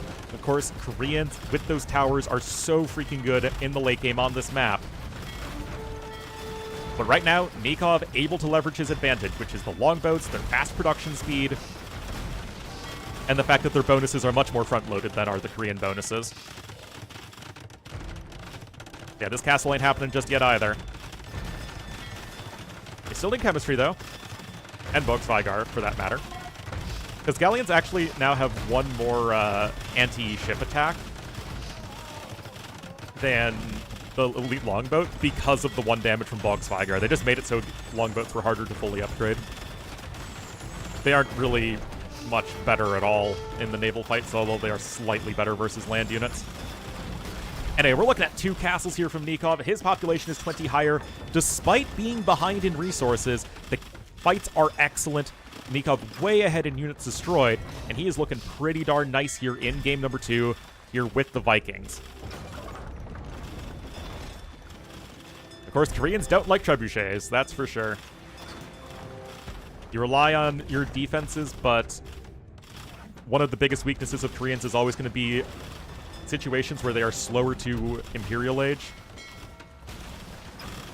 as the units just do not fight very well against their opponents when they're an age behind. Cannon Galleons are out.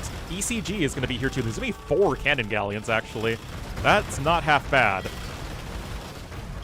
And Nikov is still missing chemistry. An upgrade that I have no idea how you can not...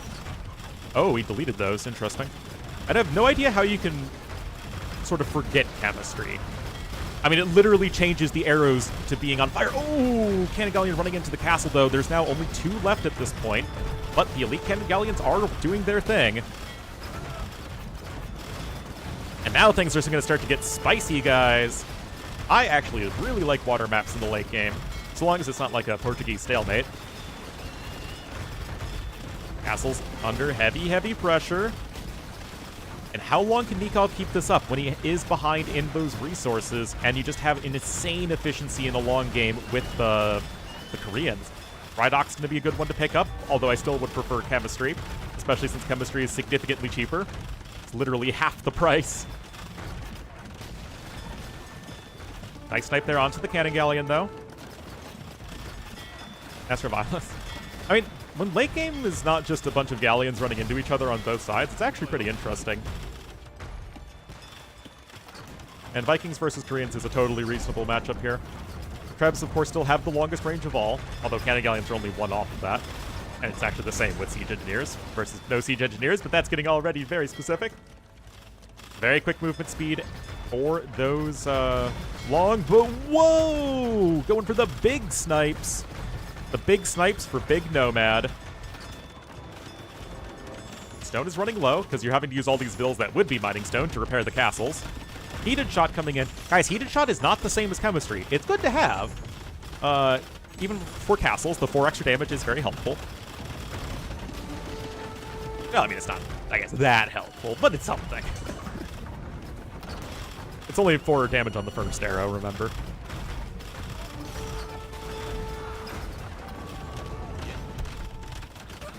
That said, Nikov is continuing to apply his pressure here. The trebuchets are going to start to go after the cannon galleons. Castle still stands, but the cannon galleons are doing a nice job against the trebuchets. And yet, the longboats, chemistry finally coming in. Hallelujah!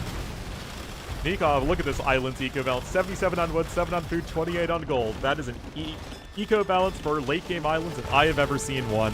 The towers are in. They are missing both arrow slits and heated shot, though. Okay, well, there's arrow slits.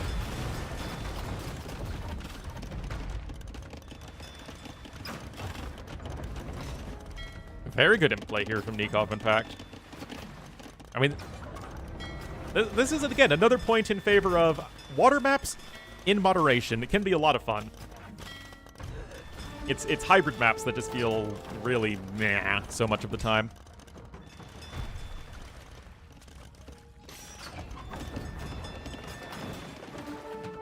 Anyway, we're looking at still around 50% more longboats than there are galleons. Nikov, amazing KD, super far ahead in resources destroyed.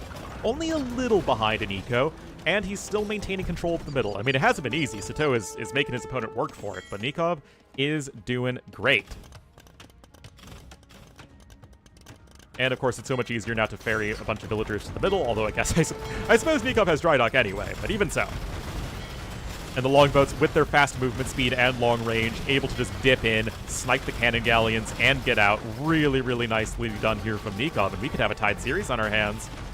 Castle on the high ground is going to be laying down the damage. Already 27 kills on this bad boy. And now elite cannon galleon coming in for Nikov. Water and wateration. Something like that. Still no bugs, Vigar. Guard tower coming in. Like I said, Viking guard towers are perfectly fine here. They're not, I mean, they're not going to be anything compared to Korean towers, but still littering them along the shoreline is not bad.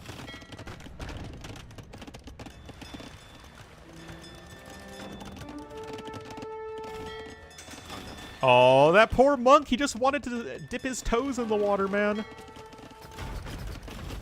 Fully upgraded Korean tower. A very large number, because remember that the armor upgrades do an enormous amount in terms of reducing galley and longboat damage. Nevertheless, guys, despite Nikov's lead and huge arming advantage, it's still post-imp. Sitaux is max pop. No, Nikov only has 5 vills on food. He doesn't have the unique tech. Nikov, what's his... Okay, you still have plenty of wood here to the south, but that's also where your opponent's navy is, which is a little bit tricky. Sitaux still has a reasonable amount of wood left. So that's very true. Okay, there's Bugs Vigar. Going to be very important to pick up. Siege Engineers is going to be the next big upgrade you're looking for as Nikov. It helps out your Trebs and your Cannon Galleons. Anyway, this should be pretty darn lopsided in favor of the longboats.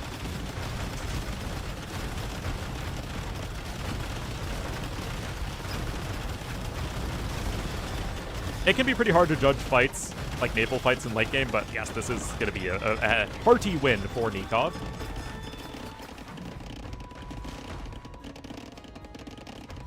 Siege rams. Well, one, you don't want to go siege rams against. Well, you don't even want. You don't have siege rams as trains. You don't want to go cap rams against longboats.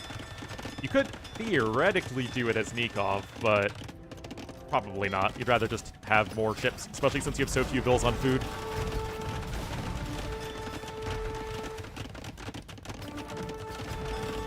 Yeah, remember, 57 to 41, so still almost 50% more longboats than galleons.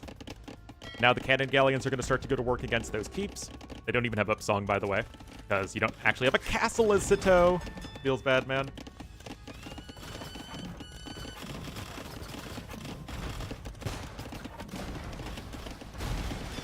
Well...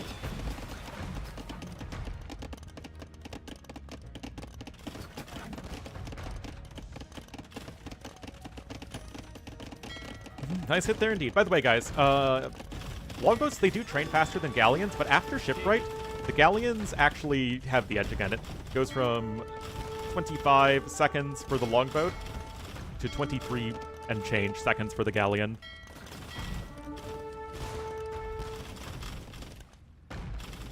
Anyway, Monastery getting ejected. Ipsung is on its way. Yes, these will be some very well upgraded Korean keeps. And you do have that wood efficiency on your side as Sitaux, although I think Nikov is just ahead in wood collected. Actually, no, he's not. Interesting. But Nikov does have the middle of the map, which is a huge advantage. And Sitau's fighting this one back, guys. Look at this, 30 units in the queue for him. He's starting to hang in here. KD is still pretty huge in favor of Nikov, however, but he is behind in resources. I mean, yeah, Red has, like, no gold left, so Nikov just needs to keep this going a little bit longer. Nikov with a few too many bills on wood and not enough bills on gold, obviously. But right now, Sitaux has the army lead for the first time in what feels like ages. But remember, guys, Sitaux has no gold income at all. Yeah, Nikov just needs to fall back a little bit more. 8 elite cannon galleons for Sitaux is quite impressive, though. See, guys, isn't this fun? This is late game water, and it's a fun game. People hate on late game water maps way too much because they're traumatized by all of the stupid Korean Fateria nonsense. Or stupid Portuguese Fateria nonsense. When Portuguese aren't involved, it can be very, very compelling. Switching back to galleons? If you have the extra gold income, I can still see longboats. Hey, I corrected myself. Anyway, this is the last gasp here for Sitaux. Nikov can still keep the machine of war coming in here. But all of the castles have fallen. It's the last chance from Sitaux, but it's a decent one. Oh, that's also because Armenians are a pretty silly civ. Populations aren't all that disparate.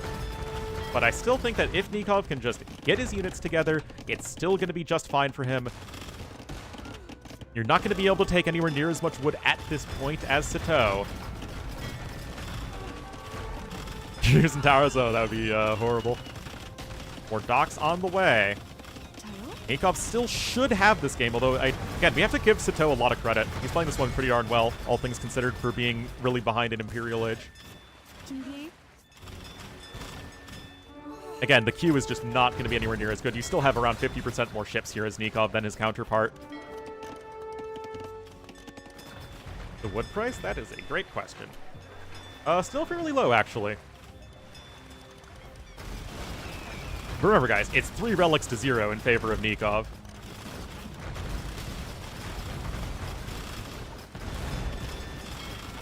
Great game number 2. It was looking good for Sitaux for a while. Nikov going to start to pull it back, and then Sitaux was trying to pull it back. But I think Nikov is in still just a little too good of a position as Sitau's production is going to start to plummet here. I mean, of course, the Korean keeps can keep you alive for a good long time, and you have to be careful as Nikov, but yeah, he still should be in an excellent position.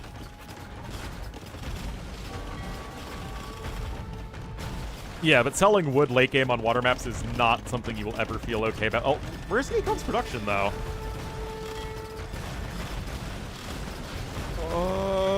Hold on.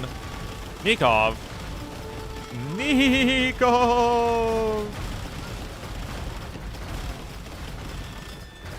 I don't know about that. Now there's a huge numbers advantage in terms of galleons, and Nikov's gold income isn't that great.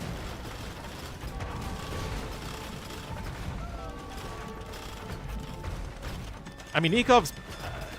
that might be a good decision. It doesn't feel like a good decision, though. Yeah, well, you're, like, out as Sitaux. Nikov just needs to hang on a little bit longer. Nikov is also out of wood. Or the next best thing to it. Oh, wait! He's on his opponent's island!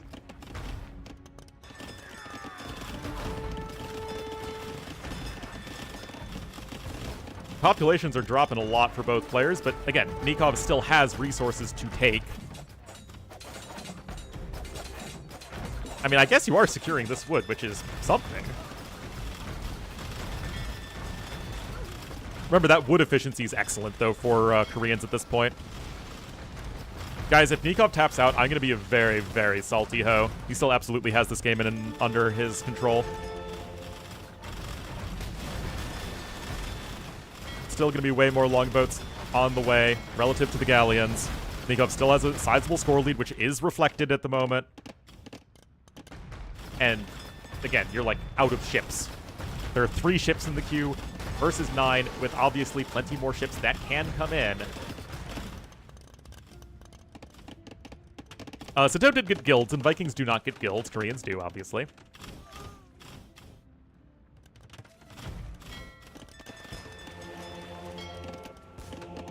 Yeah, cute little move there. Again, Sitaux is really trying, man. Oh, rip those bills, man. I mean, again, like, this is some real next-level fighting spirit, you gotta admit. Obviously, that's a little ugly, though. Only 1 cannon galleon right now for Sitaux, and it's not like he can really afford any more.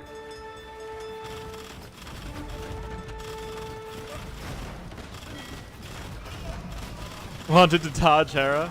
Well, I mean, this is, you know, an elimination series, right? But yeah, cannon galleon gone. I really don't see much of a way back into this one from Sitaux, despite, again, great effort. Yeah, selling wood on the water map is usually a very, very bad sign. But I mean, I love the fact that he's still trying to go to the middle, still trying to go to his opponent's island to chop wood. But yeah, only 8 ships over here. That's 19 longboats just on that area. And there's few enough ships that you can see that there's very few ships. Also, Sitaux never got dry dock, which is a little unfortunate. Players worrying? Well, that's pretty normal, honestly, at this point in the game. The map's just running out of resources real fast. There's only 2,000 wood left.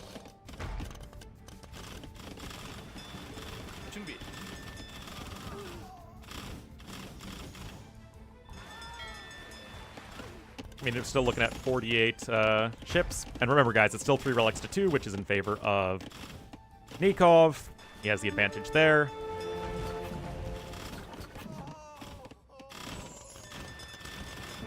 And there's GG. Honestly, that was a great game. Like, I mean, if you don't like water maps at all, I guess I can see you not liking that game, but I still thought it was a really, really fun game. Sitaux in it till near the very, very end. But ultimately, Nikov just a little too far ahead. Look at that, 5,000 more gold collected. Sitaux actually still had more wood in the grand scheme of things. Also being behind by 2,500 stones, rough with Koreans. Yeah, that was fun. Get farmers to sell the food, that's not an efficient trade. Pretty end, yeah. I mean, it was a dumb game. But games don't have to be, you know, picture-perfect AoE 2 to be entertaining games. Nor was that game not high level. It was just really weird with a lot of misplays. Alright, that is the Koreans losing to the Vikings. Fire ships and small ponds, yeah. Like, that's water map. That's a water map right there.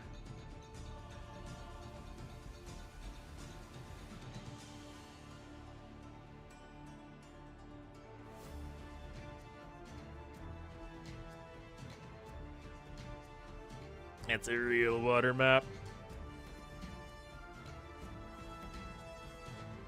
Anyway, guys, I'm hungry. I'm gonna get some lunch.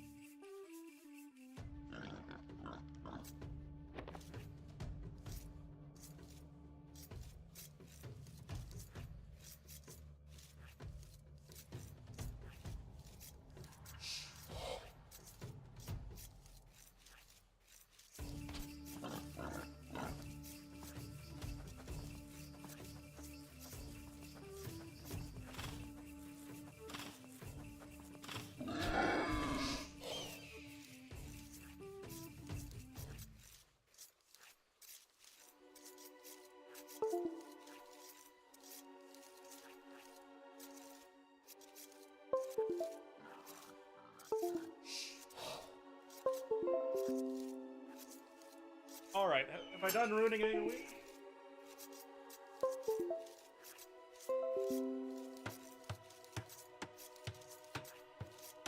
Have I completely ruined this amazing game? Where's my cursor? What? Guys, I lost my cursor.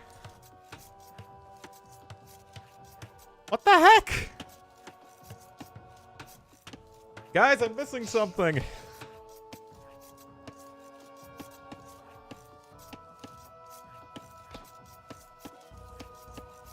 I have no idea what's happening.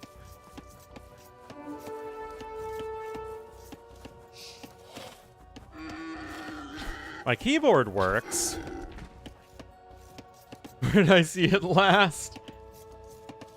This is so bizarre. I mean, they're 3 minutes into Arabia, guys. It's nothing too crazy that's happening.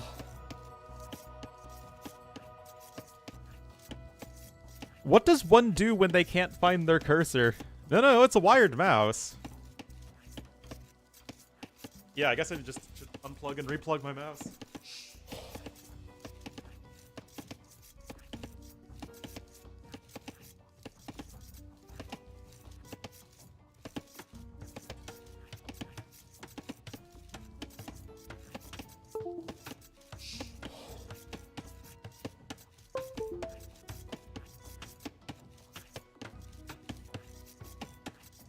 Okay, we found it. That was bizarre.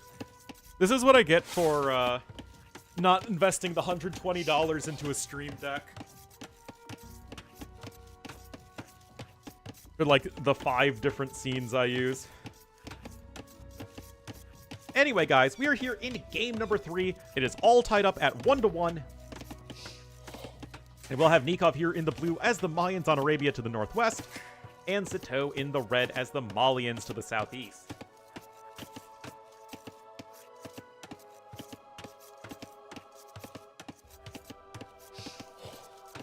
And I apologize, but I'm hungry, so I'm going to be eating during this game.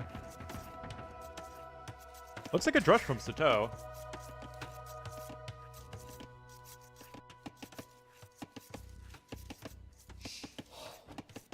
Not often we see a drush these days.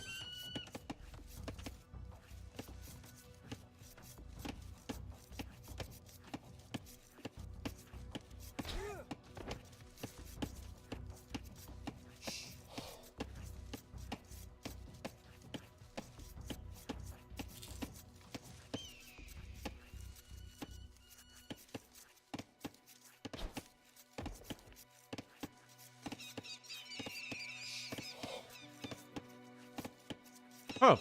Whoa. I mean, Sitaux was the one who literally popularized the French drush.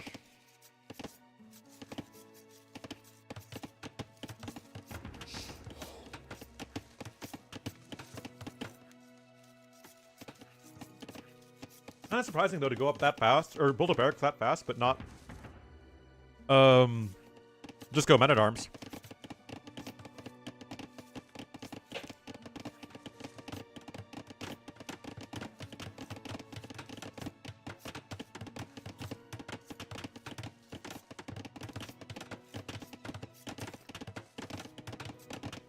Oh yeah, it's all over, guys.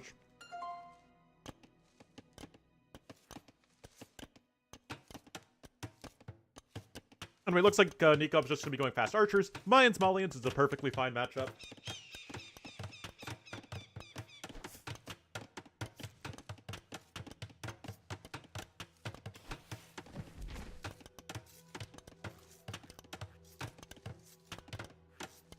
Two civs that feel strong but balanced.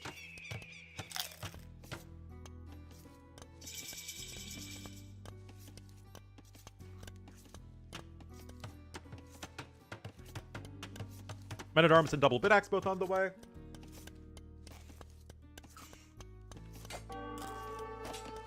Uh-oh. Nikov having to retreat. Okay, those vills are going to be safe, but not able to get the big wall there. This is why you go for the Men-at-Arms these days.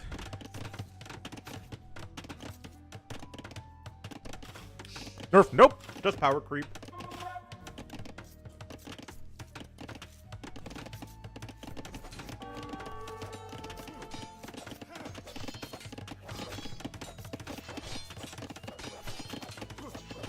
Alright, at the very least, Nikov is minimizing damage, although he is being forced off of the forage bushes.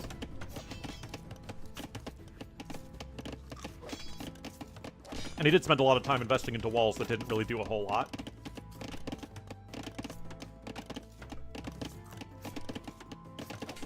%? Oh, I mean, even after that, people still thought they were top tier.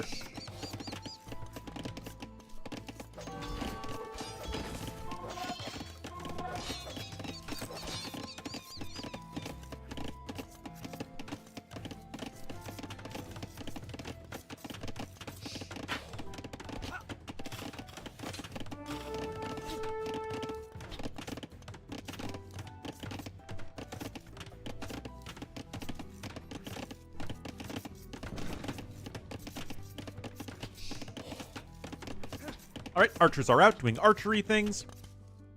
Like, this is the sort of opening I do, and then I die to Men-at-Arms Skirmisher. So let's see how Nikov doesn't die to Men-at-Arms Skirmisher and makes me look like what you could call a young fool as a Vietnamese villager.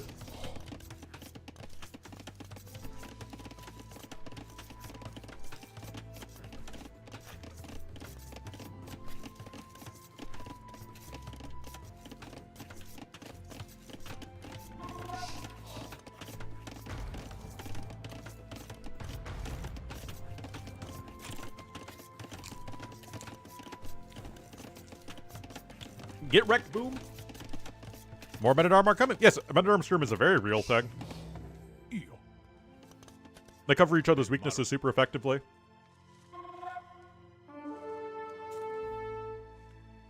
It's just slow.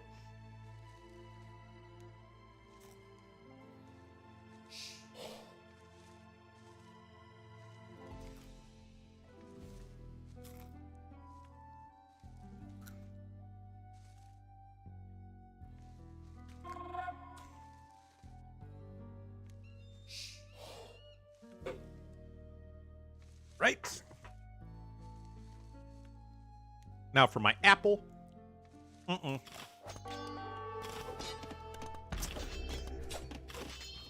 It's the Ornlu lunch.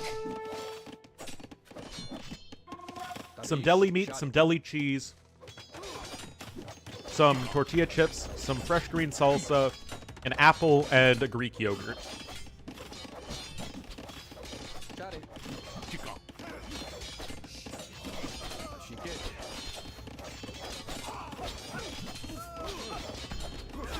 Well, arson is in, and it's going to force this fight. Nikov is going to lose a Vil. It's actually the only unit he's lost so far. And Sitaux is a bit ahead in terms of resources.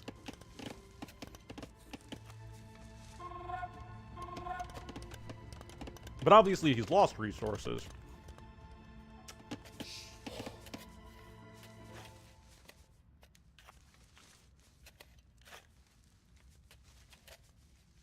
As a warm meal? It's actually very common in America just to have a cold lunch, as they say. It's what I had growing up in school. Usually it was just like a cold sandwich.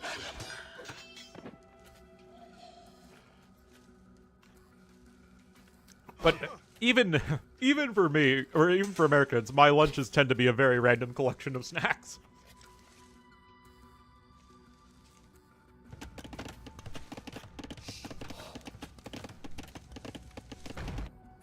Oh, we did too, but they tended to be very, very low quality.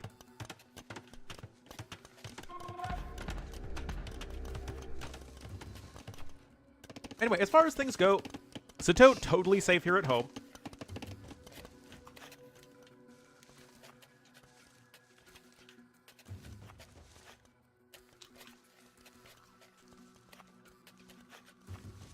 Costs were lower, exactly.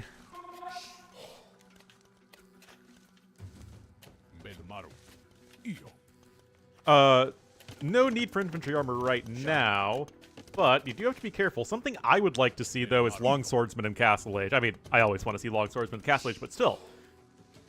Longswordsmen with Malians is one of the harder things for Mayans to ever deal with.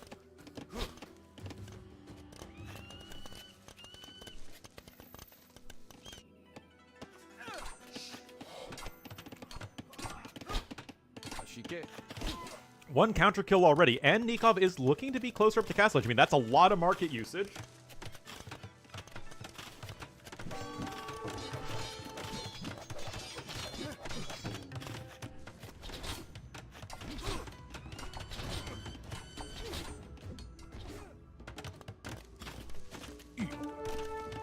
But great defense by Nikov so far, and I mean, right now, this is going to be looking really, really bad for Sitaux. I mean, it's 10 kills to 1 death in favor of Nikov, man.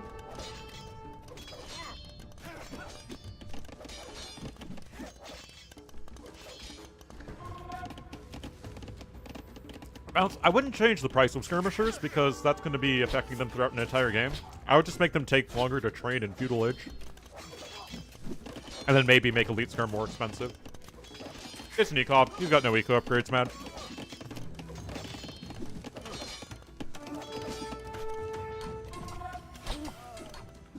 Tabish.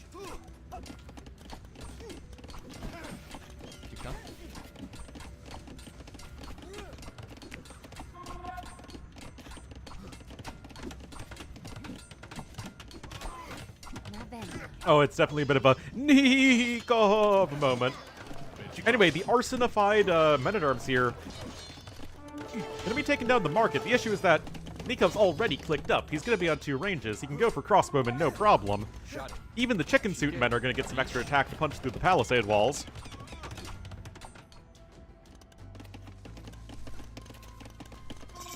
He's getting gold mining as his first upgrade. Oh my goodness. That said, he's still in a very good position. Those skirms aren't going to be doing a whole heck of a lot. They are going to try and dive bomb the archers, and they are going to get a few of them, which, you know, it's something. But you're an entire Castle Age research time behind, and in Age of Timings, that's usually very bad.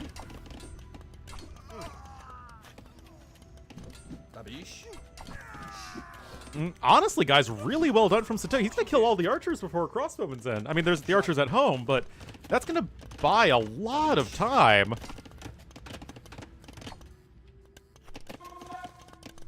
I mean, you got another wave coming in. And Nikov is slightly ahead in resources collected at this point. And more swordsmen queued up. That's how you do it, guys.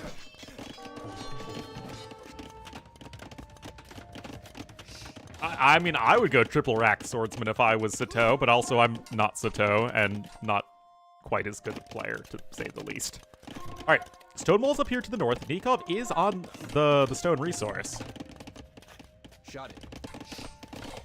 Honestly, guys, I think that Sitaux needs to commit to something. Even if it's skirmishers, I feel like Sitaux does need to actually commit to something with another military building, because only 2 is not going to cut it for you.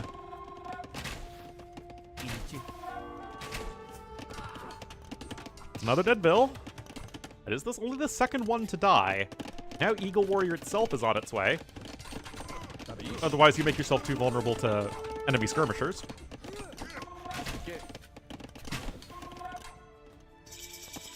Well, happy Castle H2 Sitaux. What on earth is your game plan, man? Okay, skirmisher upgrades and long swordsman. Oh, let's go, guys. In all honesty, I don't see how Sitaux is going to not die here. He's got units derping out in the middle of the map, not doing anything. But yes, that's exactly correct, Toast. Although we might be on 2 barracks at this point. I will check once I open my yogurt. Nope, still just 1 barracks. And there's the second TC coming in for Nikov. 27 army for our blue player. He's been taking good fights, and he's Mayan, so with a very cheap army, of course.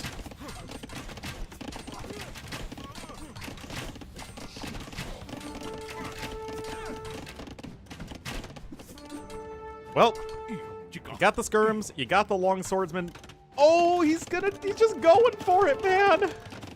I don't know, chat. I don't know.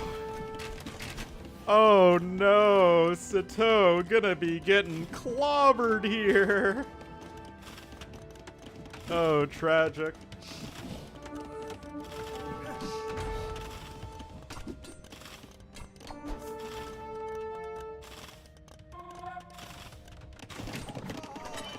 I mean, that's not even sloppy. Those are just good quick gates. I mean, this is just what we live in with AoE 2. The quick gates are really, really freaking good.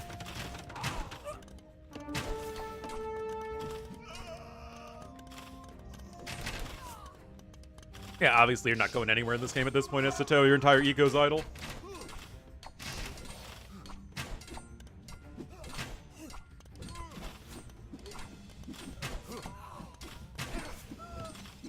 I mean, it's just Mayan stuff, right? We went for a very food-intensive, aggressive composition as Sitaux. Nikov only spending food on Eagle Warriors. Got up to Castle Age at a good time. A very, very good time, in fact, and then just went forward with archers and a few eagles.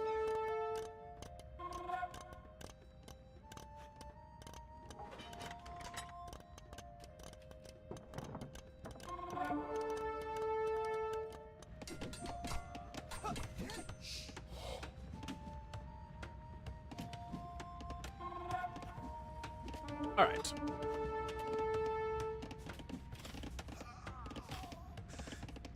Well, it's a little bit of an eco advantage right now for Nikov, guys. Just a little bit. Just a 20 mil eco lead. Shot it. Should get. I mean, to be fair, Sitaux has a bit of a better army right now, but... I mean, there's no way he's doing enough damage.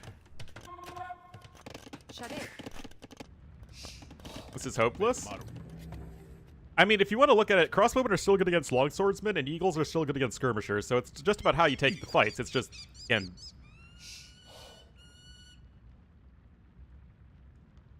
Camera movement? It's called I was eating a yogurt. This is the difference.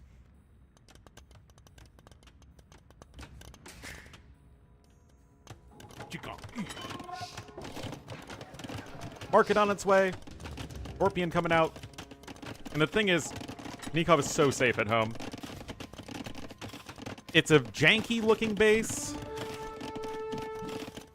but it's likely an effective one. Longswordsmen just aren't doing enough. Siege Workshop, I mean, he's trying, man. This is a very good army composition against Mayans, and I'm pretty sure it's why Sitaux went for the Malians.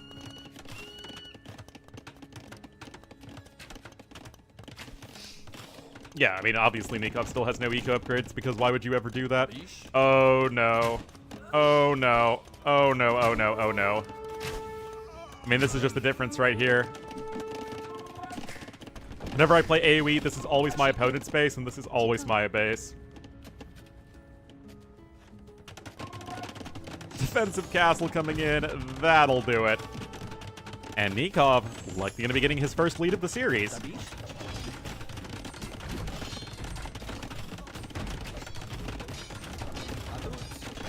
And it's just not able to get anywhere near.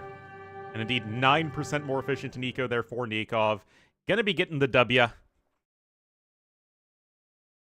And really, like I said, it's all about the Castle Age time of food-intensive army for Sitaux and Nikov with the fast market, with the quick uptime. You can see Nikov barely had any upgrades researched, and it just did not matter. And indeed, no eco upgrades. I used to be teammates with MBL base? Yeah, basically. But again, it's just about messing up the pathfinding and make it so that the melee units can't really do a whole lot. Whereas you busted in over here, and then Sitaux not really able to defend against that. Oh yeah, he did get gold mining, that's true.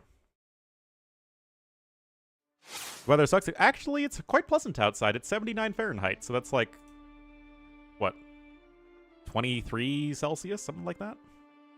No, maybe like 24, 25.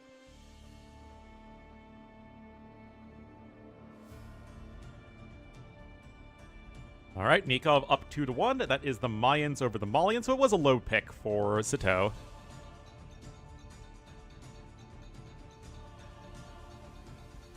Fahrenheit's a joke. It works, man. It works. It's all that matters.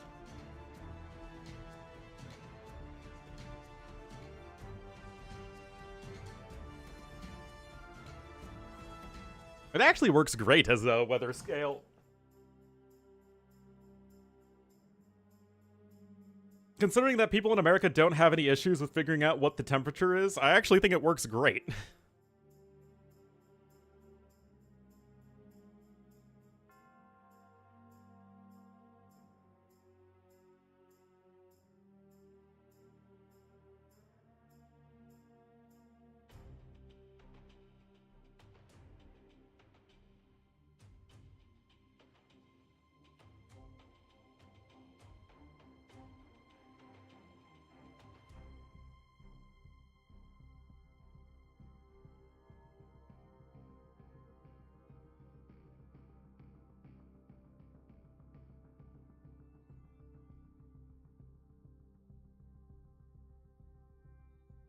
If you're used to it? I mean, and I am used to it, so I don't know, again, what the issue is.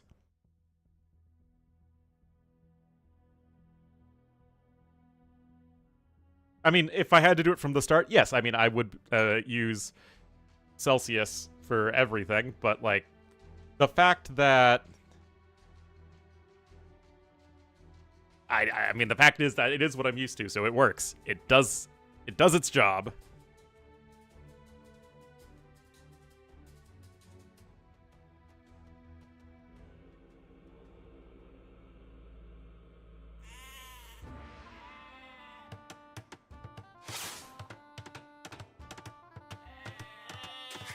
Oh boy, guys, it's a hybrid map. It's 4 lakes. Oh, do you think the person who wins water is going to win the game, guys?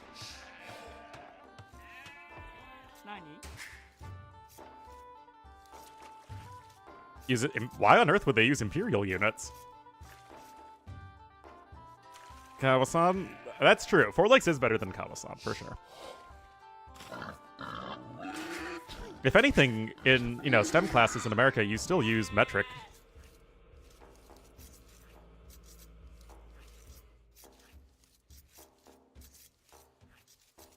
Diet Coke Bald Eagle? Yeah, something like that. And air conditioning? I mean, I would think that air conditioning would be a must if you want to live somewhere that gets that hot.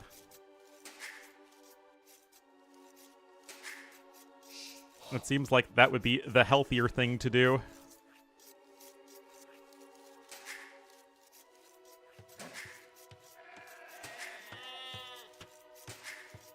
Insulated houses? Something like that, I don't know. Into air conditioning? Air conditioning's great. I am Team America on this one. It makes living in warm places and very humid places during the summer so much more bearable, and it's the only reason places like Phoenix exist.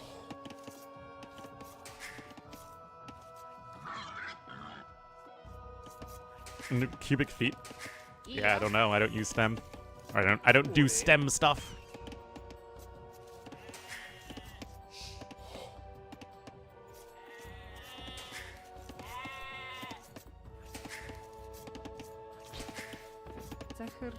Well, I mean, it's Hun's Japanese. It's a very common matchup on this map. Yes, I prefer Japanese. I feel like they do basically everything that Huns do better, but Huns are still very, very good. Is it must? I would imagine so. I mean, the human body is definitely not designed to be living in that hot of weather. Like, that's just not healthy for people to live in.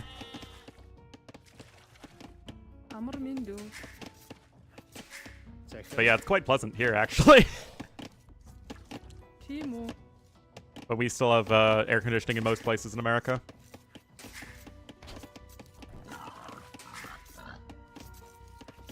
Phoenix shouldn't exist. Well, to be fair, Phoenix shouldn't exist, but there are lots of warm places in America.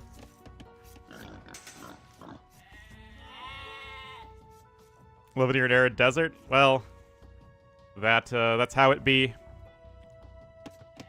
Hopefully all of you enduring a heat wave are able to at least keep a little bit cool.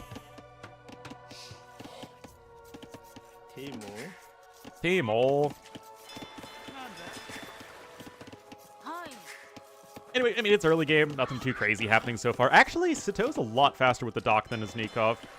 But I guess it's just Huns versus Japanese.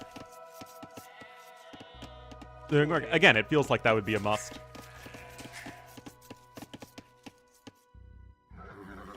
And of course, if you have full-blown internal air conditioning, like with vents and stuff, that's the best. But even if it's just a localized air conditioning, I mean, you can certainly get by. Las Vegas? Well, the only reason Las Vegas exists is so that, you know, the whole gambling thing. Because in the places where people naturally built up in the, out west, had prohibitions on such things. So Las Vegas at least has a logical reason to exist. It's just a political reason, not a geographic reason. Whereas places like Phoenix exist as an economic reason where you could still live in the Southwest and have it be way cheaper than California. Like, you're still close enough to Los Angeles, San Diego, and Vegas, but you're not, but very, very, very, very low pricing, for building out compared to then. Mining town? I don't know what Phoenix started as, but it definitely grew out after World War II when air conditioning was everywhere. Oh, look at this. Nikov's doing the Mihai thing. Building the palisade walls to prevent the docking. That's cute. Always a fan of that. Urban planning? The thing is, people generally want space, especially Americans. Americans value space a lot. So in the context of maximizing the amount of space per person, it's actually pretty good, especially for people who have money. Because people who have money and want space, which is generally go hand in hand in America, cities are actually quite nicely built as far as that goes. And if you afford a car and you can drive around. The issue is that because the cities were built so recently, and public transit has not been keeping up because of all the car lobbying and whatnot, we're in the situation where if you want to live in a more downtown urban area where like a lot of the jobs are, it's very, very difficult to afford a place because it's super expensive there, and also get around.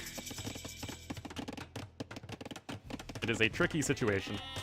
Anyway, Nikov is going to be going with the mining camp here at the back, going to be opening up with some scouts. Sitaux, similar deal, but he has 2 more fishing ships already, and is going to be just walling out his opponent from this side, in theory. It still feels like a pretty big risk from Sitaux, I'm not gonna lie. I mean, it feels like it'd be so easy for Nikov to sneak a villain over here. But he's not. So I suppose as far as that goes, it doesn't really matter. Already a huge eco lead for the Japanese.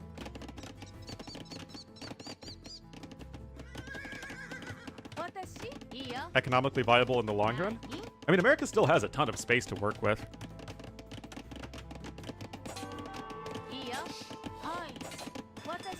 Meter towns? Yes, but American cities are way larger, and American urban areas are way larger than what you get in the Netherlands. I mean, London also has a pretty huge sprawl.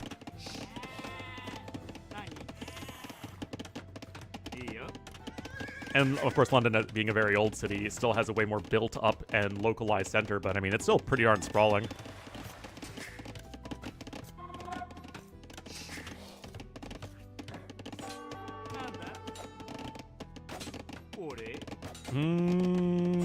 I mean, again, this feels kind of predictable, guys. I mean, that's a lot of area you're trying to wall up very early on. And yeah, Sitaux still doesn't have the extra villagers, but that felt a little predictable. Got the archery range here for Nikov, so he's just going to be following up with his own ranged units. And despite a very strong start to the series from Sitaux, this is looking not quite as great. The 3rd Deadville.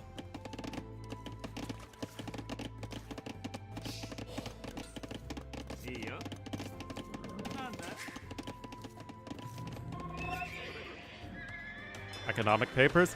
Well, again, it's a matter of, is something economically optimized, or is it economically optimized for people in power? That's usually the thing that matters.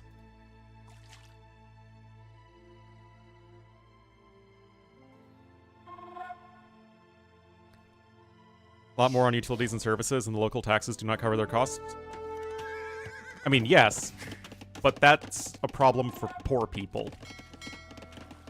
Again, the entire point of suburbs was that it was for rich people, to not have to deal with, you know, the plebes in the cities.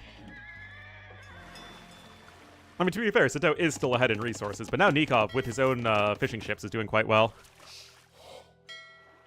I mean, even before White Flight, it was, you know, really since, like, the 1800s, you start to have the wealthier people want to develop away from cities. And you have, of course, the bourgeois class that still work in the city, but, you know, can commute in. And America just had the space and the time frame of development where you can live further away from an urban center and still be able to commute there at a reasonable time. Anyway. Who let the fox into the chicken coop? But who's... No! No! Sitaux! Sitaux! No!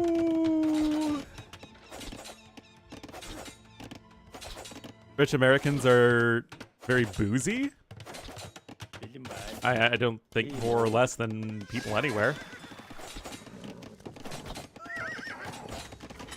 Oh no. Make this travel happen? Oh, you betcha.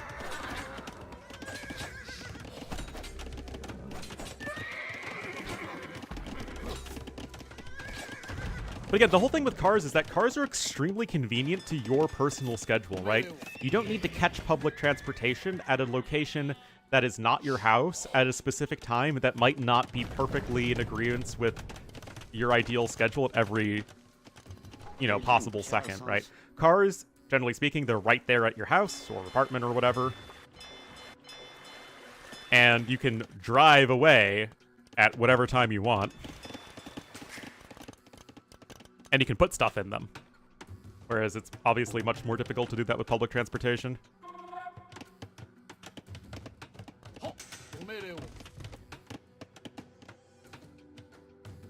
But near your house?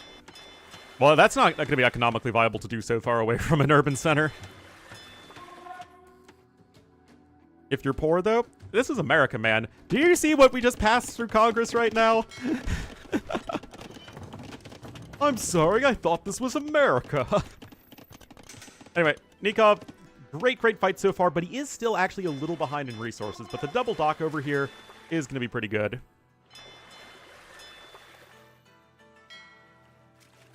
Well, Thailand, Bangkok was likely built up in a much more globally efficient manner. Goes into effect. Oh, yeah.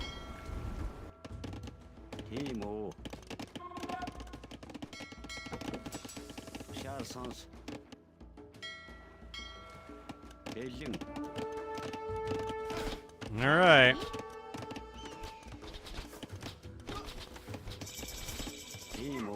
Bodkins and no crossbowmen yet, because War Galley is definitely more of a priority as you're fighting over here on the west. But honestly, you're doing great anyway right now as Nicov.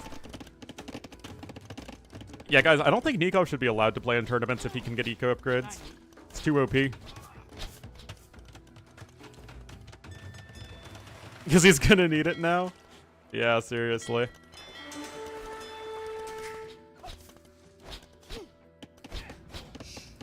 Yeah, I only want Nivok in my tournaments, man. We can't have Nikov in our tournaments. I mean, he's crushing it, guys. Absolutely. Why don't you say hi with the 15-month? Thank you so much. Why don't you say hi? Okay, crossbowman coming around this side, but Sitaux has still only killed 2 villagers. Jeez, that watchtower has killed 7 units. I just allowed to pass? Yeah, it's... But that's just, Republican politicians these days, right? You always have to bow at the end of the day. Like, it's like, oh, say what you need to, but always vote in lockstep.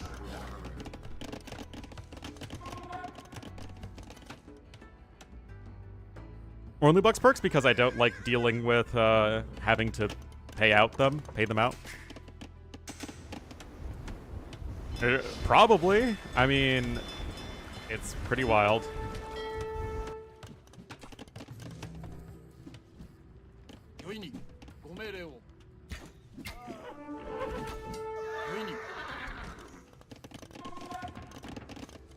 Wait out a president? Yeah, but again, the idea is that Trump is going to exist as the driving force of Republican politics for longer than 6 years, which he has already done, considering he's done that since 2016. Which is definitely more than 1 cycle.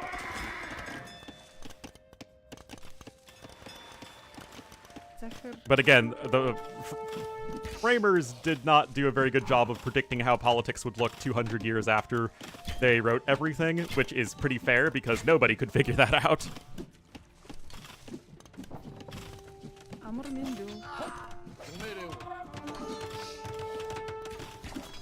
Not at the moment. Amor Mindu. War Chariot? I have not seen the War Chariot. I have not been able to play it all because I've been a busy bumblebee. Beeping bad. This is pretty awkward. But yeah, I mean, I'd like to see it, but I just haven't seen it yet. Anyway, Sitaux doing a good job fighting back here on the water.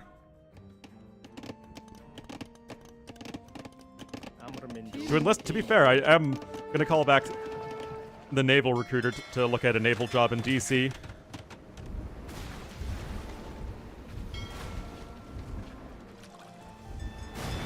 I mean, we've seen it before. It's very, very good. Sitaux is fighting this one back, guys. It's gonna do a lot of work to reclaim this pond.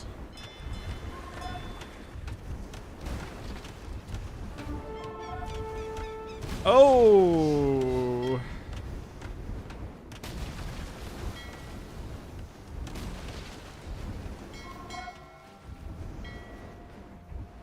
Yeah, no, Bernie's not gonna run again. Spot's open. Oh, jeez. Now, I'd potentially do a job in naval intelligence.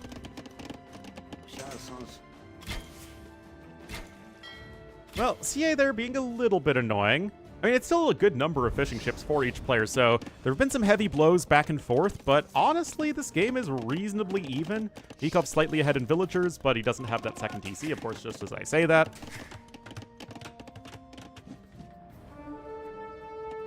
On Mandami, seems great. I'm not a New Yorker, of course, but seems like the sort of person who the Democratic Party should be preparing for future in politics, because right now, all they seem to be preparing for is people who have been in charge for a long, long time.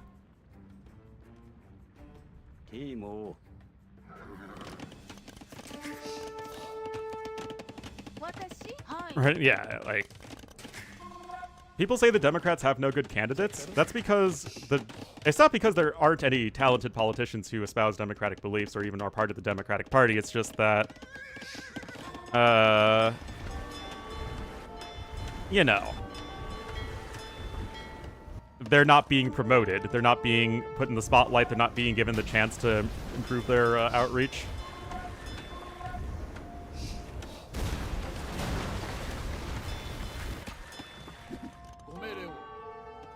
Yeah, I don't think that America's gonna get ruined like that. Anyway, ballistics Nilly coming in. But I think Pelosi was by and large likely effective in her time. I mean, she was certainly not a small reason why the Affordable Care Act got passed in the first place, and actually having that be enshrined in law, not an executive order, is certainly very important, but I think you needed to peace out a long, long time ago. Anyway, knights, cav archers coming in.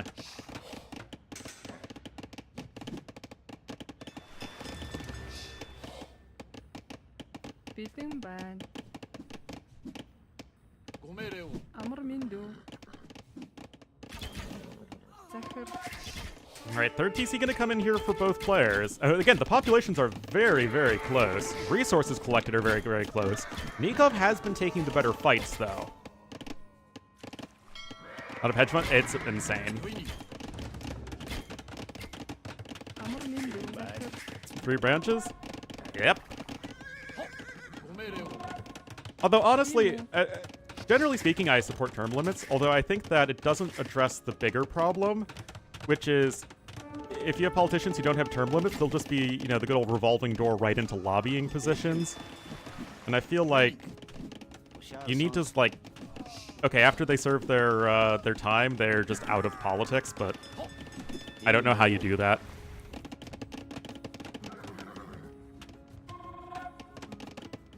Needs an age limit? Well, I mean, I'd say that nobody is entitled to a position in power. And so it'd be like, oh, but they've worked so hard to get there, and they've been such a great, you know, person. It's like, yeah, but it's not like being an elected representative. It's something only like one person can do.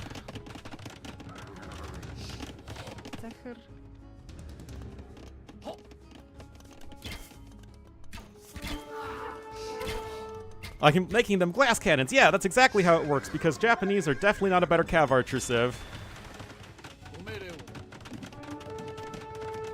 Change about them? I talk about it in one of my videos recently. I'd make it so that they gather more slowly from fish until you research an upgrade. Essentially a proto-gill nets.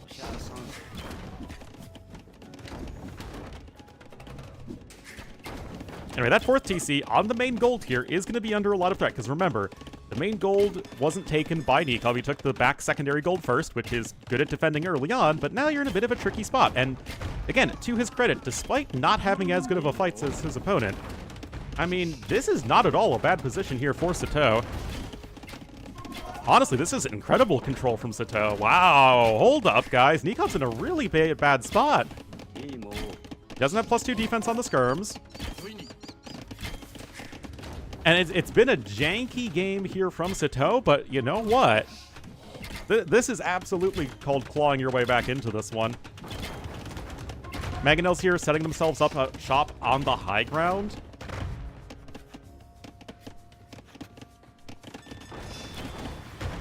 Snowball Eco Boost. I do think that there's a lot of potential for oysters. Also, what you could do is you could make the deep fish only fairly far away from where you dock and have the oysters as, like, close range fishing. Well, I mean, like I said, Japanese are just the best hybrid civ. They have no real weakness. They're too good at everything. Okay, there's going to be a second Mangonel out before the Siege Workshop goes down. And not feel bad? Absolutely. I am not keeping anyone here against their will.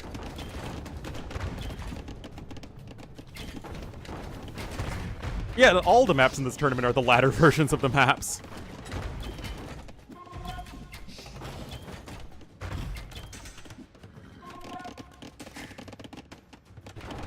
I mean, like, again, both players have very similar army compositions, a smattering of skirmishers, knights, and cav archers. Yep, ranked every map. It's not even Regicide Fortress, it's just Ladder Fortress.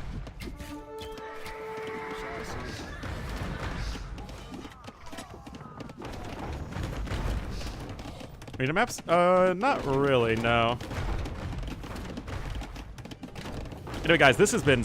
The scores are actually still very close, which is crazy. I mean, Nikov is still ahead in KD, and the resources destroyed are pretty even, but for how far behind Sitaux was in the actual engagements, he is still absolutely making this work. It's 4 Mangonels versus 2 with 1 more on the way. Oh my god, that's insane! Uh-oh, but the Knights are charging in! Oh no, a little bit of an overinvestment into the Mangonels and a slight underinvestment into things that kill Knights. Oh, that was so huge for Nikov. Cleans up everything there. Triple range is coming in at this point. Thumb ring as well, but Nikov able to hang in as well. Honestly, when the water situation is even between the two players, this map becomes a lot more compelling. Ornlu, if the water situation is even, doesn't that just basically make this play out like any other map? Yes. Yes, it does. Do I hear not enough skirms? Exactly. All right, Nikov pushing this one right back. The 4th TC is being attempted once again. But, I mean, these CA are only missing +2 defense, and they'll be fully upgraded. For Nikov, no thumb ring on him, and there's the castle on its way. Oh, he got the conversion! Oh no, that was Sitau's Mangonel in the first place. LOL! Yeah, obviously you'd rather have the castle right here if you were Sitaux, but now, right now, it's all you can do to not die. Now, the castle will go up with only maybe a dead villager or 2. The castle's in. Imp is also on the way here for Sitaux, so Nikov able to push his opponent back, but obviously not without very heavy investment, but Nikov himself is also clicking up at the forward down center. What are you doing, Nikov? But as we get into Imperial Age, I mean, Japanese are going to be better than Huns, most likely. because Japanese fully upgraded cav archers with the bonus damage, fully upgraded skirmishers, Huns not having those things. That could be a real issue for them. Also, you have onagers if you really want them.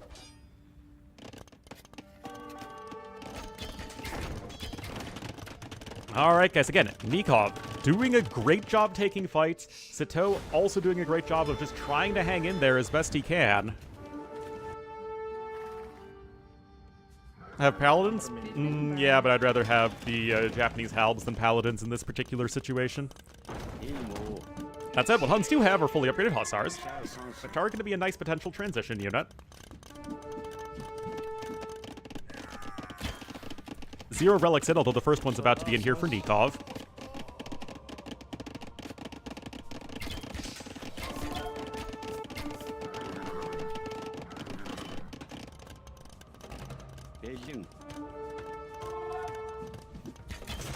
Alright, CA starting to take some fights here. The cav archers are now fully upgraded as far as castle age goes. Nice hit there for Nikov. He's going to repair the mangonel in time. Couple of samurai. No, Nikov has horse collar at the very least. 2 more ranges coming in. It's going to be a lot of ranges here for Sitaux. Alright, Blue going to get his own castle. And, I mean, the imp times are still pretty darn even. But Sitau's still going to get there just a hair sooner. Racer going to be on its way, as well as 1 trebuchet. Random knight here, too, because why not?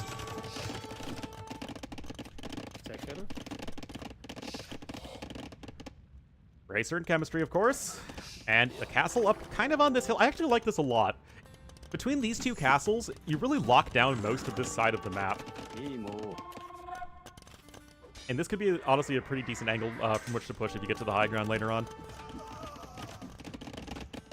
I mean, in an ideal world, again, you do like a castle up over there as Sitaux, but I think that might not be super realistic at this stage. Turbsville's gonna do the best they can in terms of getting an efficient fight. I mean, that's still a decent number of vills going for that castle. But the cav archer numbers are at 2, guys. It's really not super impressive. And Nikov with the cav archer knight skirm army composition, that's a lot of really... that's a lot of different units. And yet it's kind of working. I mean, the trebbing is trebbing away. Nikov now with 40 army. I mean, those are some better fights. Castle being denied for now. We also have some more units over here at the back doing some raiding. And right now, Sitaux really struggling to make something that is not a skirmisher. I mean, Nikov is also making skirmishers, but even just having these not even that well upgraded knights and cav archers, it's like enough to have an actually scary army.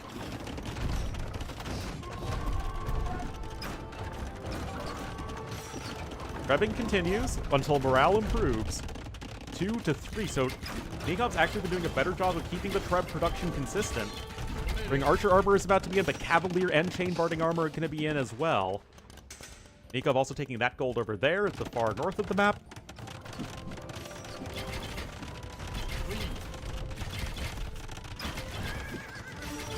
And here we are, guys. Fully upgraded skirms are good to have.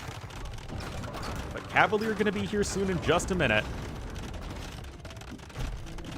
Nikov wanting to go up 3-1 in this tournament quarterfinals. And I don't think Nikov did that well in Warlords, if I recall correctly, so it's interesting that he's doing very well in this tournament.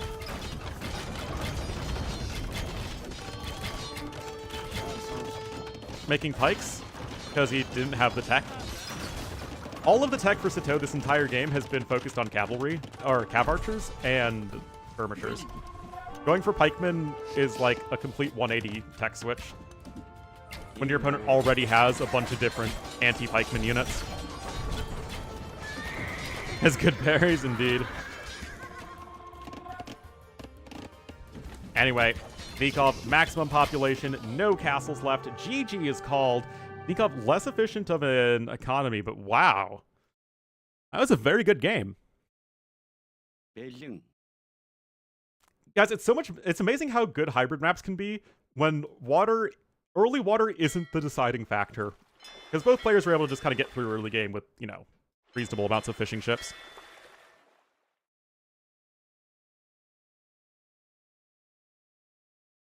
Yeah, no horse collar for Nikov. But yeah, look at that. Sitaux, more of everything collected. Nikov just took good fights. He still got a competitive Imperial Age time. And had that... Again, it's a pretty janky game, but Nikov's defense was, like, just good enough. I feel kind of bad for Sitaux, because he's played a very good series overall. But Nikov's just been a hair better.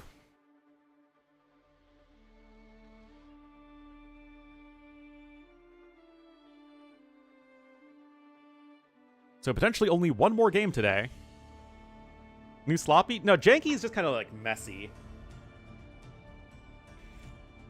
Sloppy is necessarily ineffective. Janky can be effective, can be ineffective. Anyway, that's Huns over Japanese, so pick 2 over pick 1. Why do I have this backwards? Because I am a big noob.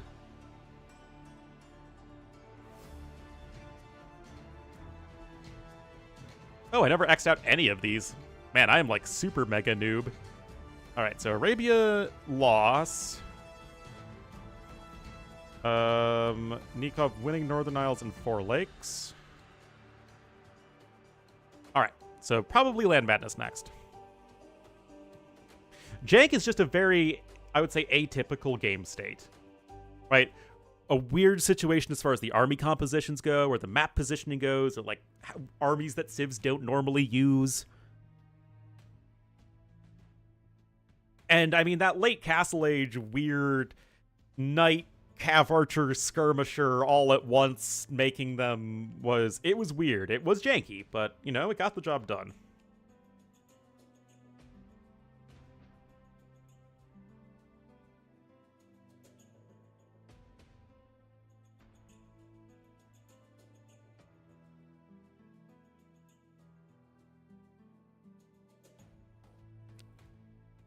The Roman civ? I mean, Romans are an extremely powerful civ.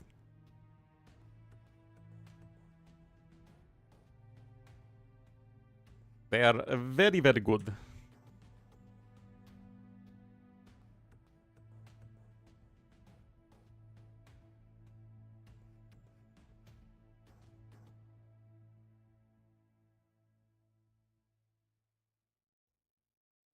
Darkens and see what loot we may find.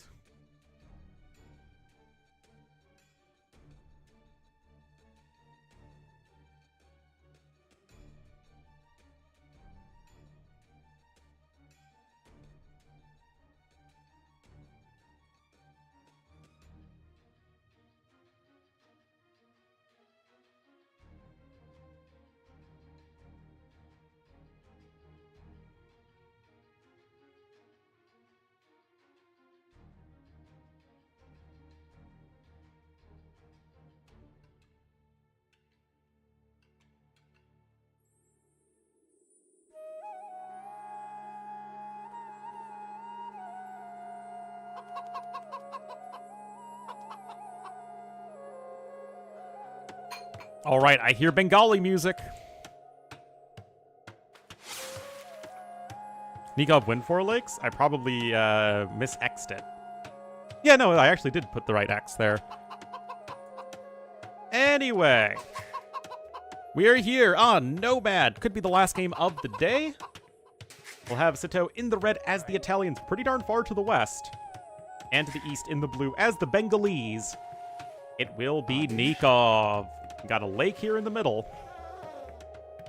And 2 very solid, pretty flexible nomads. Whoa, those are close docks, though. Very, very close docks. Alrighty. I'm gonna put my lunch food downstairs, and I'll be right back.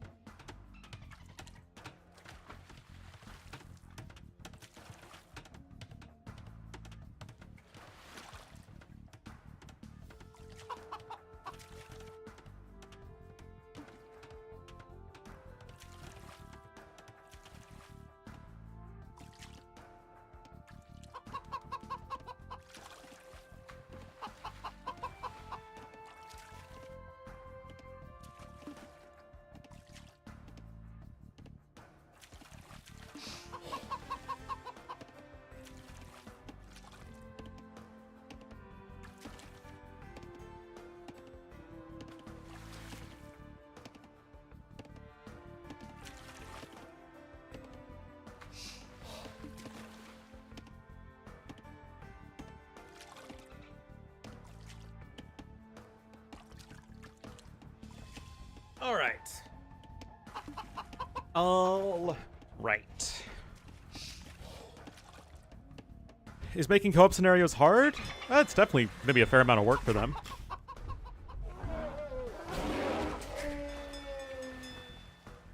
And it's content that doesn't make them any money, right? Because they're all being added for free. So I don't know how much time the devs can take to make them. Maybe they'll have more time if they're not working on another one of the Age titles. Yes, but you charge money for regular scenarios. And regular scenarios appeal to everybody who enjoys single player, whereas co-op scenarios only appeal to some people. Like, I don't actually enjoy the co-op campaigns that much. I find them to be pretty boring. Because you just do the exact same thing.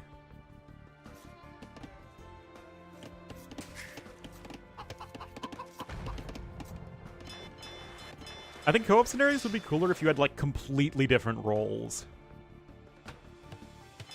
So usually they're very easy, just boom up and steamroll their opponent with combined armies.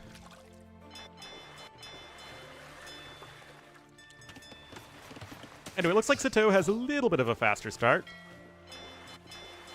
Already has the 2 fishing ships out. Of course, Italians do have that lovely discount. But what do we think Bengalis versus Italians overall? I mean, it's pretty even. They're both top 5-ish Nomad civs. I mean, what would our top 5 Nomad civs be? These two... Malay... Spanish... Persians. And then Malians, too. Yeah, they're basically just the normal scenarios, but with 2 players instead of 1. And the 2 players almost always do the exact same thing. Like, they're the same civ, have the same pop limit, same setup.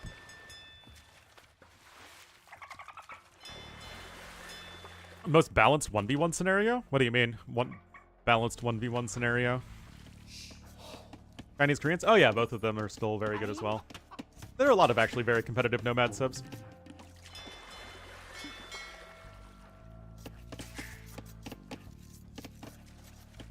Depending on the script, Nomad is actually a fairly well-rounded map. It's not my favorite for 1v1s, because I feel like it lacks a little bit of the chaos of big Nomad.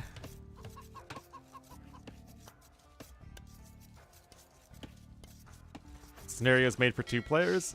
Again, but that's like a ton of work, right? And a lot of the value is just players being able to play the popular campaigns together for casuals, right? But even if you, like, say you play the Horns of Hatin, 1 player gets the north base, 1 player gets the south base. Isn't it still basically the exact same thing anyway?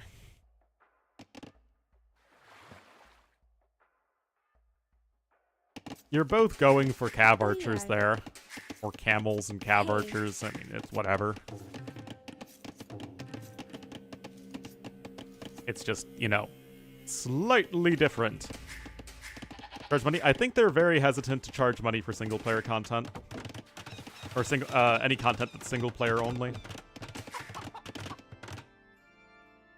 Again, my thought is that the reaction to Victors and Vanquished really put them off of doing single-player only content.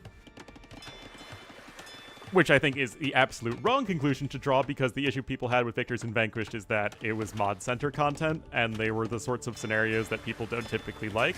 And people much, much prefer campaigns to one-off scenarios.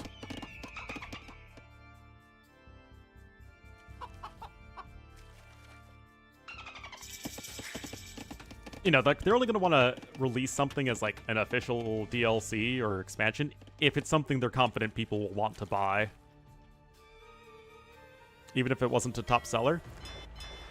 Unfortunately for the bean counters at Microsoft, being well received in being a top seller they need to be perfectly congruent, otherwise it is not actually well received. Card sent in RTS games? I mean, yeah, I feel like you can just release good single-player DLCs and you can have DLCs focus more on multiplayer, but here we are. I just think that the World's Edge logic for how the expansion content they decide to make and when and how is just flawed at the moment.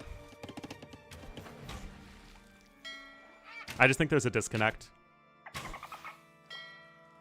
Alright, double bit axe coming in now for Nikov, who is going to be applying pressure on the land. You can see that he's like, okay, I'm not going to try and fight water. I'm going to build this dock here in the middle of the map so I can go for the fish. There are 2 deep fish here. And he's going to be pressuring on the land here with the archers. These villagers, obviously, very, very exposed.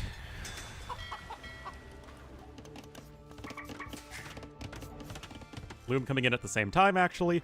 And it is still 4 fishing ships apiece, although these fishing ships are going to be having a very bad time here on the outside of the map. And Sitaux is going to be looking to dock here in the middle. 26 to 27 bills, though. Nikov does have the Bengali bonus. To a server farm upstate.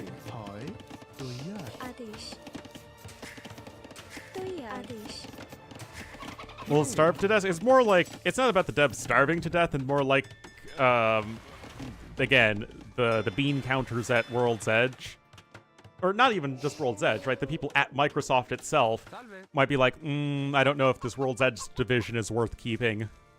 Might just be, you know, less trouble to axe it completely. Because AoE is such a small part of, you know, Microsoft's income and even their gaming portfolio. I mean, how small potatoes is AoE relative to Minecraft, relative to Halo, and relative to Game Pass?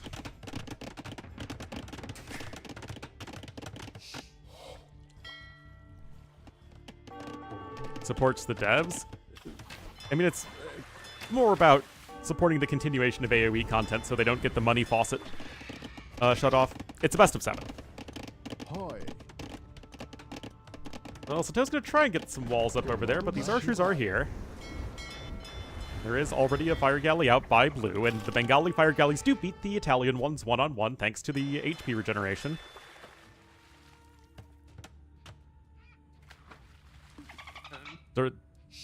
Yeah, I mean, the devs are not at all responsible for DLC decisions like that.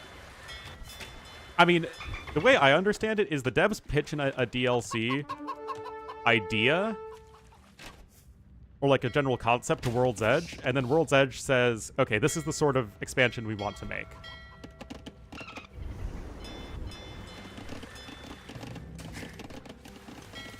Or no, World's Edge, I think, says, okay, let's have an expansion focused on this, and then, you know, Forgotten Empire says, okay, let's do this, and then Forgotten Empires, or then World's Edge says, no, let's do that, and then, you know, FE make whatever World's Edge want them to make.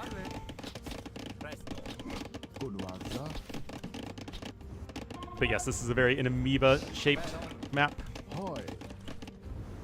Anyway, again, populations aren't even. Sitaux was able to get a couple of kills actually, on the enemy fishing ships, but so far things are going all right. But I still like the position more going forward here for our Italians player, simply because he's going to have much better access to water. But this was a cute little dock from Nikov, and it is going to be catching Sitaux off guard. Indie games? I don't play any indie games, to be honest.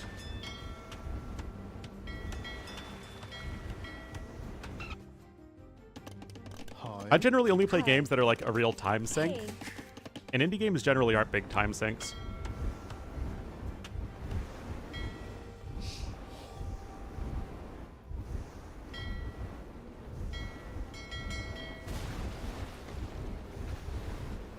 One job? Well, I mean, to be fair, yeah, I play AoE for the most part, or Borderlands, or Nintendo games, and that's it.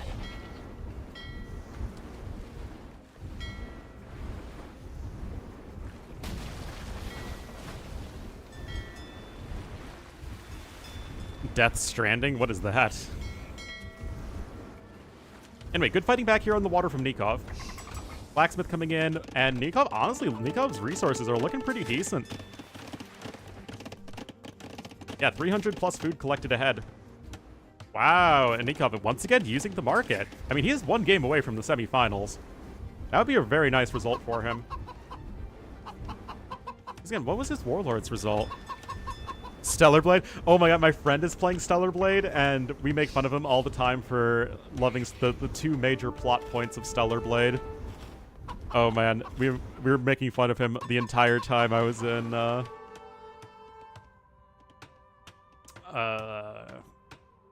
St. Louis.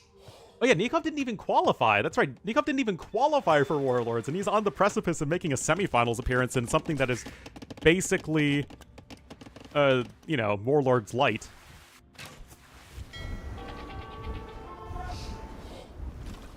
Yeah, I have actually been playing through Victors and Vanquished recently to get my gold medals back. And Auto's still a little slow, but it was definitely much, much better.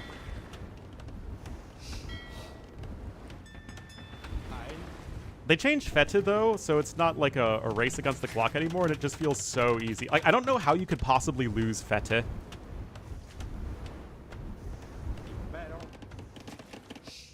You have 500 population and, like, all the resources in the world. You just, like, build up an army and patrol across the map.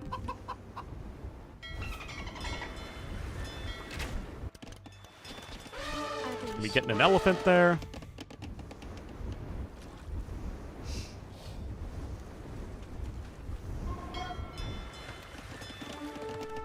Well, Nikov isn't going to castle drop into Rathos, at least not yet. But that castle age timing advantage is going to be significant for sure. And wow, Sitaux just taps out. Nikov, tic-tac-toe. 4 in a row. We're playing super tic-tac-toe, apparently. Bit of an anticlimactic end for sure, but honestly, very, very impressive series from Nikov. I mean, well done and well played to him. Heaven and Hell, I have not, unfortunately. I heard it's pretty fun, though.